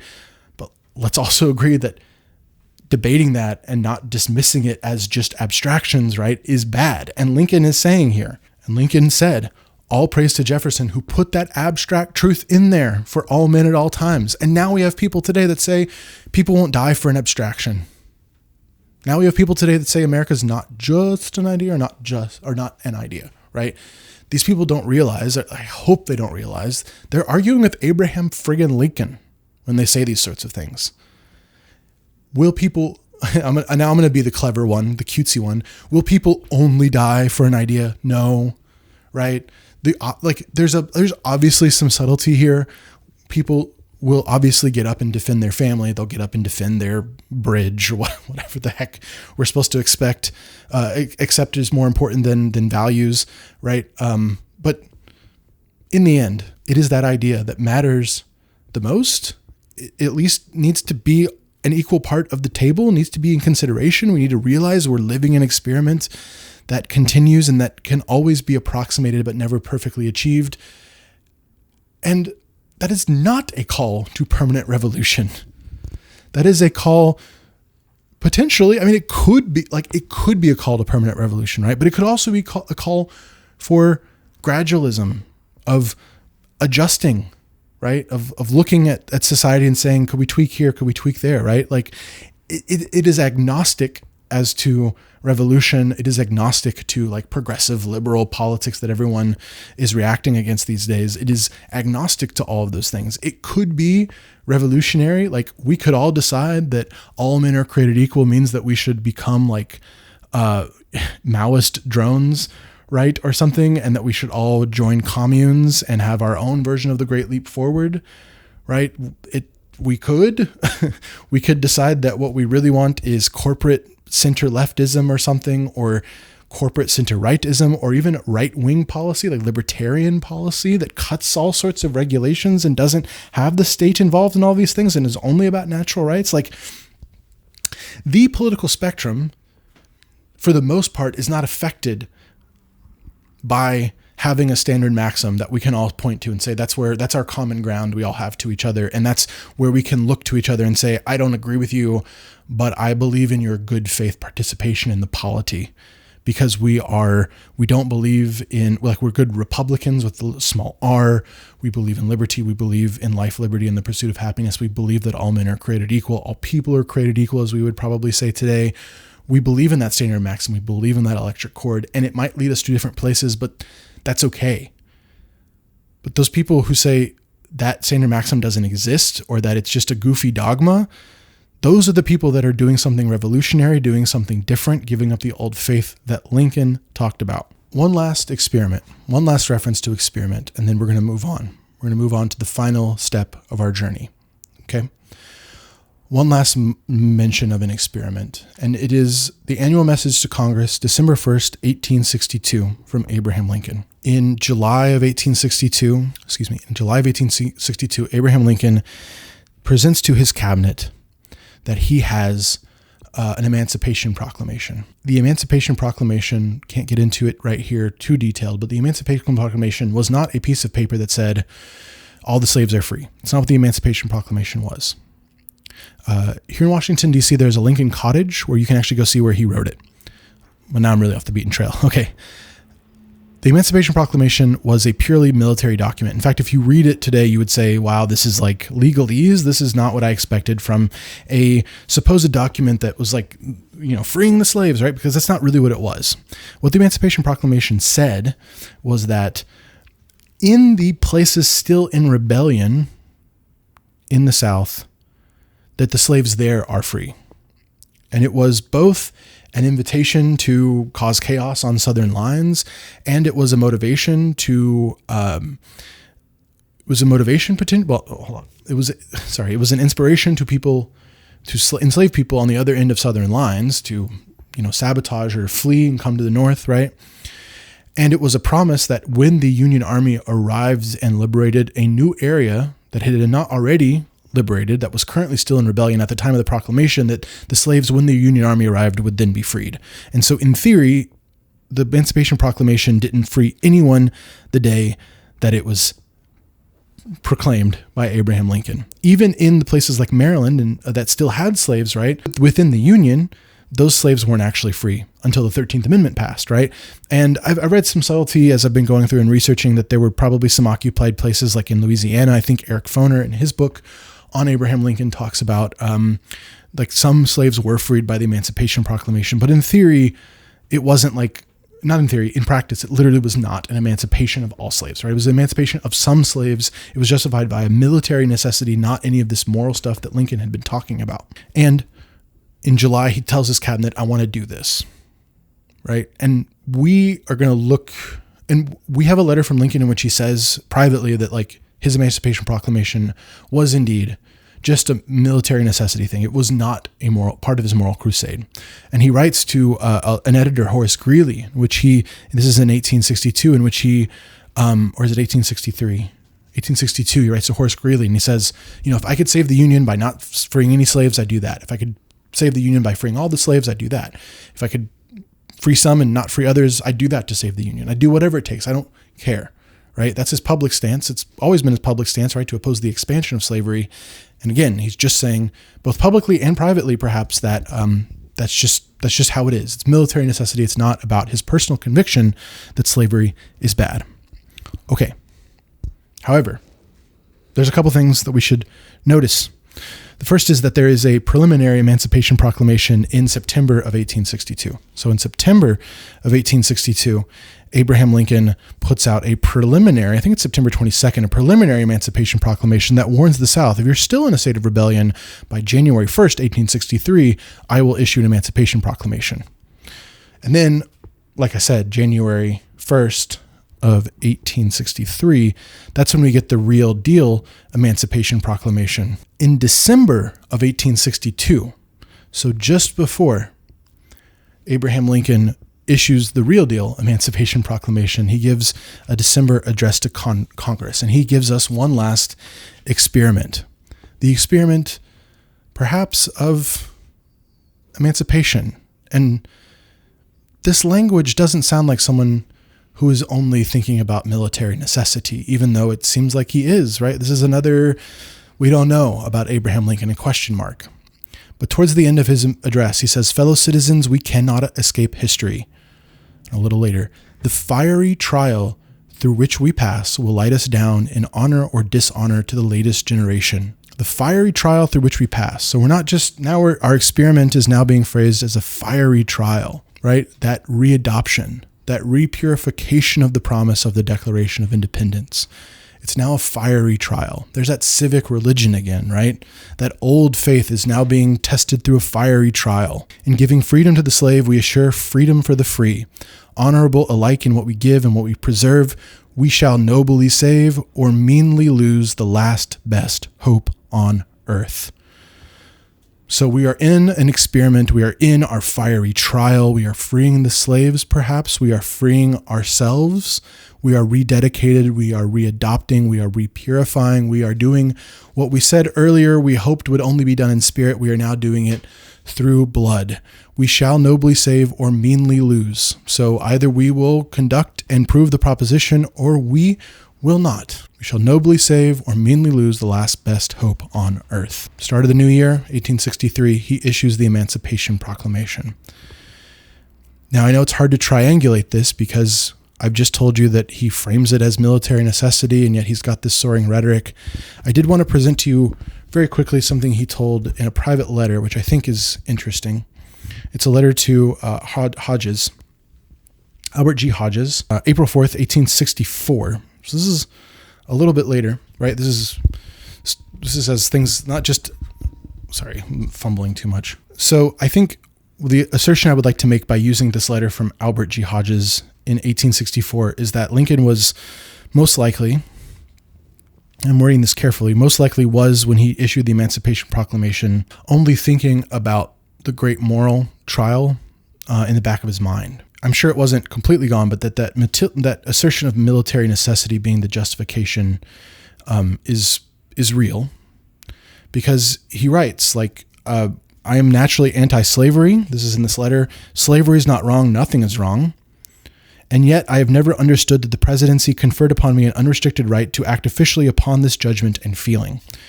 So he's repeating what he said all along, that he thinks morally slavery is wrong, and yet a government simply has to accept those old compromises of Henry Clay, has to hem and hedge it as much as they can, but can't actually eliminate it.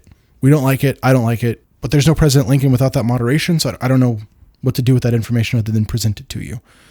Okay? And he goes on to say that the Emancipation Proclamation was just military necessity. He goes through in this letter a few different people who told him to liberate and emancipate the slaves, and he said, no, it's not time. No, it's not military. It's not necessary militarily. I won't be doing that. But then, towards the end of the letter, he says, I claim not to have controlled events, but confess plainly that events have controlled me. Now, at the end of 3 years' struggle, the nation's condition is not what either party or any man devised or expected. God alone can claim it. Whither it is tending seems plain. If God now wills the removal of a great wrong, slavery, and wills also that we of the North as well as you of the South shall pay fairly for our complicity in that wrong, impartial history will find therein new causes to attest and reverse the justice and goodness of God. Yours truly, Abraham Lincoln. I claim not to have controlled events, but confess plainly that events controlled me. So all of his political life, he is having this private view that slavery is bad. Publicly, he is he's against the expansion of slavery. When he gives the Emancipation Proclamation, it is only military necessity, but he alludes to a fiery trial. And then the last paragraph of this letter, 1864, he says, I wasn't lying. I never thought it was my role to emancipate the slaves, but I also didn't really control events as much as I think I did. And that Lincoln, that was so, we'll just call him deist early on, who uses religious language in the King James Bible, but is not a churchgoer himself. It seems at this point in his life that he's finding through the fiery trial of the Civil War, through pain and suffering and losing family members, of watching the bloodiest battles of the Civil War in Gettysburg and Antioch, Antietam, that maybe there's something else going on here, that maybe there's a divine intervention here, a divine punishment. Maybe the Emancipation Proclamation, despite its worldly origins, is something else. That perhaps in this grand experiment, proving that proposition that the divine has placed their hand on the scale. Now, as it becomes clear the South is going to lose the Civil War and the North is going to win, Abraham Lincoln begins to tweak his public views slightly on the issue of political and social equality. Not social equality so much as political equality. So up until really 1864, 1865, Abraham Lincoln, he is only, to our chagrin today and to the condemnation of so many other people, was only fighting for those natural rights, that natural equality, life, liberty, and the pursuit of happiness. But towards the end of his life, he doesn't know it's towards the end of his life, he starts to soften on political equality. And he starts to rethink that adage from the debate that he didn't want to make jurors or voters or citizens out of Negroes. And he says, I'm using his phrasing. I guess if you're this far into the video, I don't actually use that word in real life.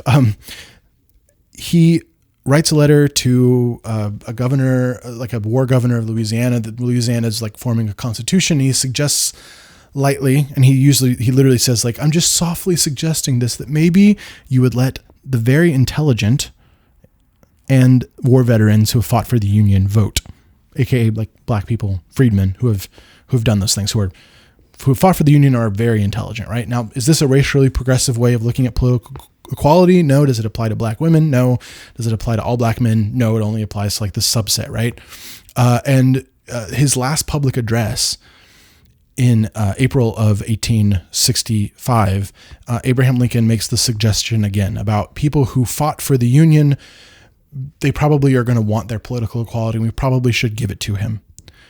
That's his public stance. What we don't really have at this point in time, and what we'll never really know unless there's some documents that I'm unaware of, is what Abraham Lincoln was doing in his own private mind, right? In the slavery thing, we have very clearly evidence that his private stance was he thought it was morally abominable, and publicly he opposed its expansion, right? So there's that disparity there.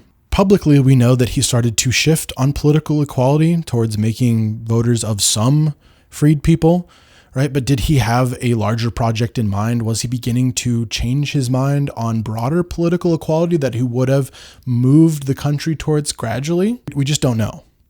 And we definitely don't know that on social equality, though it does seem that he treated people like Frederick Douglass well when he came to the White House.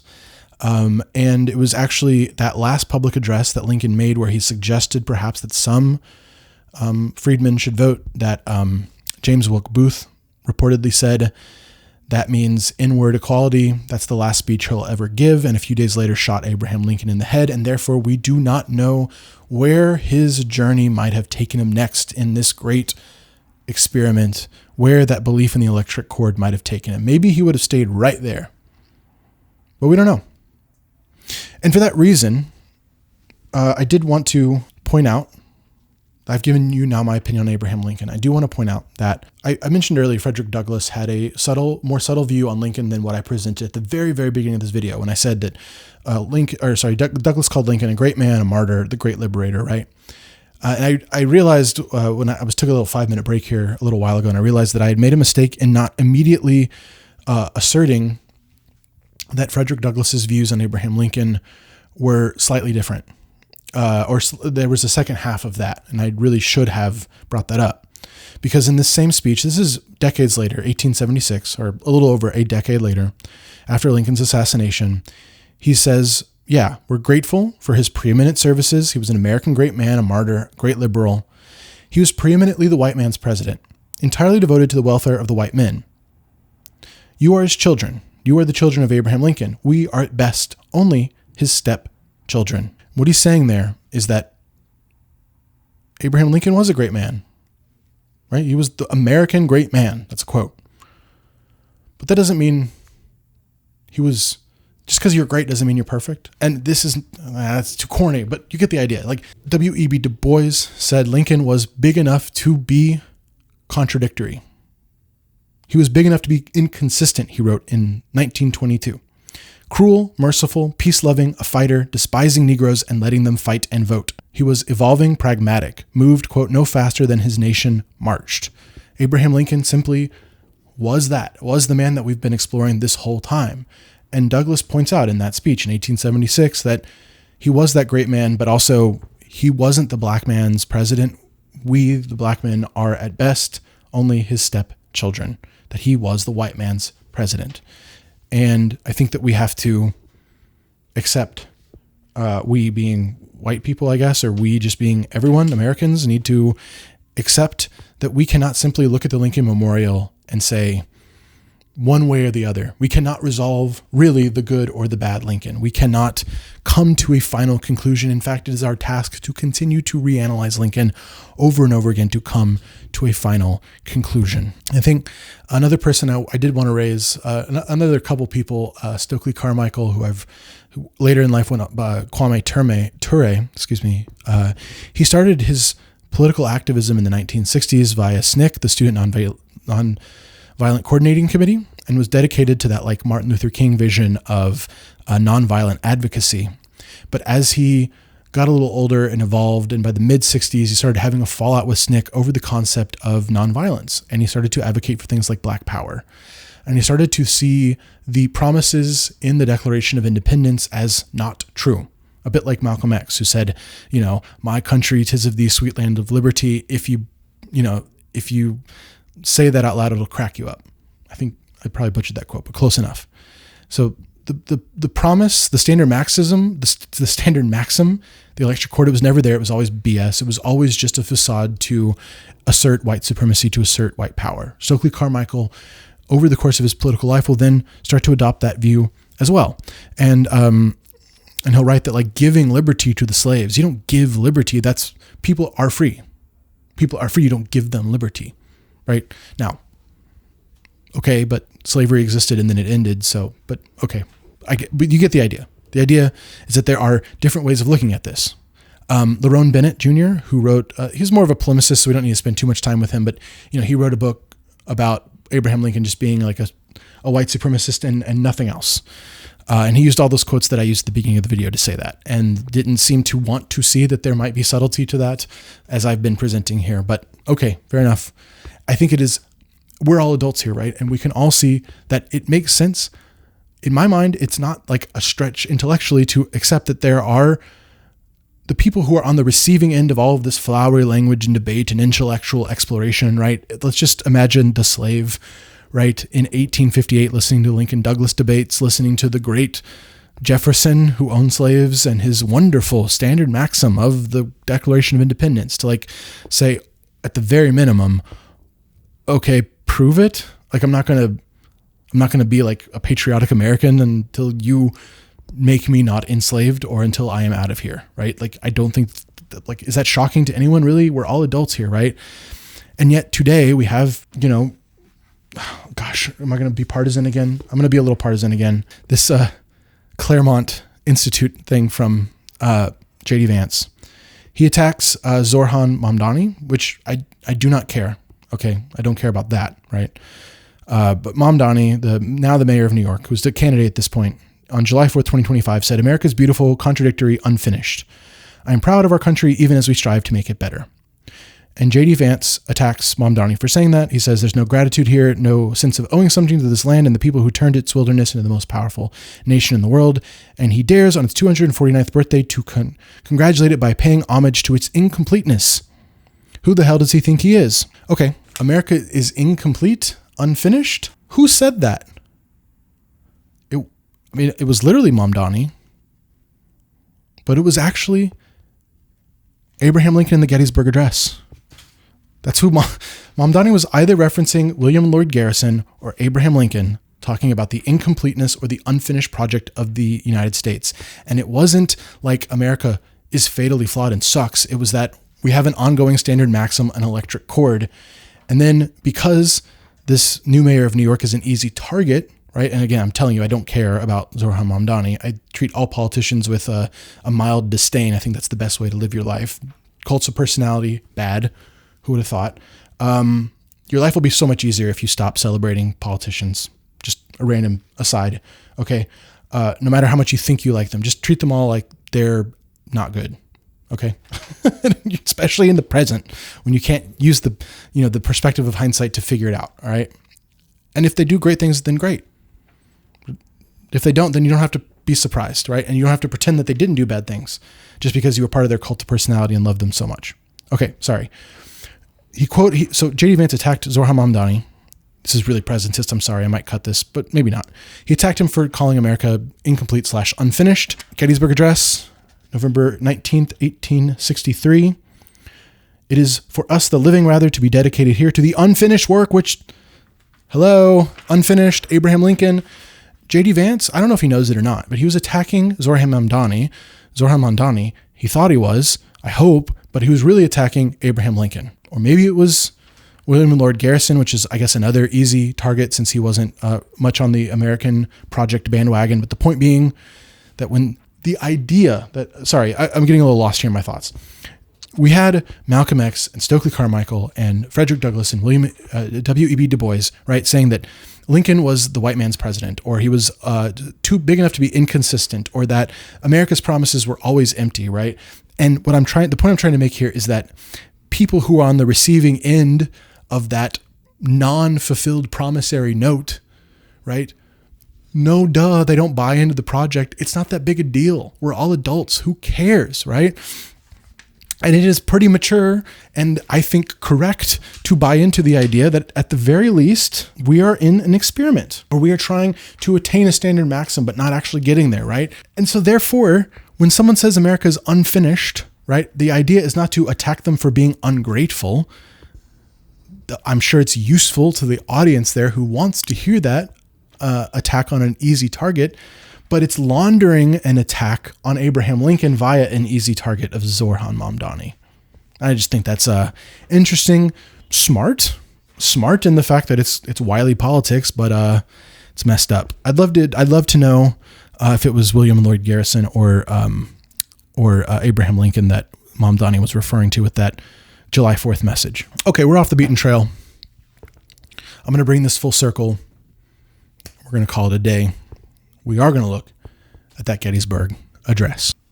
Okay, I just finished cleaning the board, and I got to admit something. I'll just pull back the curtain a little bit on my production. First of all, the section that we're about to go through was originally supposed to be the intro to the video, or the first section of the video, the Gettysburg Address. And this video was going to be titled The Greatest Speech Ever Given.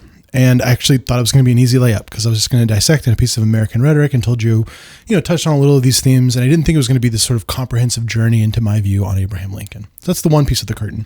The second piece of the curtain, or the second, curtain I'm going to pull back a little bit here is, I did look into national conservatism a little bit. I actually need to do some more research and continue to read and think about this sort of stuff, because the more I dig into it, the more I'm like, oh my gosh, this is Neo Calhoun stuff. This is Alexander Stevens. This is Judge Taney, like brought back from the dead, right?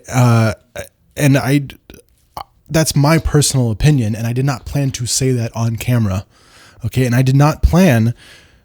planned to allude a little bit to this speech from J.D. Vance, but I did not plan to talk about it so openly like this, because I don't think that's my job as an educator.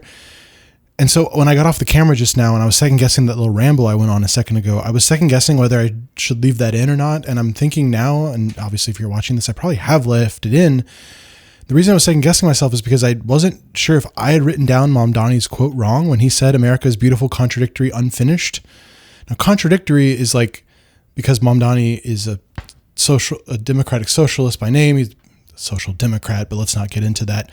All the people who call themselves democratic socialists are their policies are social democratic. That's not okay. What? Sorry, I've been going a long time. I was questioning whether the word unfinished was actually the word he used, because then when J.D. Vance attacks him for saying that America is unfinished, he says he pays homage to its incompleteness. Who the hell does he think he is? Okay, incomplete is then the word that J.D. Vance is using, and that's why I got mixed up with potentially the incomplete quote was something that William Lloyd Garrison, an abolitionist, had said about the American project, right? But it was a switcheroo because Vance uses the phrase incomplete and Mamdani uses the phrase unfinished. And so I'm gonna stop with this, I promise. But now that I've confirmed it for myself, I have to say that, right, like a lot of people will hear what I just, like my little ramble on Vance attacking Mamdani, and think that I'm mishing myself into partisan politics or something. I'm open about my biases, okay, but that's not really what I'm doing here. I am pointing out to you a giant red flag of an elected official, and maybe by the time you're watching this will be years down the road, and you'll be like, this isn't relevant anymore, or maybe it will still be deeply relevant because we keep having these debates over and over in this country. But the idea of a sitting vice president attacking Abraham Lincoln, a word choice that a mayor made that was invoking the Gettysburg Address, the one that's on the National Mall. If you're facing Lincoln, it's to the left, the Gettysburg Address. That word unfinished is carved into the friggin' marble, all right? And the sitting vice president uses an easy target, right? This, big bad mayor of New York, right? He uses his quote of saying unfinished to attack that mayor. But what he's really doing is for that Claremont audience, attacking the creed, the idea of America, right? America's not just an idea, is in this speech, right? He is laundering an attack of Abraham Lincoln through Zorhan Mamdani because he's an easy target. Wow. I mean, okay, I'll stop. But like, man, oh man, oh man. All right, partisan will is going to disappear. And like I said, I do not care about Zorhan Mamdani. I do not see it as my role to celebrate politicians, period. Maybe when they get a little bit, centuries, or I won't be alive centuries now, but decades or centuries is a good time to look back on a politician and make some analysis, right? As I've done here with Lincoln, where I haven't held up Lincoln as a great man. I hope I fulfilled that promise to you. I've just said the man had a point with the experiment thing, and I think his language is quite beautiful. And that's that contradiction, that trouble, that analysis that needed to happen for me over the course of weeks. The reason this video has been so delayed, I've now flushed it out, and I'm so glad I did for me. And if you didn't like it, that's okay. But I'm producing a little bit of art here. This is a lecture. It's also a little bit of personal artistic fulfillment for me. I don't know. I hope that's not too lofty or weird or pretentious. Okay. And now I want to bring that piece of art or that lecture, that educational mission full circle. Forget that mildly partisan thing I just did. And I wanted to share with you, like I said, the original purpose of this video, which was to look at the Gettysburg Address. And why? Because the Gettysburg Address is the culmination of all of these things in 272 words. And therefore it is the best piece of American rhetoric ever. And it is potentially, and we're going to work on this together, it's potentially a refounding of the entire country, a second American founding, or maybe it's not. And so we'll investigate that too. Spoiler alert, I don't think it is, but I think that the point that it might be is interesting. All right, I've been going forever. I'm rambling. All right, let's just punt this, or let's set up this kick. Okay, I just literally did a kick. You can see I wear shorts when I record because I sweat a lot. Okay, I'm getting loopy. July 1st to July 3rd, 1863. The Battle of Gettysburg takes place. Now, I told you that the early part of the Civil War was a little dicey for the Union, right? There was that fear that maybe the Maryland and Virginia would secede, and then the war would pretty much be lost from the get-go because Washington, D.C. would be surrounded. Okay, 1862, there's a couple Union victories, right? And William Henry Seward tells Abraham Lincoln in July of 1862, don't put out the Emancipation Proclamation until we have a victory of some kind, because... I mean, this is just real deal here, because if Lincoln put out the Emancipation Proclamation and was seen to be freeing the slaves before the Union had some victories, it would be more likely that Union soldiers and the North generally would see him as pushing forward his personal position on slavery, and that the purpose of the war that had been sold to all those people, that it was just for the Union, would be seen as not real. Okay, that's just the realpolitik of this moment in time. And Douglas points out, again, in that 1876 speech, he said, to save the Union and end slavery, quote, to do one or the other or both, Abraham Lincoln must have the earnest sympathy and the powerful cooperation of his loyal and fellow countrymen. Without the fight itself, the Civil War would have been vain and fruitless. And he says this is part of taking a comprehensive view of Abraham Lincoln.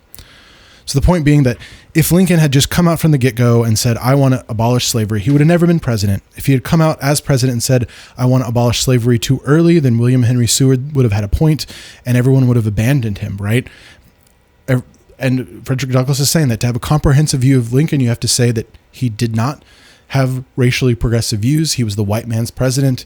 He, as Du Bois said, didn't move any faster than the nation could walk. It was the realpolitik of the situation. Okay. There is a victory. I don't know which one. Military history people can tell me. Hold on just a second. I'm going to take a drink. He issues the preliminary Emancipation Proclamation in September 1862. The fiery trial speech, December 1862. The Emancipation Proclamation, January 1st, 1863. January 1st through 3rd of 1863, there is in Gettysburg, Pennsylvania, what one author that I have cited below Cotton called the turning point in the Civil War. Military history people can probably tell you better whether it was the turning point. I don't do battle stuff, other than just to say that, they happened. But from July 1st to 3rd of 1863, hold on.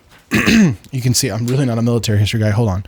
Major General George G. Meade of the Union repelled Robert E. Lee, the general of the Confederacy, from Gettysburg, Pennsylvania. You'll notice that the Confederates were in Pennsylvania and therefore they were on Union territory. And what Abraham Lincoln wanted was for Meade to actually pursue Robert E. Lee after he retreated. Okay, point is the battle took place and it's this massive battle. Gettysburg, Pennsylvania has a population, according to the sources that I read, of like 2,400 to 2,500 people. And the Battle of Gettysburg itself involved something like 160,000 soldiers around in Gettysburg, Pennsylvania. And the battle resulted in 50,000 casualties, and casualties is those who were injured and those who fell. The actual number of deaths in the Battle of Gettysburg was something like 7,000 to 10,000. The fact that that number is so squishy shows just how bad the carnage was. There was a sense after the Battle of Gettysburg that this town of 24 to 2,500 was inundated with corpses and with soldiers that needed medical care, right? And so they had to triage, they had to prioritize, and that meant that they treated soldiers on the Union and the Confederate side who had survived, and that they left a lot of bodies, thousands and thousands of bodies, to either rot or to be only in like the shallowest of graves out on the battlefield. And the stench of Gettysburg permeated the air. The smell of death was just everywhere. And remember, it's not just the dead soldiers, it's also dead horses, mules, like the animals of war that suffer so much in these battles as well. The stench of death was just everywhere. But the Union won. The Union won. And on July 5th, 1863, around the celebration of July 4th, the victory is well timed for this sort of thing. Robert E. Lee begins his retreat, I believe, on July 4th. July 5th, people serenade Abraham Lincoln actually at the White House and, sing him a little song or something or cheer him on. And Lincoln says a throwaway line to the crowd to appreciate that their presence there. And he says, "It's been 80 odd years since the Declaration of Independence." And if you know the Gettysburg Address, you know that the speech begins with 407 years ago. A score is 20 years, so 4 is 80 years, and then 407 years ago, 87 years. That brings you to 1776, and of course, as we've seen over the course of the last hours, that is when Abraham Lincoln says America was born, America was founded. It was not the Constitution, it was the Declaration of Independence. And you can see already here in July of 1863, he's preempting his speech a little bit, or he's already thinking about the Declaration of Independence. Of course, it's close to July 4th, so that makes a lot of sense. And he says it's been 80 odd years since the Declaration of Independence.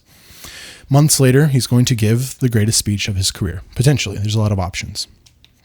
I think it is. So just rapid fire here, going through the timeline.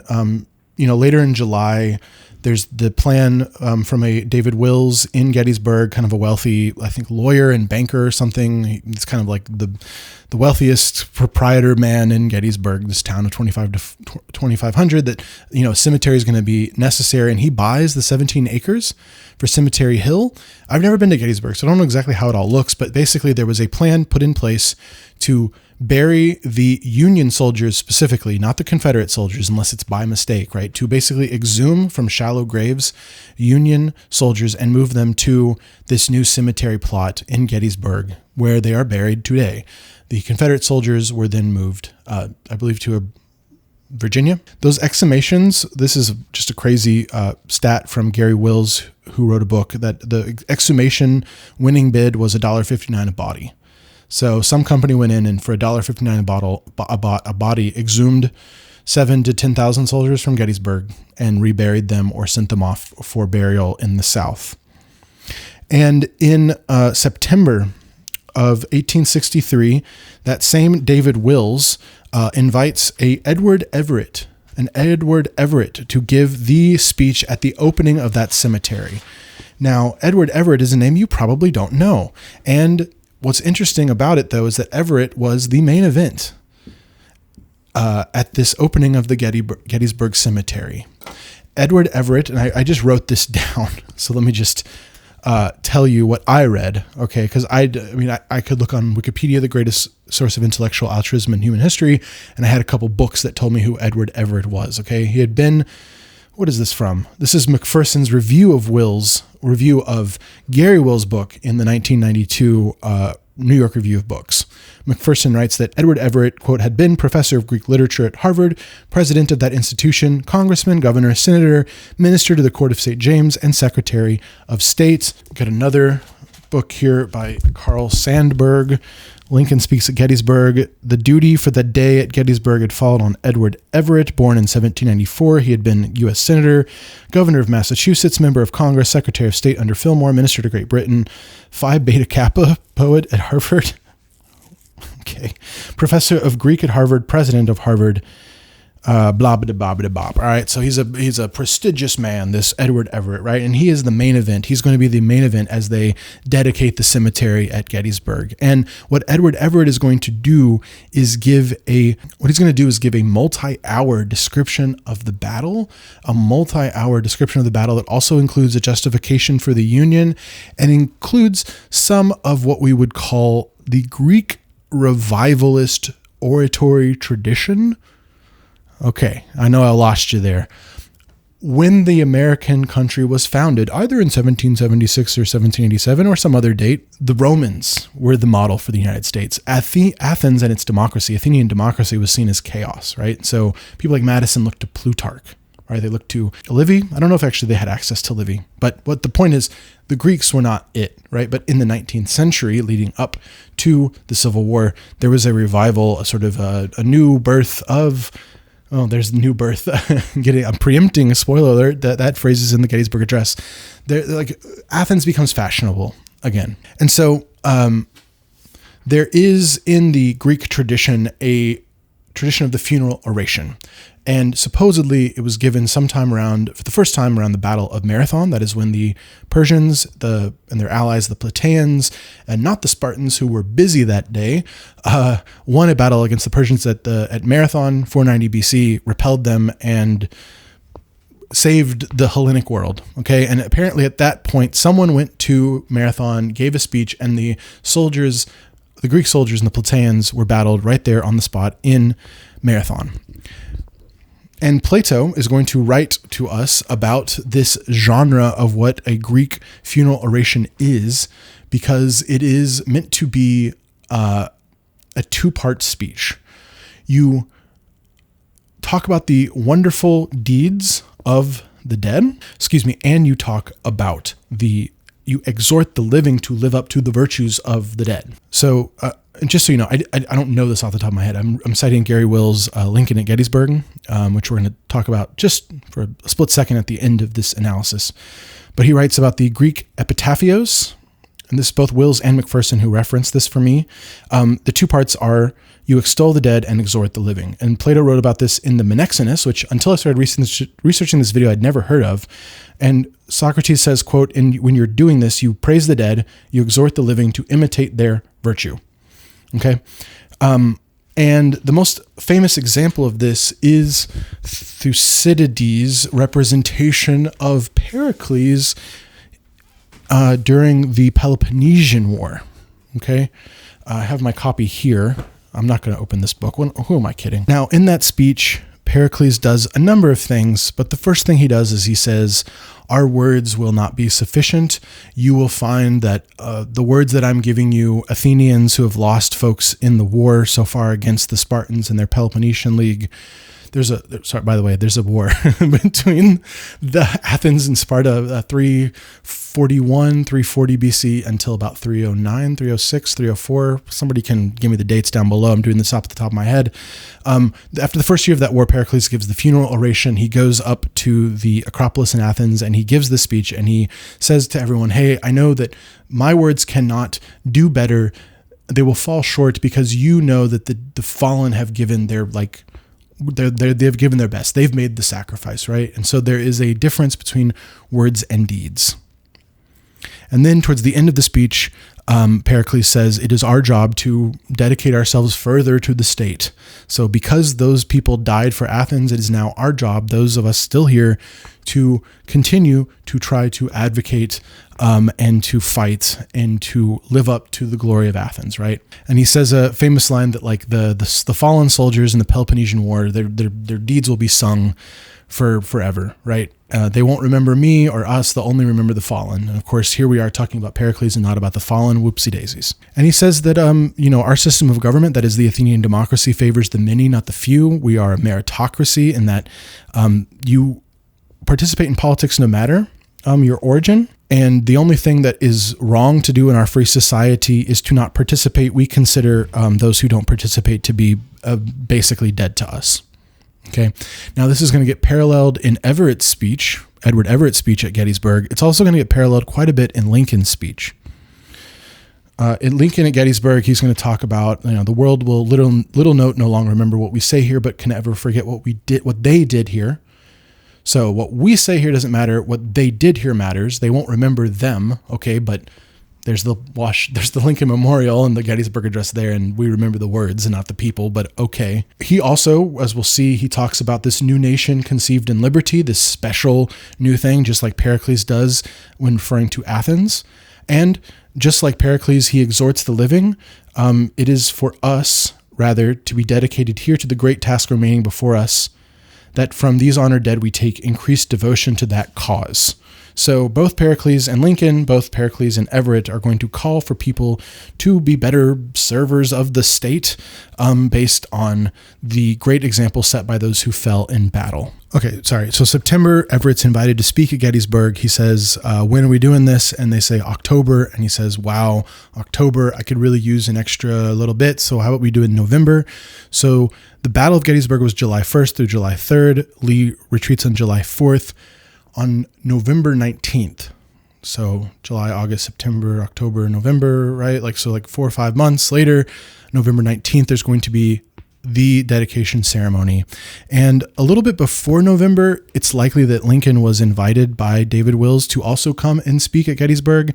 And on November 2nd of 1863, Lincoln gets the formal invitation to give a few appropriate remarks. And so probably what David Wills had in mind was a short little speech from Abraham Lincoln. Now, did he intend it to be what it ultimately was, 272 words?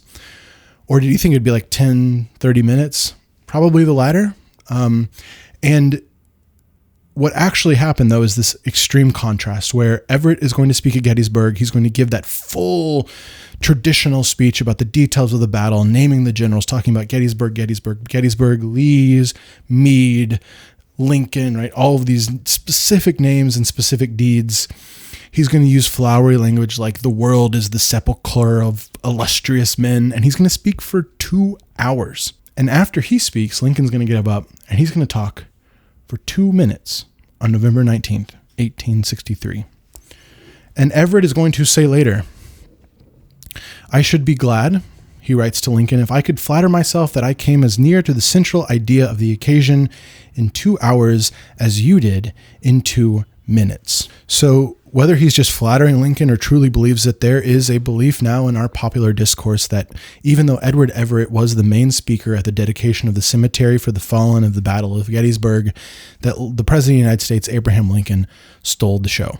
So November 2nd, he gets invited. By November 8th or 9th, he is agreed to go. On November 17th, we have Lincoln at the White House writing his first address, his first draft of the Gettysburg Address. On November 18th, he travels to Gettysburg and arrives some point in the evening at about 5 p.m.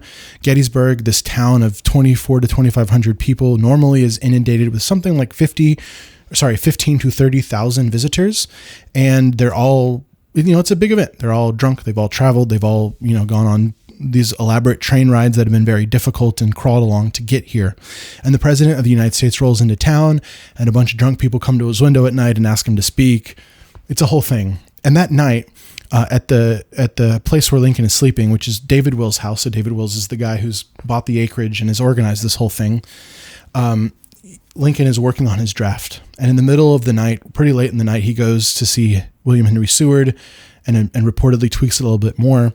And then on November 19th in the morning, early in the morning, he and Seward go on a little carriage tour of the battlefield early. And then he goes back to goes back to where he spent the night and makes his final adjustments according to one soldier's account. Or maybe he was just reviewing his speech. 10 a.m., supposedly this parade is supposed to start to go out to the new cemetery. There's a big speaker's podium. There's a lot of delays and things. But about 12, the Gettysburg ceremony starts. And Edward Everett makes his speech. There's, an introduction, and then there's some music. And then after Edward Everett gives his 2-hour speech, there's a musical interlude, and someone introduces Abraham Lincoln. And we have a photo of Lincoln at Gettysburg. We don't have a moment when he gave the speech because it was so quick. And so Abraham Lincoln gets up and he gives the Gettysburg Address. Now, in my opinion, this speech is the culmination of this entire video. And here's how it begins. I'm not going to read the whole thing to you. I promise. 77 years ago, our fathers brought forth on this continent a new nation, conceived in liberty and dedicated to the proposition that all men are created equal. Now, maybe you've heard this before and it's like it just goes in one ear and out the other, right? But now that we've been talking for so long, I think that you can hear the significance of that phrase. The last phrase there, dedicated to the what? To the proposition that all men are created equal. We've talked about a self-evident truth. We've talked about now a proposition, an experiment, right? Lincoln, throughout his political career, has been talking about the experiment to prove the proposition of the Declaration of Independence. And from whence or whence cometh that proposition? It comes from 77 years ago, 1776. It does not come from 1787. It comes from 1776. Now, earlier we talked about that Euclidean geometry, right? There was the work from Hafton and Hirsch about Abraham Lincoln using Euclid's geometry so consistently. And according to their work, this is not something that I've looked into myself on Euclid's geometry, a proposition in Euclidean geometry. Remember, Lincoln's going to carry around 6 books of Euclid's geometry at various times in his life. Involves a enunciation, an exposition, a specification, a construction, a proof, and a conclusion. Okay, so let's not dig too much into all of that. We've been here a long time. But the idea is that throughout this Gettysburg Address, all 6 pieces of a Euclidean piece of geometry are actually present if you look for them. So first he says, there's a proposition that all men are created equal. Okay, so then we need to figure out what we are enunciating. We are enunciating what we are seeking, right? What are we trying to do? We are testing whether that nation or any nation so conceived and so dedicated can long endure. So we are testing whether a nation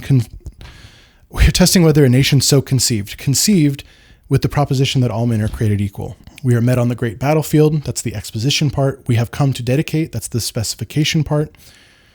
But then Abraham Lincoln throws everyone a curveball. So he mentions that we have come to dedicate a portion of that field, that great battlefield, as a final resting place for those who here gave their lives that that nation might live. It is altogether fitting and proper that we should do this. I think fitting and proper is also how he started his eulogy of Henry Clay. But here's the curveball, and this is the construction portion of Euclid's geometry. In a larger sense, we cannot dedicate, we cannot consecrate, we cannot hollow this ground. The brave men living in debt who struggled here have consecrated it far above our poor power to add or to detract. So, first of all, you can imagine someone at Gettysburg being like, why am I here if we cannot dedicate or consecrate or hallow, right? Why have we come to the cemetery? You'll also notice that there's a parallel there with Pericles, right? Where he's saying, we can't do what we set out here to do. The people who died already did it, right? The world will little note nor long remember what we say here, but it can never forget what they did here. Just like Pericles is saying, my words to you, the survivors of the Athenian fallen, will always fall short. Okay? So we have the proposition. We know where we are on the battlefield. We know that we're here to dedicate, and we know that we're going to struggle because the people who died here already kind of did it better than we could ever plan to do. So then we're now on to the 5th aspect of the proposition, the proof. What is there to do? So given the founding, right? We had the founding 77 years ago. What are we seeking? We're seeking a test about whether that nation can endure, just like we've gotten about experiments all through Lincoln's career. The construction, they gave their lives, and now the proof. The proof. It is for us, the living, rather, to be dedicated here to the unfinished work, which they who fought here have thus far so nobly advanced. It is rather for us here to be dedicated to the great task remaining before us, that from these honored dead we take increased devotion to the cause for which they gave their last full measure of devotion. What is there left to do? We here highly resolve that these dead shall not have died in vain. So it is our task right now. The proof is in the experiment. We have the electric cord. We have the standard maxim.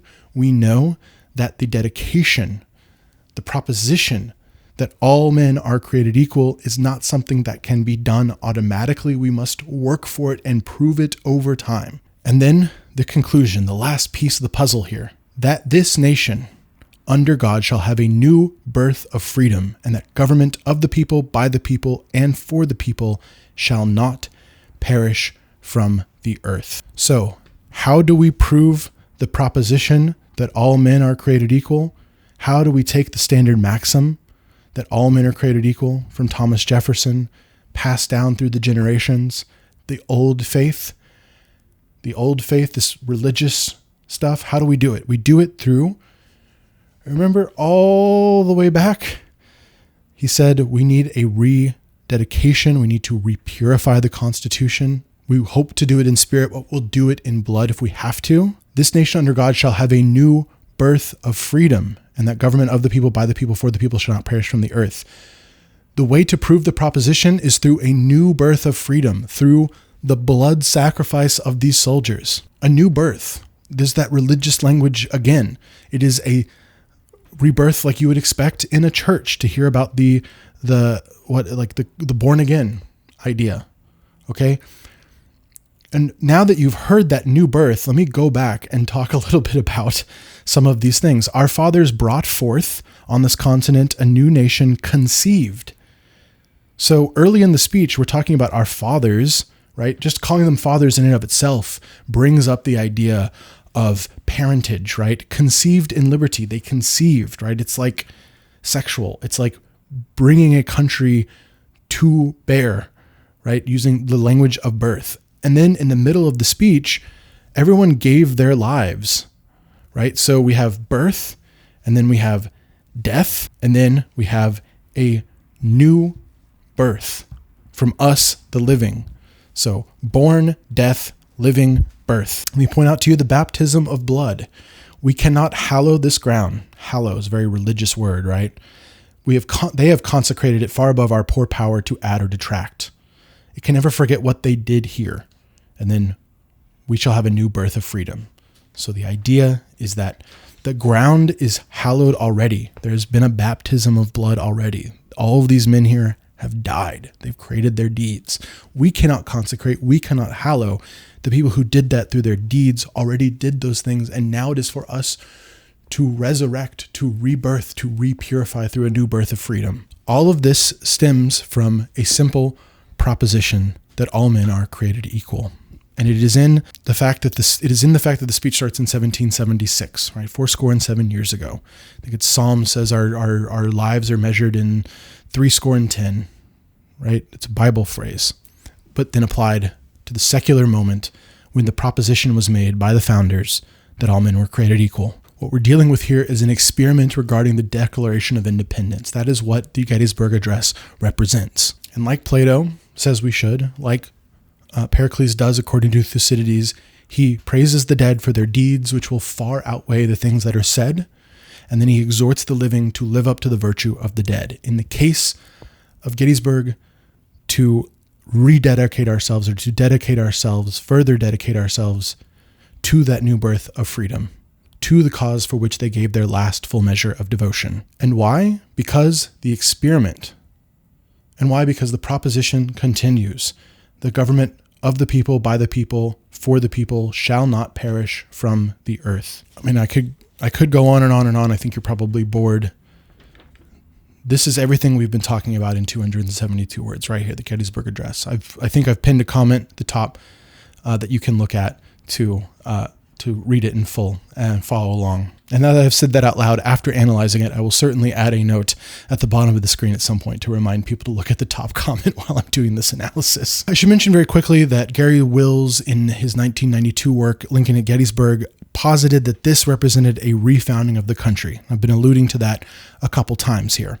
What he says is that Lincoln took the war, which had been fought over the Union, and then by saying it's about a proposition that all men are created equal, refocused the war and the country itself in the direction of more equality for the races, Okay, and that the American project was never the same because of this baptism of blood and this new birth. In fact, he calls it like a benign swindle, that it was like a trick that was played on people in a good way to convince them to support things like the Emancipation Proclamation, which had happened just 11 months prior. It's Gabriel Borit in the Gettysburg Gospel that contradicts this. He says that the one and really only likely way to understand the Gettysburg Address is to instead see it as primarily a war speech. Remember, the stench has been in Gettysburg for months. 7,000 to 10,000 people have died, inundating a town of 24 to 2,500 people. This bloody, bloody war, which maybe is turning a corner, but which has caused so much suffering. And Lincoln's main purpose in the speech, though it sounds super flowery and you can read a lot into it, it's more just him using language that everybody would have known. Everyone would at least be familiar with the Declaration of Independence, and that they were capable of what Borit called fuzzy thinking. The idea that, like, if you say all men are created equal in this period of time, the only one possible interpretation of that is that Jefferson's words meant all men literally and not just all white men, right? And so the audience there wouldn't have been like, all men are created equal. Is this like a shift in paradigm? Right? They would have just heard the words and been like, I know that language from the Declaration of Independence. And then there's the view of Harry Jaffa writing in 2000 in New Birth of Freedom that what Lincoln was really doing in the Gettysburg Address was not refounding the country, not doing what Gary Wills says and rededicating the country to a new proposition that all men are created equal. But instead, what he was doing was simply reaffirming the project that had always been there, that Lincoln said had always been there, that the Declaration of Independence was a standard maxim for all men at all times. And I think, honestly, that's the most convincing argument. Strangely enough, Harry Jaffa, Google the guy, there's a lot of stuff that's unseemly about the guy and a lot of crazy things. But one of the interesting things, just to bring it full circle, Claremont Institute and attacking people who attacked Lincoln and the Declaration of Independence. Times have changed. But it's not just modern authors who have noticed that there was a shift potentially with Abraham Lincoln. The Chicago Times wrote after Lincoln's Gettysburg Address, they asked if Lincoln was less refined than a savage for making politics during a war cemetery dedication. The president's exhibition of dawdleism at Gettysburg, which was an insult at least to the memories of a part of the dead whom he was there professedly to honor, in its misstatement of the cause for which they died. What is the Chicago Times says Lincoln misstated why people died at Gettysburg. How so? Well, they bring up those pieces of the Constitution that we addressed hours and hours ago, the 3/5 clause. They quote it here directly. They quote the portion of the Constitution about the importations of slaves. They quote the part of the Constitution in the Chicago Times. This is 1863, that they quote the part about the fugitive slave laws in the Constitution. And they say, do these provisions in the Constitution dedicate the nation to, quote, the proposition that all men are created equal? Mr. Lincoln occupies his present position by virtue of this Constitution and is sworn to the maintenance and enforcement of these provisions.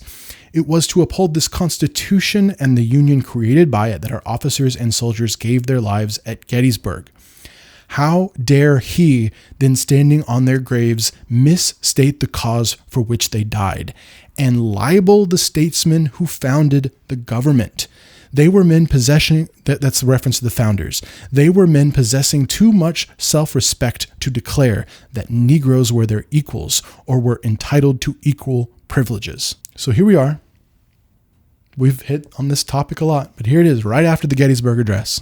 The Chicago Times caught on to some of the things that we've been talking about. They say, how dare he misrepresent, or he has a misstatement of the cause for which they died.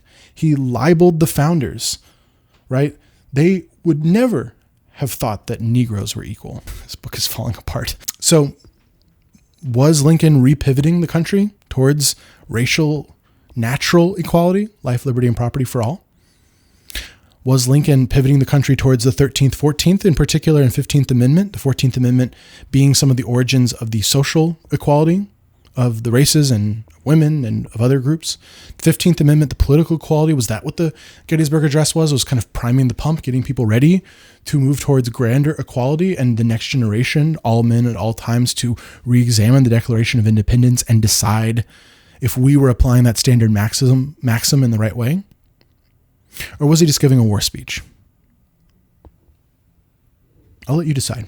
Bring us full circle to Thomas Jefferson, wrote a letter, 6th of September, 1789, to James Madison. He asked whether a generation of men has a right to bond another. That is to say, are the things that are decided in our era, the founding era, will they bond, or to use Lincoln's phrase, will they embalm onto future generations? Will they be required to think as we think and to do as we do? And Jefferson says, quote, "It is self-evident that the earth belongs to the living, that the dead have neither powers nor right over the future." I butchered that quote. The earth belongs to the living, the dead have neither powers nor rights over it. It's self-evident, Jefferson says, that each generation can figure it out for himself. And in fact, and later in that letter, he gives like a formula that like every 20 years, the generations can make new decisions.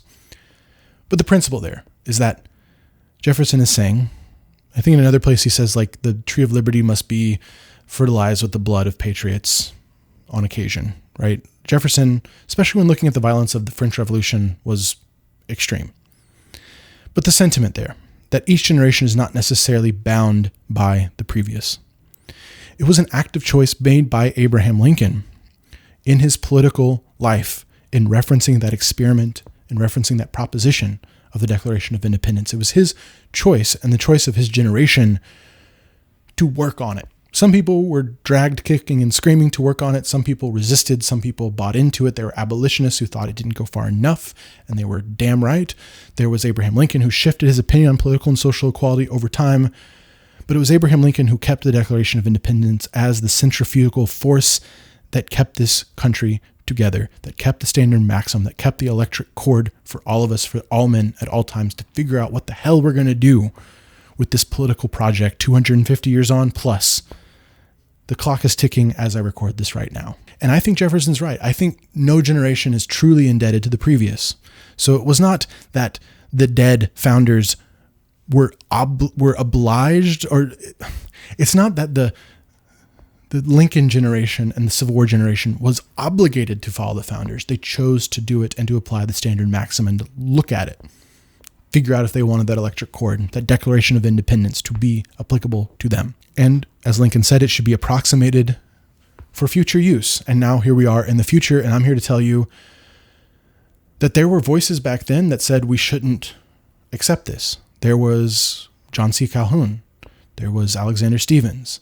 There was Justice Taney. There was the entirety of the Confederate States of America that said the Declaration of Independence, all men are created equal. It clearly did not apply to all races or all different categorizations that we would put human beings into. It applied to white men and white men only, and maybe just to the white men who have been here the longest, who have the greatest claim to this country, like an old European aristocracy. And I'm here to tell you no. But that was a fight that was had at that period of time. That was a fight that was had in the 20th century. We are now here in the 21st century, and it appears we are having that fight once more. It comes in the form of opposing this policy or that policy, but the underlying thesis that actually there is no creed, there is no American idea, that thesis to me is dangerous. At the same time, we are not obligated to follow it just because it's the old traditional conservative way of doing things, as Lincoln says. It's conservative to think that all men are created equal because that's the tradition from the founding to now. It's at least the tradition since the Gettysburg Address refounded the country. Or maybe it didn't. Maybe it was always that way. But the point is that's the conservative way to look at it, right? But we're not beholden to it just because it's old, just because it's traditional. We get to decide right now whether we still think that that standard maxim applies. And if it does, how? And we can also choose that it no longer applies. Our generation is not beholden to the past. The dead have no claim over the living. And that means that this thing that we potentially hold so dear or write off or say is insufficient or unfulfilled or unfinished or empty and never was anything, was always just a facade, however we decide to see it, we can decide to either pick it back up or throw it back down. And I choose to hold it. And I hope that we can hold that truth to be self-evident, or that we can hold that proposition to be true, that all men are created equal, that all of us are created equal.